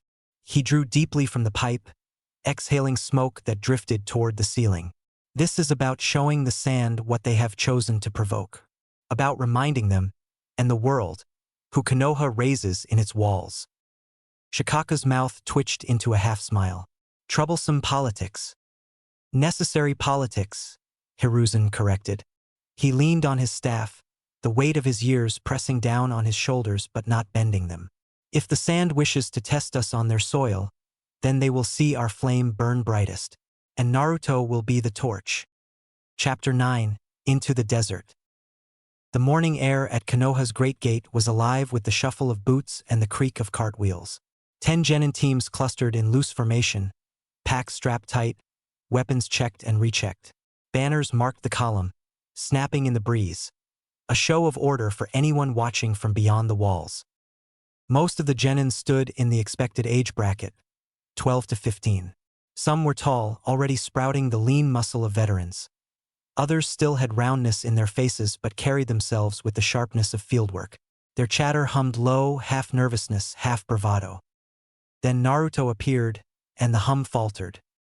At 7, he looked like someone's tag-along sibling who'd wandered into the wrong crowd. His frame was small beneath the straps of his pack, his sleeves a little too long. But he grinned like he owned the road, adjusting his forehead protector as though the stairs sliding over him were applause. Whispers spread quickly. 7 years old? The Hokage signed off on him? Must be a prodigy or insane. No one laughed. The assumption was automatic. A child of that age in the exams could only mean one thing: genius. Dangerous genius. Daichi fared differently. At 12, he blended seamlessly into the crowd of other new genin. But paired with Naruto, the label followed him too. Prodigies. Eyes lingered on his sword more critically, measuring him against the boy at his side. Daichi adjusted his pack without a word, ignoring it all. Naruto, on the other hand, thrived on the attention. "Don't worry, Daichi," he said loudly enough for a nearby squad to hear. "We'll blow through these exams. Suna won't know what hit M." Daichi sighed. "You coulda not yell it to the entire column." That earned a few chuckles, though more than one older genin muttered about arrogance. Among them, a boy with silver-gray hair and round glasses stepped forward. He was older, 14 if not 15, and his presence was steady in a way that settled the air. He offered a calm smile. Yakushi Kabuto, he introduced himself, adjusting his pack straps. I've been through 2 exams already. They're grueling, but survivable if you keep your head. Naruto lit up. 2? That's awesome. Then you'll see me ace my first. Daichi pinched the bridge of his nose. Kabuto's smile softened, practiced and reassuring. Don't worry, the nerves never go away, but experience helps. Stick close to your team and listen to your jonin. You'll be fine. His eyes lingered a moment too long on Naruto before he pushed his glasses up and turned back toward his squad. Kakashi appeared not long after, slouching as though the weight of command bored him. His single eye swept over the gathered ranks, sharp despite the posture. He didn't raise his voice. He didn't need to. Formation will be tight. No wandering, no unnecessary noise. Conserve your water, and don't waste chakra unless I order it. From this point on, every village we pass through will be watching. Move like shinobi. The words cut cleanly, sinking into the column. Nervous chatter ebbed into silence. Packs were tugged into place. Even the older genin straightened unconsciously under his gaze. Naruto fidgeted, then grinned wider. Daichi shifted closer, a silent anchor to balance the boy's reckless brightness. With a final signal between the jonin leaders, the column began to move. Boots struck dirt in unison, the gate yawning wide before them. Konoha's walls receded into the distance behind, replaced by the endless road stretching south and west. The journey to Suna had begun, and at its heart marched a boy who looked too small for his headband, and yet drew every eye as though the future were already written in his shadow. The first leg of the march carried them through Fire Country's rolling woods and river valleys. The trees gave shade, the roads were well worn, and the scent of pine kept the dust at bay. For the first 2 days, it felt less like a mission and more like an extended patrol. Naruto made sure it was anything but quiet. He darted up and down the column, pointing out landmarks no one cared about, pestering Daichi with questions about sword drills, and loudly predicting what kind of food Sunagakure might serve. His energy rippled outward, a jolt of cheer through the otherwise tense ranks. Some genin rolled their eyes. A few laughed despite themselves. Others muttered under their breath. Too loud. He acts like this is a picnic. Prodigy or not, he'll get us noticed. Daichi endured it with a stoicism that would have been admirable if not for the occasional twitch in his jaw. You're going to burn yourself out before we even hit the border, he muttered when Naruto bounded past for the 3rd time. Naruto just grinned. Can't burn out when you've got this much fire in you. He tapped his chest proudly. Daichi groaned. Kakashi allowed it. He never so much as glanced at Naruto's antics, his nose buried in a small orange book. But more than one genin caught the way his single eye flicked up whenever voices rose too high, how his lazy posture never slowed his awareness. On the 3rd day, a ripple of conflict broke the monotony. 2 squads near the rear started snapping at each other over pace and formation. Packs were shoved. Hands drifted toward weapons. Naruto, curious, craned his neck. Are they gonna fight? They'd better not, Daichi said flatly, tugging him forward. Before things escalated, one of the jonin leaders stepped between the squads, voice cutting and final. The tension broke. The column moved on, more subdued. But the atmosphere lingered, a reminder that even allies could fray under long miles. That night, the teams camped in a clearing by the river. Fires flickered low, and cooking pots bubbled with thin broth. Naruto bounced on his heels, skimming stones across the water while Daichi cleaned his blade with measured care. Kabuto approached then, his hands clasped loosely behind his back. He watched Naruto's stones skip, the glow of firelight glinting on his glasses. You keep your spirits up well, he said, voice mild. It's good for morale. Not everyone can manage that. Naruto puffed out his chest. Of course, if everyone else is gloomy, someone's got to keep things lively. Daichi rolled his eyes. Lively isn't always helpful. Kabuto chuckled softly. Maybe not, but sometimes, The difference between breaking and holding on is as simple as a laugh. His tone was even thoughtful, like he wasn't speaking to children at all. Naruto blinked, then grinned. "See, Daichi? I'm important." Daichi muttered. "That's not what he said." Kabuto's smile didn't change, but his gaze lingered on Naruto a moment longer than necessary before he excused himself, moving back to his squad. When the fires died down and the night deepened, the convoy slept in rotating watches. Naruto, sprawled on his bedroll, whispered to Daichi through the dark. "You think they're all scared of me?" Daichi blinked at him from the next roll. "No, they're just watching, waiting to see if you live up to what they think." Naruto mulled that over, then grinned into the night. "Good. Makes it easier to surprise them." Daichi closed his eyes with a sigh, but the corner of his mouth twitched upward. The march continued. By the 5th day, the trees thinned, the rivers trickled narrower, and the air grew hotter, drier. The shadows shortened under a relentless sun. Every genin felt it. Their chatter dulled, their steps slowed. The green of fire country bled steadily into the pale edge of wind. And when the first true sands stretched before them, the convoy paused at the border. Kakashi lowered his book at last, eye sweeping over the horizon, then the genin ranks. "This is where the real test starts," he said. His voice was calm, but it carried sharp and final. "The desert doesn't forgive mistakes. Conserve your strength, stay sharp, and above all, follow orders." Naruto shaded his eyes with a hand, squinting at the endless expanse. His grin didn't falter. "Guess it's time to blow him away, huh?" Daichi groaned. The other genin glanced at him sideways, some with faint amusement, others with narrowed eyes. The convoy stepped forward. The sand shifted underfoot. The air shimmered. The desert had begun. The desert was a world apart from fire country. The first miles passed under an unrelenting sun that pressed heat into skin and bone. Sand stretched outward in every direction, flat and shimmering, broken only by the occasional jagged rock or hardy cactus. The air tasted of dust. By the 2nd day in Wind's domain, every genin felt the weight. Sweat poured, mouths dried, boots dragged in sand that swallowed steps whole. Naruto, of course, bounded ahead as though the desert were another playground. His small frame carried extra weight, 2 water skins and a bundle of supplies without slowing. His cheeks flushed, but his grin never faltered. "Come on, Daichi," he called over his shoulder. "You're lagging." "I'm pacing," Daichi replied, jaw set. His sword weighed heavier with each mile, but he refused to loosen his grip on the strap. He'd been warned the desert punished overconfidence, and he wasn't about to make himself an example. The older genin, meanwhile, pushed through with dogged silence. Some glanced at Naruto's pace with suspicion, others with envy. A 7-year-old carrying more than them without complaint was not a sight they wanted to admit to. Kabuto moved among squads like a medic already on duty.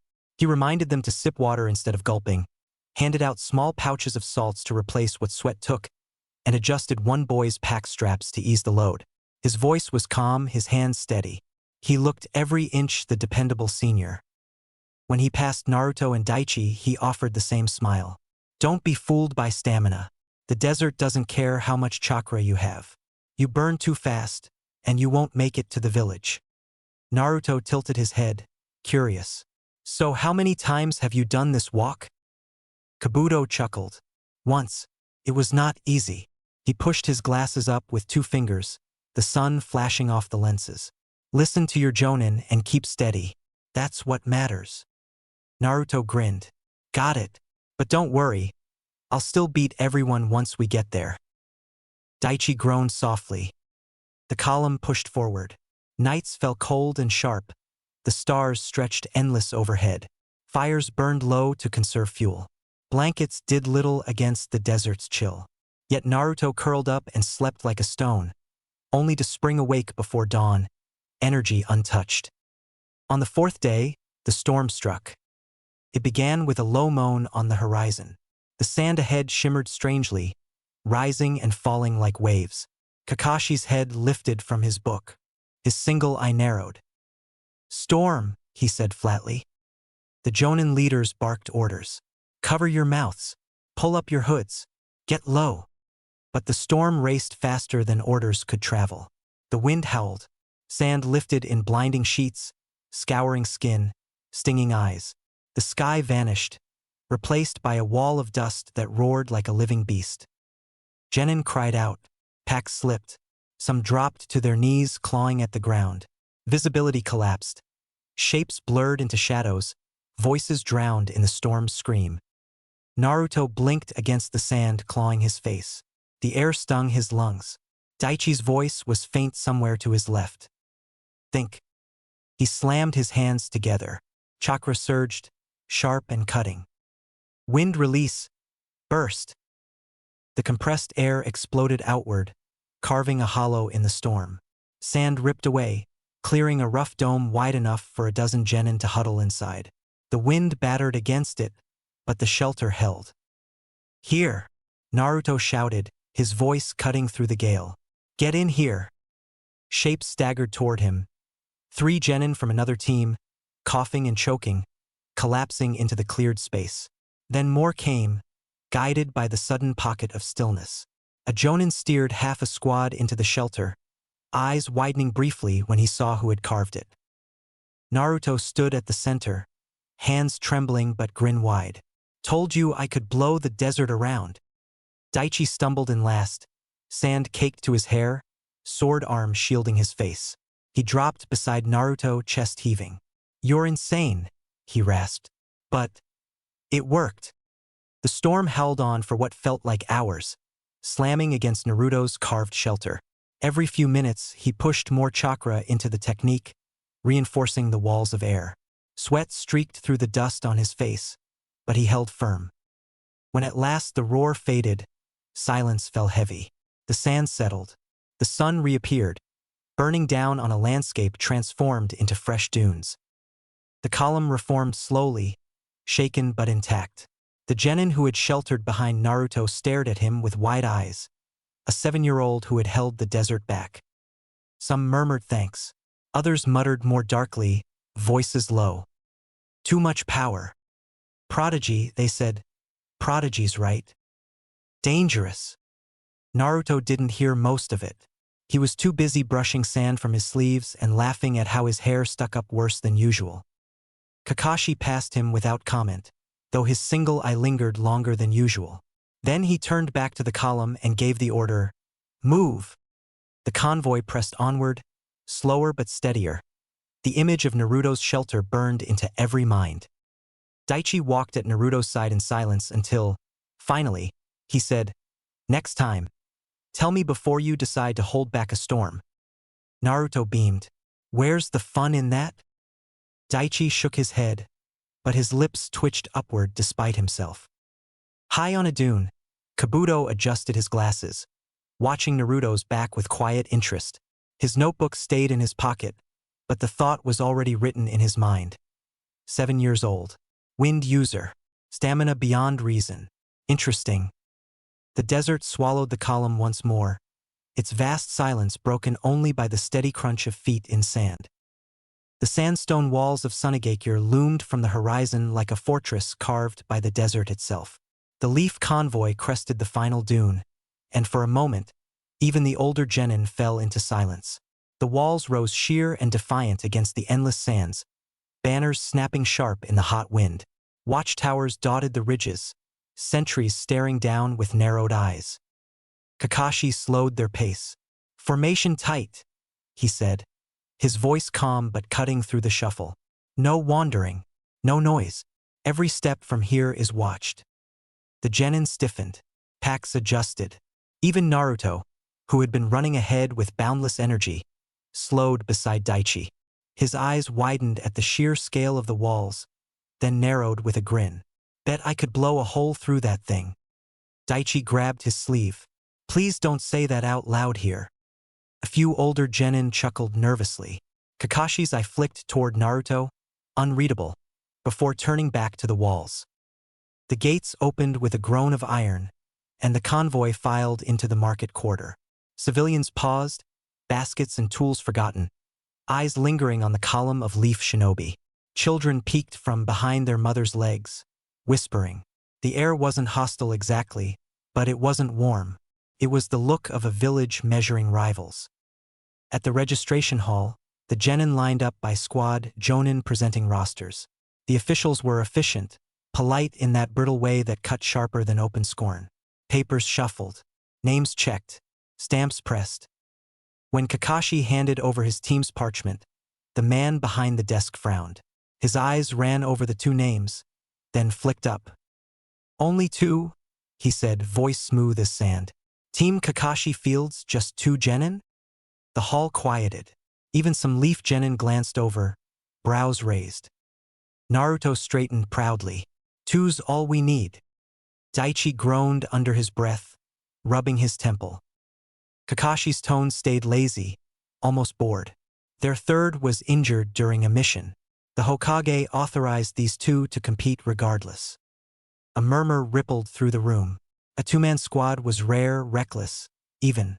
For Konoha to send them anyway meant one of two things: arrogance or terrifying confidence in the pair. The official stamped the parchment with a deliberate thud, sliding it back across the desk. "Very well, but understand, the exams do not forgive half measures." Naruto grinned wider. "Good. Neither do we." The official's expression flickered, the faintest trace of disdain quickly smoothed away. Their quarters were assigned soon after. Spartan, bare stone walls with low cots, the air cool but unwelcoming. Compared to what Suna gave its own shinobi, it was a deliberate slight. Daichi ran a hand along the rough bench and muttered, "So much for hospitality." Naruto plopped onto his cot with a laugh. "Think of it like a cave hideout. Makes us sound more badass." A few other leaf genin grumbled openly, but Kakashi's silence kept them from pushing. Complaints didn't matter. Survival did. Outside, the square filled as delegations from grass, waterfall, and rain trickled in. Suna teams moved among them like hosts with knives tucked behind smiles. The tension was tangible, the kind that made hands drift toward weapons even when they weren't needed. Naruto and Daichi drew attention almost instantly. A child in a headband standing beside a boy with a sword, and no third teammate. Foreign eyes lingered, calculating. One of the Suna genin, tall and wiry, stepped forward with a smirk that didn't touch his eyes. Konoha's standard slip, "Then, you send children. Incomplete squads." He let the words carry, enough for the surrounding genin to hear. "You'll die fast." Naruto stepped up before Daichi could stop him. His grin was wide, defiant. "If we're only two and still sent, that means we're worth more than three of you. You'll cry when we win." A ripple of laughter, sharp and cruel, followed. But not everyone laughed. Some rival genins studied Naruto more carefully now, their amusement edged with suspicion. Daichi tugged Naruto back a step, whispering harshly, "Stop making us targets." Naruto's grin didn't fade. "They'd target us anyway." Kabuto moved among the groups like water, easy and unthreatening. He answered questions for nervous first-timers, explained details about Suna's orientation schedules, and smoothed tensions with practiced calm. When he passed Naruto and Daichi, he offered the same warm smile. "Ignore the noise. People always underestimate what they don't understand." Daichi inclined his head slightly, acknowledging the advice. Naruto just grinned wider. "Exactly." Kabuto's gaze lingered a moment longer on Naruto before he adjusted his glasses and moved on. Kakashi gathered his squad later, his voice flat and final. "Suna's polite. Politeness with teeth. Remember that. Don't rise to taunts. Don't show more than you must." Naruto saluted mock seriously. "Yes, sir." Kakashi's single eye crinkled faintly, then shifted back to the larger group. That night, in their bare quarters, Daichi slept soundly with his sword at arm's reach. Naruto lay awake, staring at the ceiling, Renji's ceiling tags tucked safe against his chest. The whispers still echoed in his ears. "Incomplete, children, easy prey." He clenched his fists. "Two's all we need," he whispered into the dark. Across the hall, Kabuto sat on his cot with his small notebook open, jotting neat lines by firelight. His pen paused briefly on Naruto's name, then moved on, his smile faint but unreadable. The plaza outside the registration hall turned into a slow whirlpool of tension. Delegations from grass, waterfall, and rain clustered in tight knots, their accents sharp against the desert air. Suna's own genin wove among them with the casual dominance of hosts on home ground. The Leaf contingent drew plenty of eyes. 10 teams strong, they carried the weight of Konoha's reputation. Yet it was Naruto and Daichi who drew the most attention. 2 boys standing without a third, one visibly younger than everyone else. Whispers spread, faster than sand carried on the wind. From the grass delegation, a pale-haired boy leaned back against a wall. His voice pitched just loud enough to carry. Konoha must be desperate, sending incomplete squads now. His teammates snickered. 2 against 3? They won't last. Easy points. Daichi stiffened. His hand brushed his sword strap. But before he could speak, Naruto turned to the pair with a grin that was too bright to be simple defiance. "Then you're already nervous," he said cheerfully. The grass boy blinked. "What? If beating 2 kids makes you feel big, then you've already admitted you need the advantage," Naruto explained, tone light as if he were talking about the weather. "So thanks for letting everyone here know you're not confident." A ripple ran through the watching genin. Some smirks, some muffled chuckles. The grass boy's face tightened, but he said nothing more. Daichi shot Naruto a look. "You're playing with them." "Of course," Naruto whispered back, his grin never fading. "They're already writing the story in their heads. I'm just nudging the ending." Another voice came from the rain contingent, older, deeper. A boy with twin short blades strapped across his back tapped his weapons with deliberate slowness. He didn't bother with words, only locked eyes with Daichi and gave a 2-finger salute across his chest. A challenge, silent and sharp. Daichi returned the look, his jaw tightening, but didn't rise to it. Naruto leaned closer and murmured, "Guess he wants to dance with you. Good. Let him think we split our focus." From Suna's side, a boy stepped forward, younger than the rain genin but with the confidence of someone surrounded by allies. He looked Naruto up and down with a smirk. "A child and his shadow. Konoha sends trophies now? You won't survive the first trial." Naruto's grin widened, unbothered. "If I'm just a child, beating me proves nothing. But losing to me?" His tone sharpened just enough to cut. "That'll follow you forever." The smirk faltered for a heartbeat before the Suna boy turned on his heel and stalked away. Daichi muttered, "You could have just ignored him." "And missed that face?" Naruto chuckled softly. "Sometimes silence is strong. Sometimes words sting harder. You have to know which one fits." Daichi gave him a sideways glance. Naruto's cheer made him seem reckless, but in moments like this, Daichi caught the glint of something else. Calculation hidden behind playfulness. Kabuto drifted back to them as if he hadn't been listening, though his timing was too perfect not to be intentional. Adjusting his glasses, he smiled mildly. "They'll all try to gauge you before the trials. Best to keep them guessing." Naruto beamed at him. "That's the plan." Kabuto's eyes lingered on him a moment too long before he turned, drifting back into the crowd with his usual practiced calm. The plaza thickened with voices until orientation was called. Teams filed into the hall again, the air warm with sweat and rivalry. Officials recited the structure of the exams, preliminary tests, survival trials, one-on-one battles. Their words were precise, polished, drained of warmth. Naruto listened with one ear, swinging his legs idly. Daichi memorized every line. When the official asked for questions, Naruto raised his hand immediately. "When do we fight?" he asked with a grin. The ripple of reactions was immediate. Laughter from some, disdain from others, murmurs of cocky and reckless. The official's lips thinned, but he didn't answer. He moved on as if the question hadn't been asked. Daichi hissed under his breath. "Why would you?" "Because now they'll think I'm impatient," Naruto whispered back, voice calm behind the grin. "So when I'm not, they'll trip over themselves." Daichi stared at him a long moment, then exhaled. "You're infuriating." "Smart," Naruto corrected lightly. As they filed out again, Kabuto caught up just long enough to murmur. Unpredictability has its uses, but be careful. Masks are useful until someone sees beneath them. Naruto tilted his head, blinking. Then I'll wear another mask under the first. Kabuto smiled faintly, but his eyes were unreadable. Interesting answer. He drifted back into his own team's circle. Even within the Leaf contingent, glances came sharp.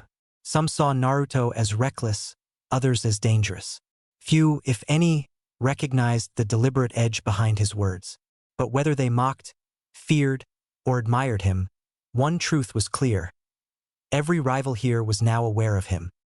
Back in the sparse quarters, Daichi collapsed onto his cot with a sigh. You could have kept us unnoticed. Now every team will be aiming at us.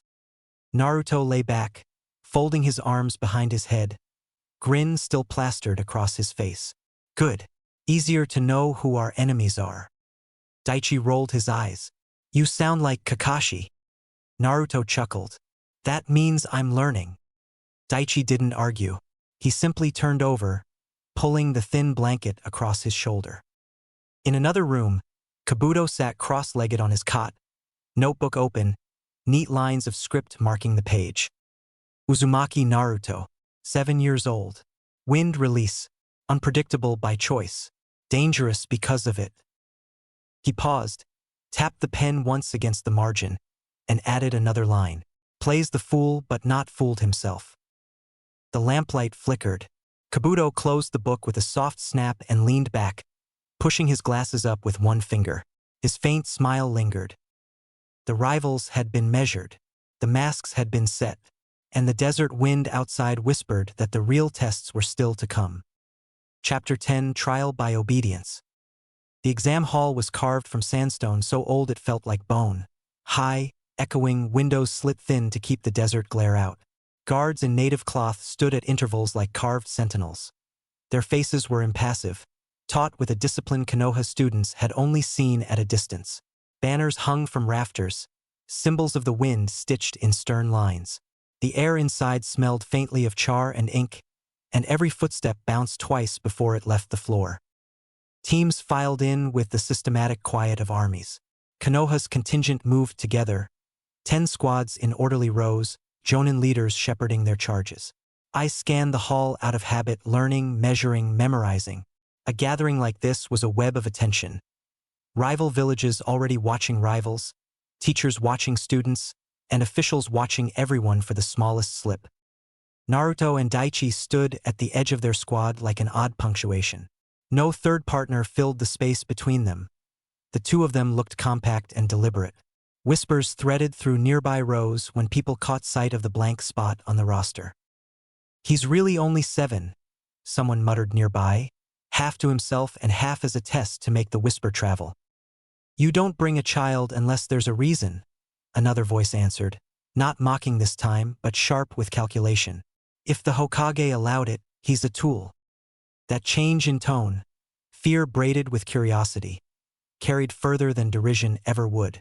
A child in the exams became not an object of ridicule but a question the world would now race to answer. Naruto stood compact and bright as ever, but there was no careless swagger under the grin. He adjusted his forehead protector with a small, almost private ritual, then turned to watch the other teams with a clinical interest. He took in the stances, the way some genin crossed their arms when nervous, who shifted weight forward like someone used to striking first. He catalogued, mentally, probably grass team, 2 sword users, 1 focused on reach. Rain team, short blades, fast hands. Suna teams, calmer, patient, used to suffering. Daichi's presence steadied the space beside him.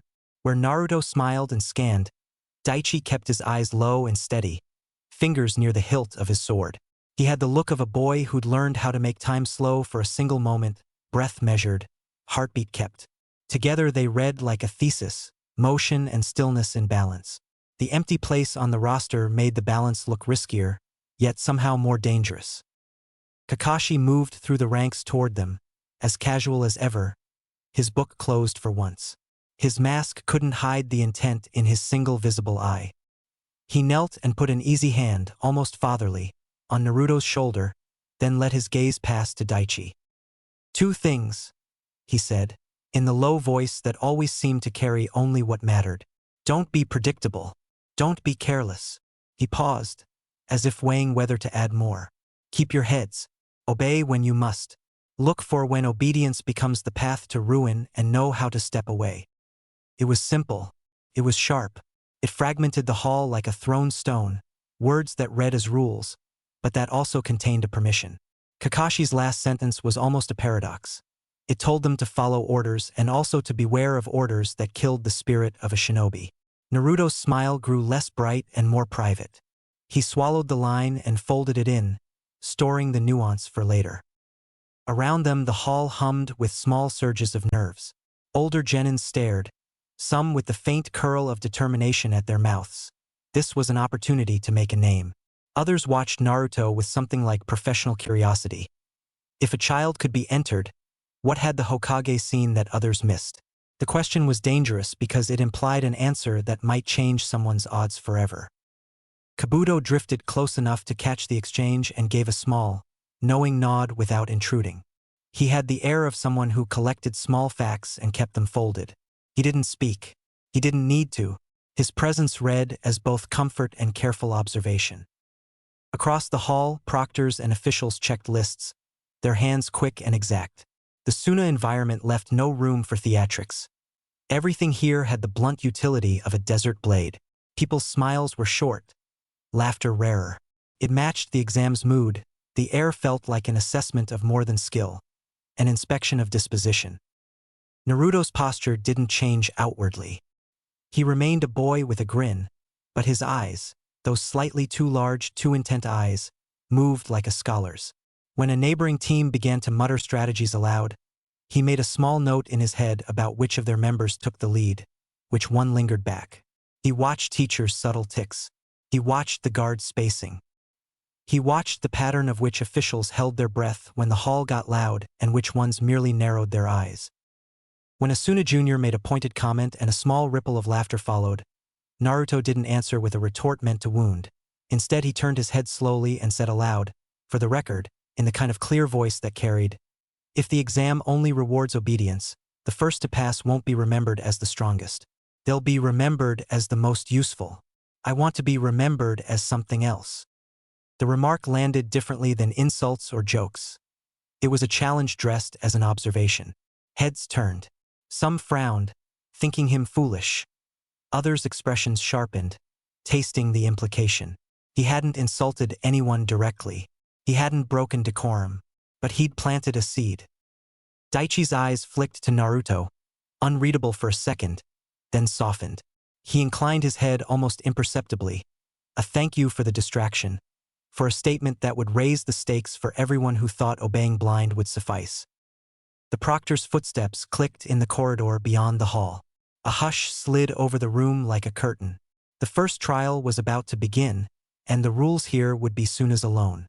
For Naruto and Daichi, the two against the halls of practice, every look became a measurement and every silence a test. Naruto's grin didn't leave him, but now it read like armor. He had made people notice. He intended to make them think he'd been noticed on purpose. That, in itself, was a small kind of control. Kakashi rose, straightened, and took a step back. His one visible eye watched them both a heartbeat longer, unreadable, then swept the hall. When the proctors entered, the murmurs died. The trial had begun. The doors at the far end of the sandstone chamber opened with a groan. Silence fell in an instant. The figure who stepped through was lean as a spear, his skin weathered, his black hair drawn tight and short, a jagged scar cut from temple to jaw, stark against his tan face. His eyes were the kind that didn't glance, they pierced. He stopped at the center dais, boots scraping stone, and swept his gaze over the gathered genin. He didn't speak immediately. He let the weight of the room shift until it grew tight, uncomfortable, restless. Only then did his voice roll out, clipped and dry as desert wind. "I am Juro," he said, "Chunin of Sunagakure. I am your proctor for this first stage." The syllables cracked in the air, sharp. "In Konohagakure," he went on, "your instructors will tell you a shinobi is measured by teamwork, that a squad's strength is the sum of its members." His lip curled faintly, not quite a sneer. In Sunagakure, we know better. Out here, teamwork doesn't matter if the individual is weak. If one shinobi falters, the squad dies. If one shinobi questions orders, the squad fails. The desert doesn't reward cleverness. It rewards obedience. It rewards endurance. It rewards those who survive. His gaze raked the rows, lingering a fraction too long when it passed over Naruto's small frame. You are not here to show off your jutsu, Juro continued, tone flat. You are not here to impress rivals. You are here to prove you can follow the chain of command. To prove you can endure orders without flinching, without pause, without rebellion. Fail to obey and you will be disqualified. Disqualified here means finished. Removed. Permanently. The words dropped like stone into water. A few genin stiffened. One boy from Waterfall shifted uneasily. A girl from Grass swallowed hard. At a sharp clap of Juro's hands, assistants entered, each carrying stacks of thin slate boards and sticks of black charcoal. They moved down the rows, setting one in front of every genin. The sound of slates hitting stone was steady, unbroken. Naruto accepted his slate with a bright grin, twirling the charcoal between his fingers as though it were a kunai. Daichi simply set his down, posture exact, blade still slung against his back. You will write when I command, Juro said. You will stop when I command. You will not speak unless spoken to. Disobedience of any kind will result in immediate removal. This test is not for your amusement. It is for your measure. The shinobi who cannot obey orders cannot be trusted to hold the line. You will prove your worth here, or you will leave as failures. He didn't shout. He didn't need to. His voice carried with the precision of a blade. From the side of the hall, a genin from Grass barked a low laugh. What kind of test is this? Writing on rocks? What are we, children? Juro didn't move. His gaze cut to the boy, and he lifted one hand. Two Suna guards were there in an instant.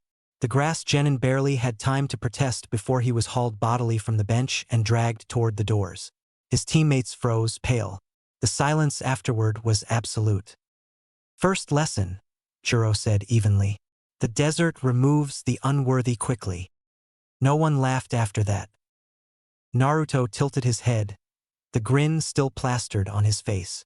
He hadn't twirled the charcoal since the moment the Grass boy was dragged out. Daichi glanced at him once, faint approval in his calm eyes. Naruto was playing, yes, but he wasn't careless. He understood the line.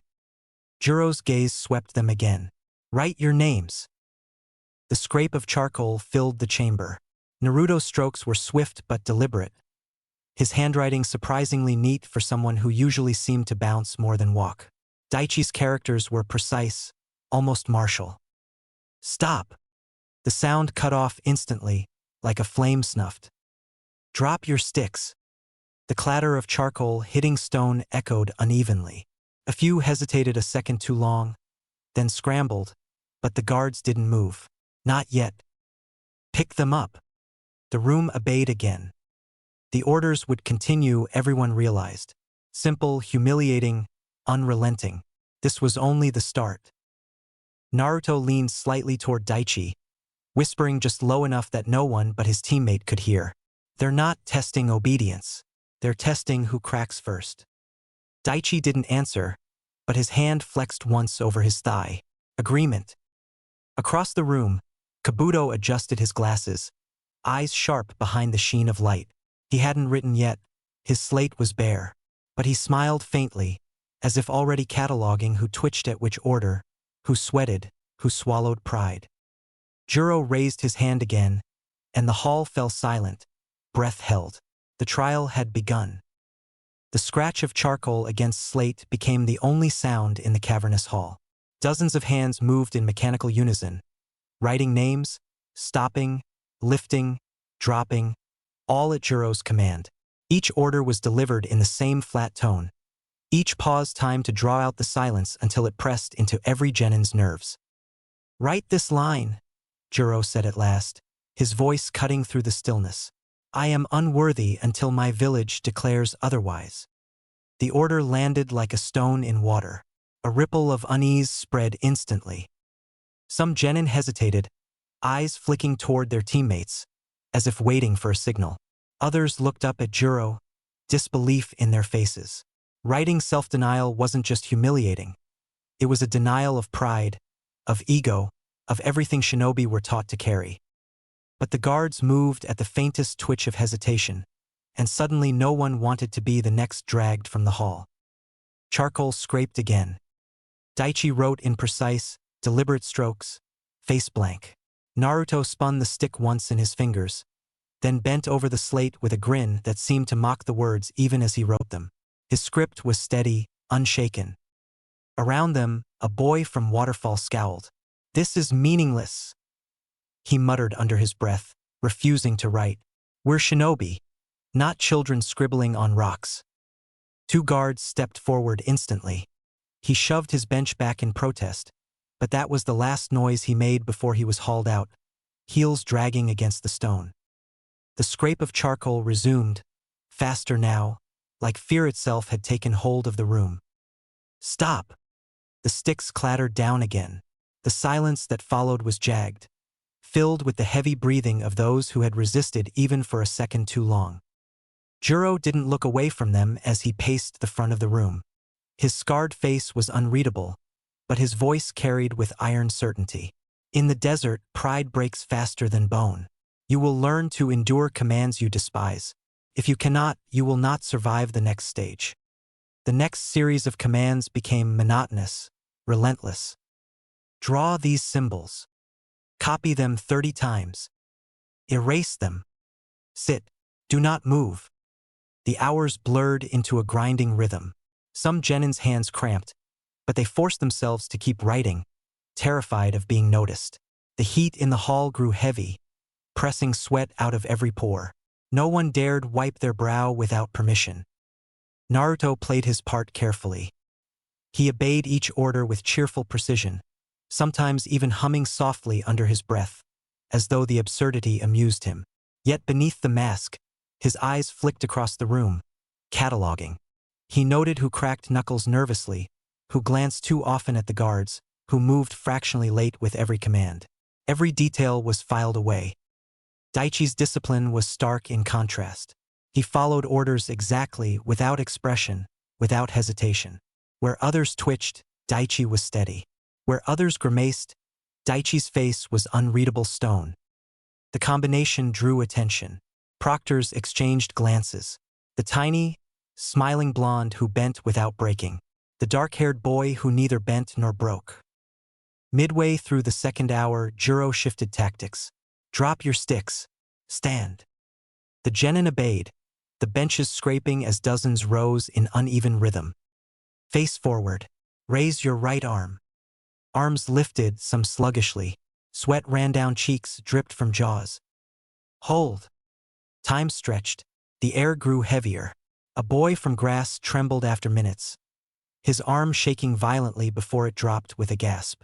Guards seized him at once and dragged him away, his protests cut short by the slamming of the doors.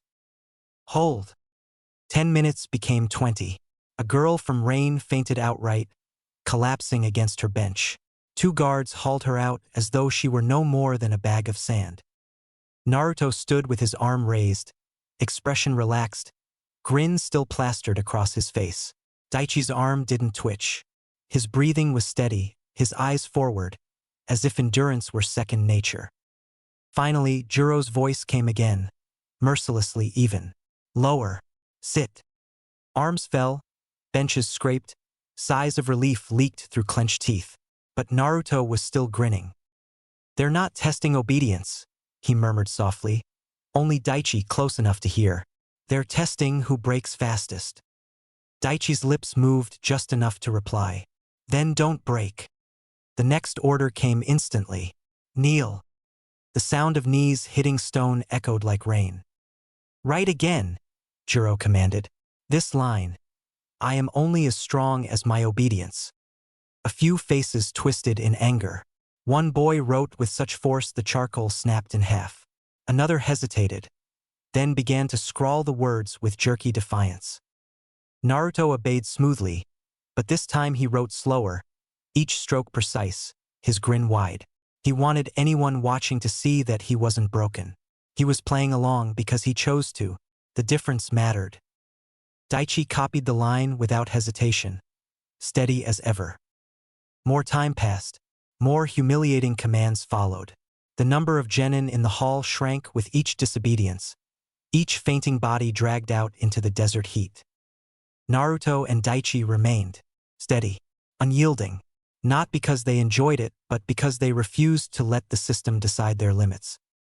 By the time Juro finally raised his hand for silence, the sweat had plastered hair to foreheads, wrists trembled with fatigue, and the number of remaining genin had nearly halved. The sandstone walls still echoed with the memory of scraping charcoal and dragging heels. Juro's eyes swept the survivors, hard and pitiless. Those who remain have passed the first measure. You obey. You endure.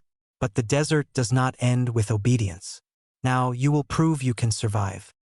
The words landed heavy. Every survivor knew the true trial was still ahead. Naruto leaned back on his bench, wiped sweat from his brow with the back of his arm, and flashed Daichi a grin. See? Two's enough. Daichi exhaled slowly, shaking his head, but for the first time all day, the corner of his mouth twitched upward. The hall had grown quieter with every expulsion. Benches once filled with nervous shuffling now stood half empty. The guards lingered along the walls like vultures, their eyes sharp for the slightest falter. The survivors sat in uneasy silence, hands raw from charcoal, shoulders aching from held stances. Juro did not look fatigued. He hadn't raised his voice once, hadn't shifted from his slow, deliberate pacing at the front of the room. His presence pressed on them harder than the heat.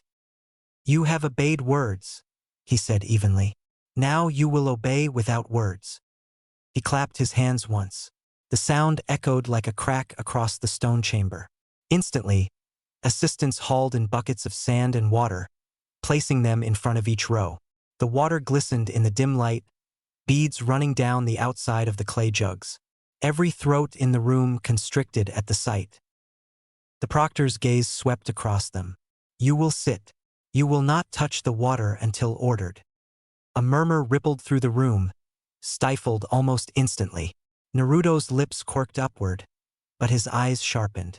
Thirst. That's their next test. Minutes crawled by. The desert heat seeped through the sandstone walls, wrapping the room in a slow, suffocating blanket. Sweat dripped onto slates, hissed on stone. Naruto leaned his elbows on his knees, rocking idly back and forth, whistling a tuneless note. He wasn't unaffected. His throat burned, his tongue felt heavy, but he knew enough to distract himself. Across the row, a grass genin glared at him, face red, lips cracked. Naruto grinned back as though this were a game. Daichi sat like carved stone. His breathing was steady, his eyes half-lidded. The sword strapped to his back made him look more statue than boy, anchored in discipline. It didn't take long for the first to crack.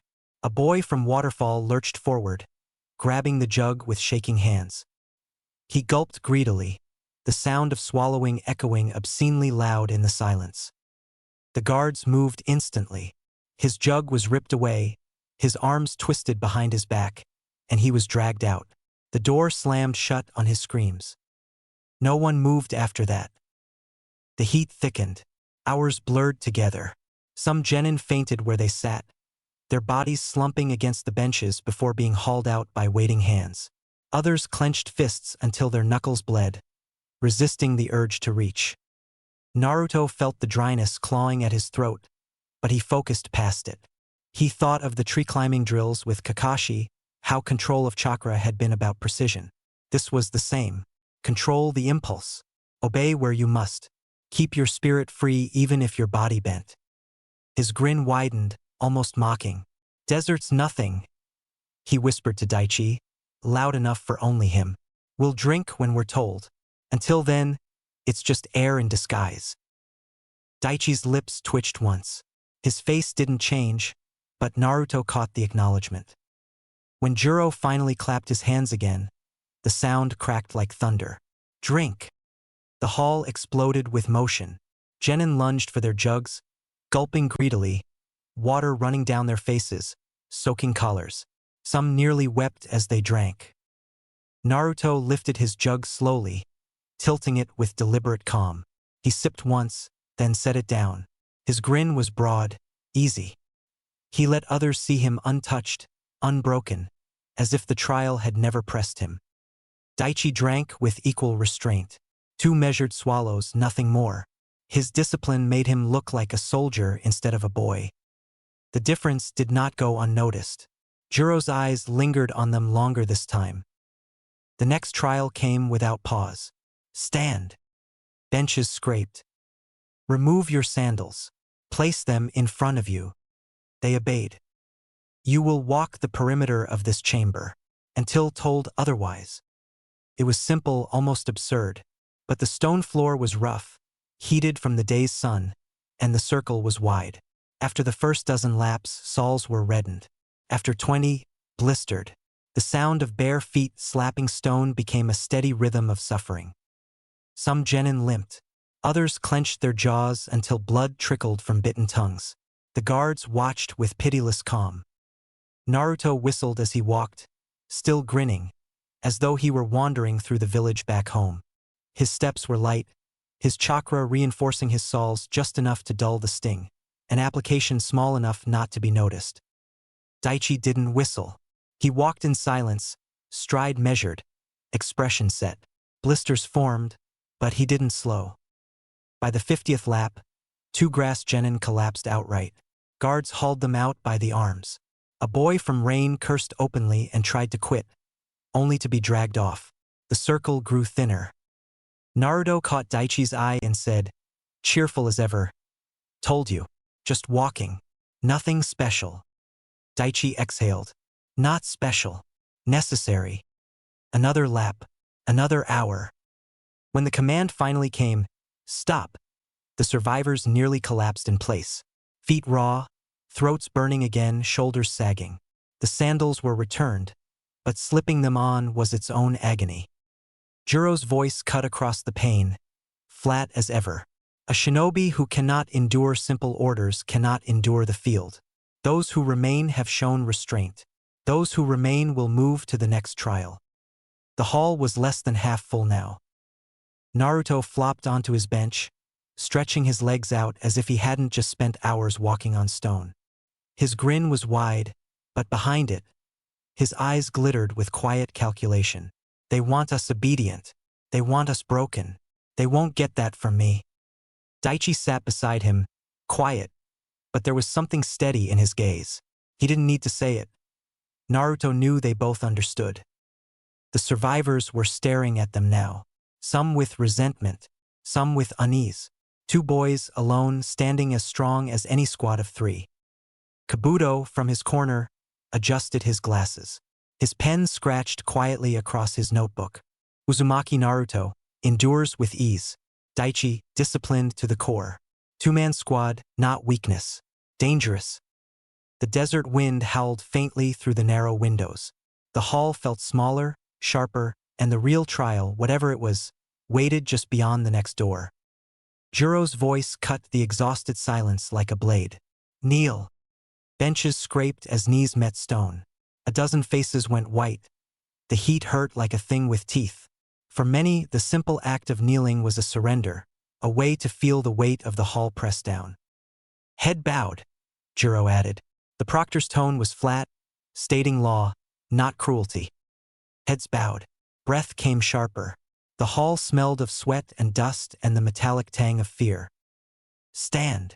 Pause. Remove your bandages, scarves, or headcloths. Place them before you. There was a shuffle. Scarves and wraps that had warded off sand and sweat were peeled away and set beside slates like small white flags. The vulnerability of bare necks and bare forearms showed without ceremony, and the exposed skin glowed angry and red beneath the lamplight. Now, Jiro said, you will place 1 hand in the basin of water, 1 foot in the sand bucket. Hold. Do not remove either until told. The command landed absurdly calm. Assistants hauled the buckets forward. The water ran cool, the sand gritty and warm. Genin glanced around at one another, then obeyed. Hands dipped into the water. Feet sank into the sand. Minutes ticked into an hour. The water chilled the touch and the sand seared the skin. The odd combination made muscles clench and nerves hum. Someone muttered when cramps started. No one moved. A boy near the front began to tremble. His fingers whitened where they gripped the rim of the basin. He tried to pull his foot back and was seized by a guard so fast the movement was a blur. He screamed once. A sound like someone tearing something inside. Then he was dragged out, his teammates' faces slack with horror. The sound of the closing door echoed long after. Around the hall, faces fell into lines of white. Some eyes rolled back as cramps spiked. Others stared through the pain at nothing. Juro walked the aisles like a judge reading verdicts. Naruto's jaw clenched when his toes burned, but his hand stayed in the water. He hummed under his breath, a small tuneless thing, focusing on rhythm rather than pain. He let the discomfort sharpen his awareness. The way Daichi shifted his weight ever so little to ease a cramp. The way one of the grass boys breathed in a high, shallow panic. Each detail slotted into place in the small, meticulous file in his head. He obeyed not because he was broken but because every obeyed command gave him space to study. Daichi's face was pale but controlled. At one point his toes spasmed.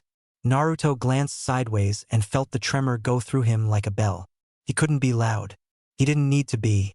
With emotion nothing like a jutsu and almost like a breath, he let a whisper of chakra flow from his feet into his soles. A minute easing, enough to blunt the worst of a cramp without attracting notice. Daichi's fingers curled. He didn't shift, but his jaw unclenched a fraction. It was a small, careful kindness performed in the margins of obedience. Juro's eyes flicked their way, just for a moment. The Proctor's expression didn't change. A second later he was moving on. After what felt like an age, Juro clapped once. Stand! The genin rose like struck reeds, the sand and water leaving tracks across the room. The guards moved among them, measuring, eyes hard. The Proctor stared at the survivors, counting them in silence. Now, he said, one last measure. Walk the beam. A long plank was rolled in, narrow as an ankle bone but as long as the hall. It lay raised a foot off the floor. Juro's tone didn't change. The command sounded practical, almost clinical. Cross it without faltering, he said. Do not look down. Do not speak. Those who fail to keep balance will be removed. The beam was more dangerous than any previous order had seemed on paper. The raised plank shifted because exhausted legs were unsteady. The slightest stumble would be punished. This was a test that combined the desert's cruelty with Suna's habit of letting little failures decide fates. Genin took turns. Feet found balance, then lost it. A boy from Rain slipped, arms flailing. Two guards seized him and hauled him off as he shouted. A girl from another Leaf team made it across, jaw tight, tears cutting streaks through the dust on her face. When it was Naruto's turn, the hall seemed to narrow. He stepped forward with the same grin that had carried him through the hall all day. Grin like armor, grin like a map. He didn't look down. He walked as if the beam were a road through his neighborhood. His small feet found the wood, found rhythm, and he crossed in steady steps, unbothered by the way a few of the older genin stared as if they'd seen a ghost. Daichi followed, measured, weight-centered, every step deliberate. Where Naruto moved with the carefree precision of someone who had practiced chaos into order, Daichi moved like someone who had practiced order into calm. Together they reached the far side, and when both feet touched stone, a sound like a collective exhale moved through the hall. Juro's thin mouth tightened. He had expected to thin the ranks further. Instead, he'd watch two blink and keep walking. Those who remain have not been broken by orders, he said at last. You obey, you endure, and you may yet survive. But remember this, obedience kept you alive today. Survival will not always come from obedience. He paused as if quoting a law older than the sandstone beneath them. Learn that now. He signaled then, curt, and a list was read aloud. Names were called, those who had passed and those who had been removed. The list thinned like harvest. Naruto and Daichi's names were on the pass list. They were ushered out with the other survivors, blinking against the bright desert sun when the doors opened. Outside, the courtyard air hit them like a different world. Heat and wind, the smell of sun-baked stone, the rustle of banners. The survivors sank to the stone, panting, hands on thighs, eyes wide. Naruto laughed once, a short, breathy sound that was half relief and half triumph. "See?" he said. "Two's enough." Daichi didn't laugh out loud, but the tightness in his shoulders eased enough that Naruto caught a small, private smile. Inside a shaded alcove, Juro wrote a terse note and handed it to a passing official. "The Konoha team," he said. "Two of them. The smaller one obeys like the rest but looks like a man who keeps his choices. Dangerous. Monitor closely." It was not praise. It was not approval. It was a warning. The courtyard emptied slowly as survivors were dismissed to their lodgings. Some limped on raw feet, others pressed hands against aching arms or wrapped cloth around scraped knees. They looked like shinobi pulled from a battlefield rather than a test. Naruto walked out beside Daichi with a bounce still in his step. His grin was wide, but beneath it, his eyes were sharp, cataloging which faces still remained. Grass lost 2. Rain lost 1. Leaf lost 3. Half the room's gone already. He filed it away, not with glee but with calculation. Daichi kept pace, quiet as always. His jaw was tight, though his movements stayed smooth. Naruto glanced sideways. "Still think 2's not enough?" Daichi exhaled, almost a sigh, but this time his answer came with the faintest curve of his lips. "2 is enough, when those 2 don't break." Naruto laughed softly. It wasn't his usual loud burst of sound, but something lower, more private. Later, in the shadowed hall of the Proctors, Juro stood before a row of seated officials. Their robes marked them as veterans of Suna's military council, men and women who had shaped shinobi policy long before the genin outside were born. The scarred Chunin's report was brief. 31 remain. Konoha sent 10 teams.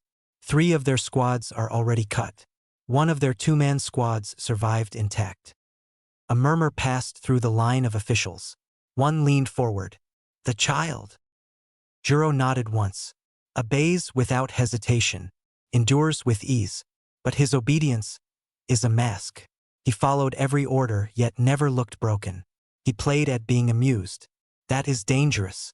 A shinobi who obeys only outwardly cannot be controlled. The counselor's mouth thinned, but no more was said. The report was noted, folded into the layers of political weight already hanging in the air. Back in the Leaf lodgings, the surviving genin nursed their blisters and bruises. Some sat in grim silence, others muttered curses under their breath. The atmosphere was sour. Too many losses in the first round, too much humiliation under Suna's eye.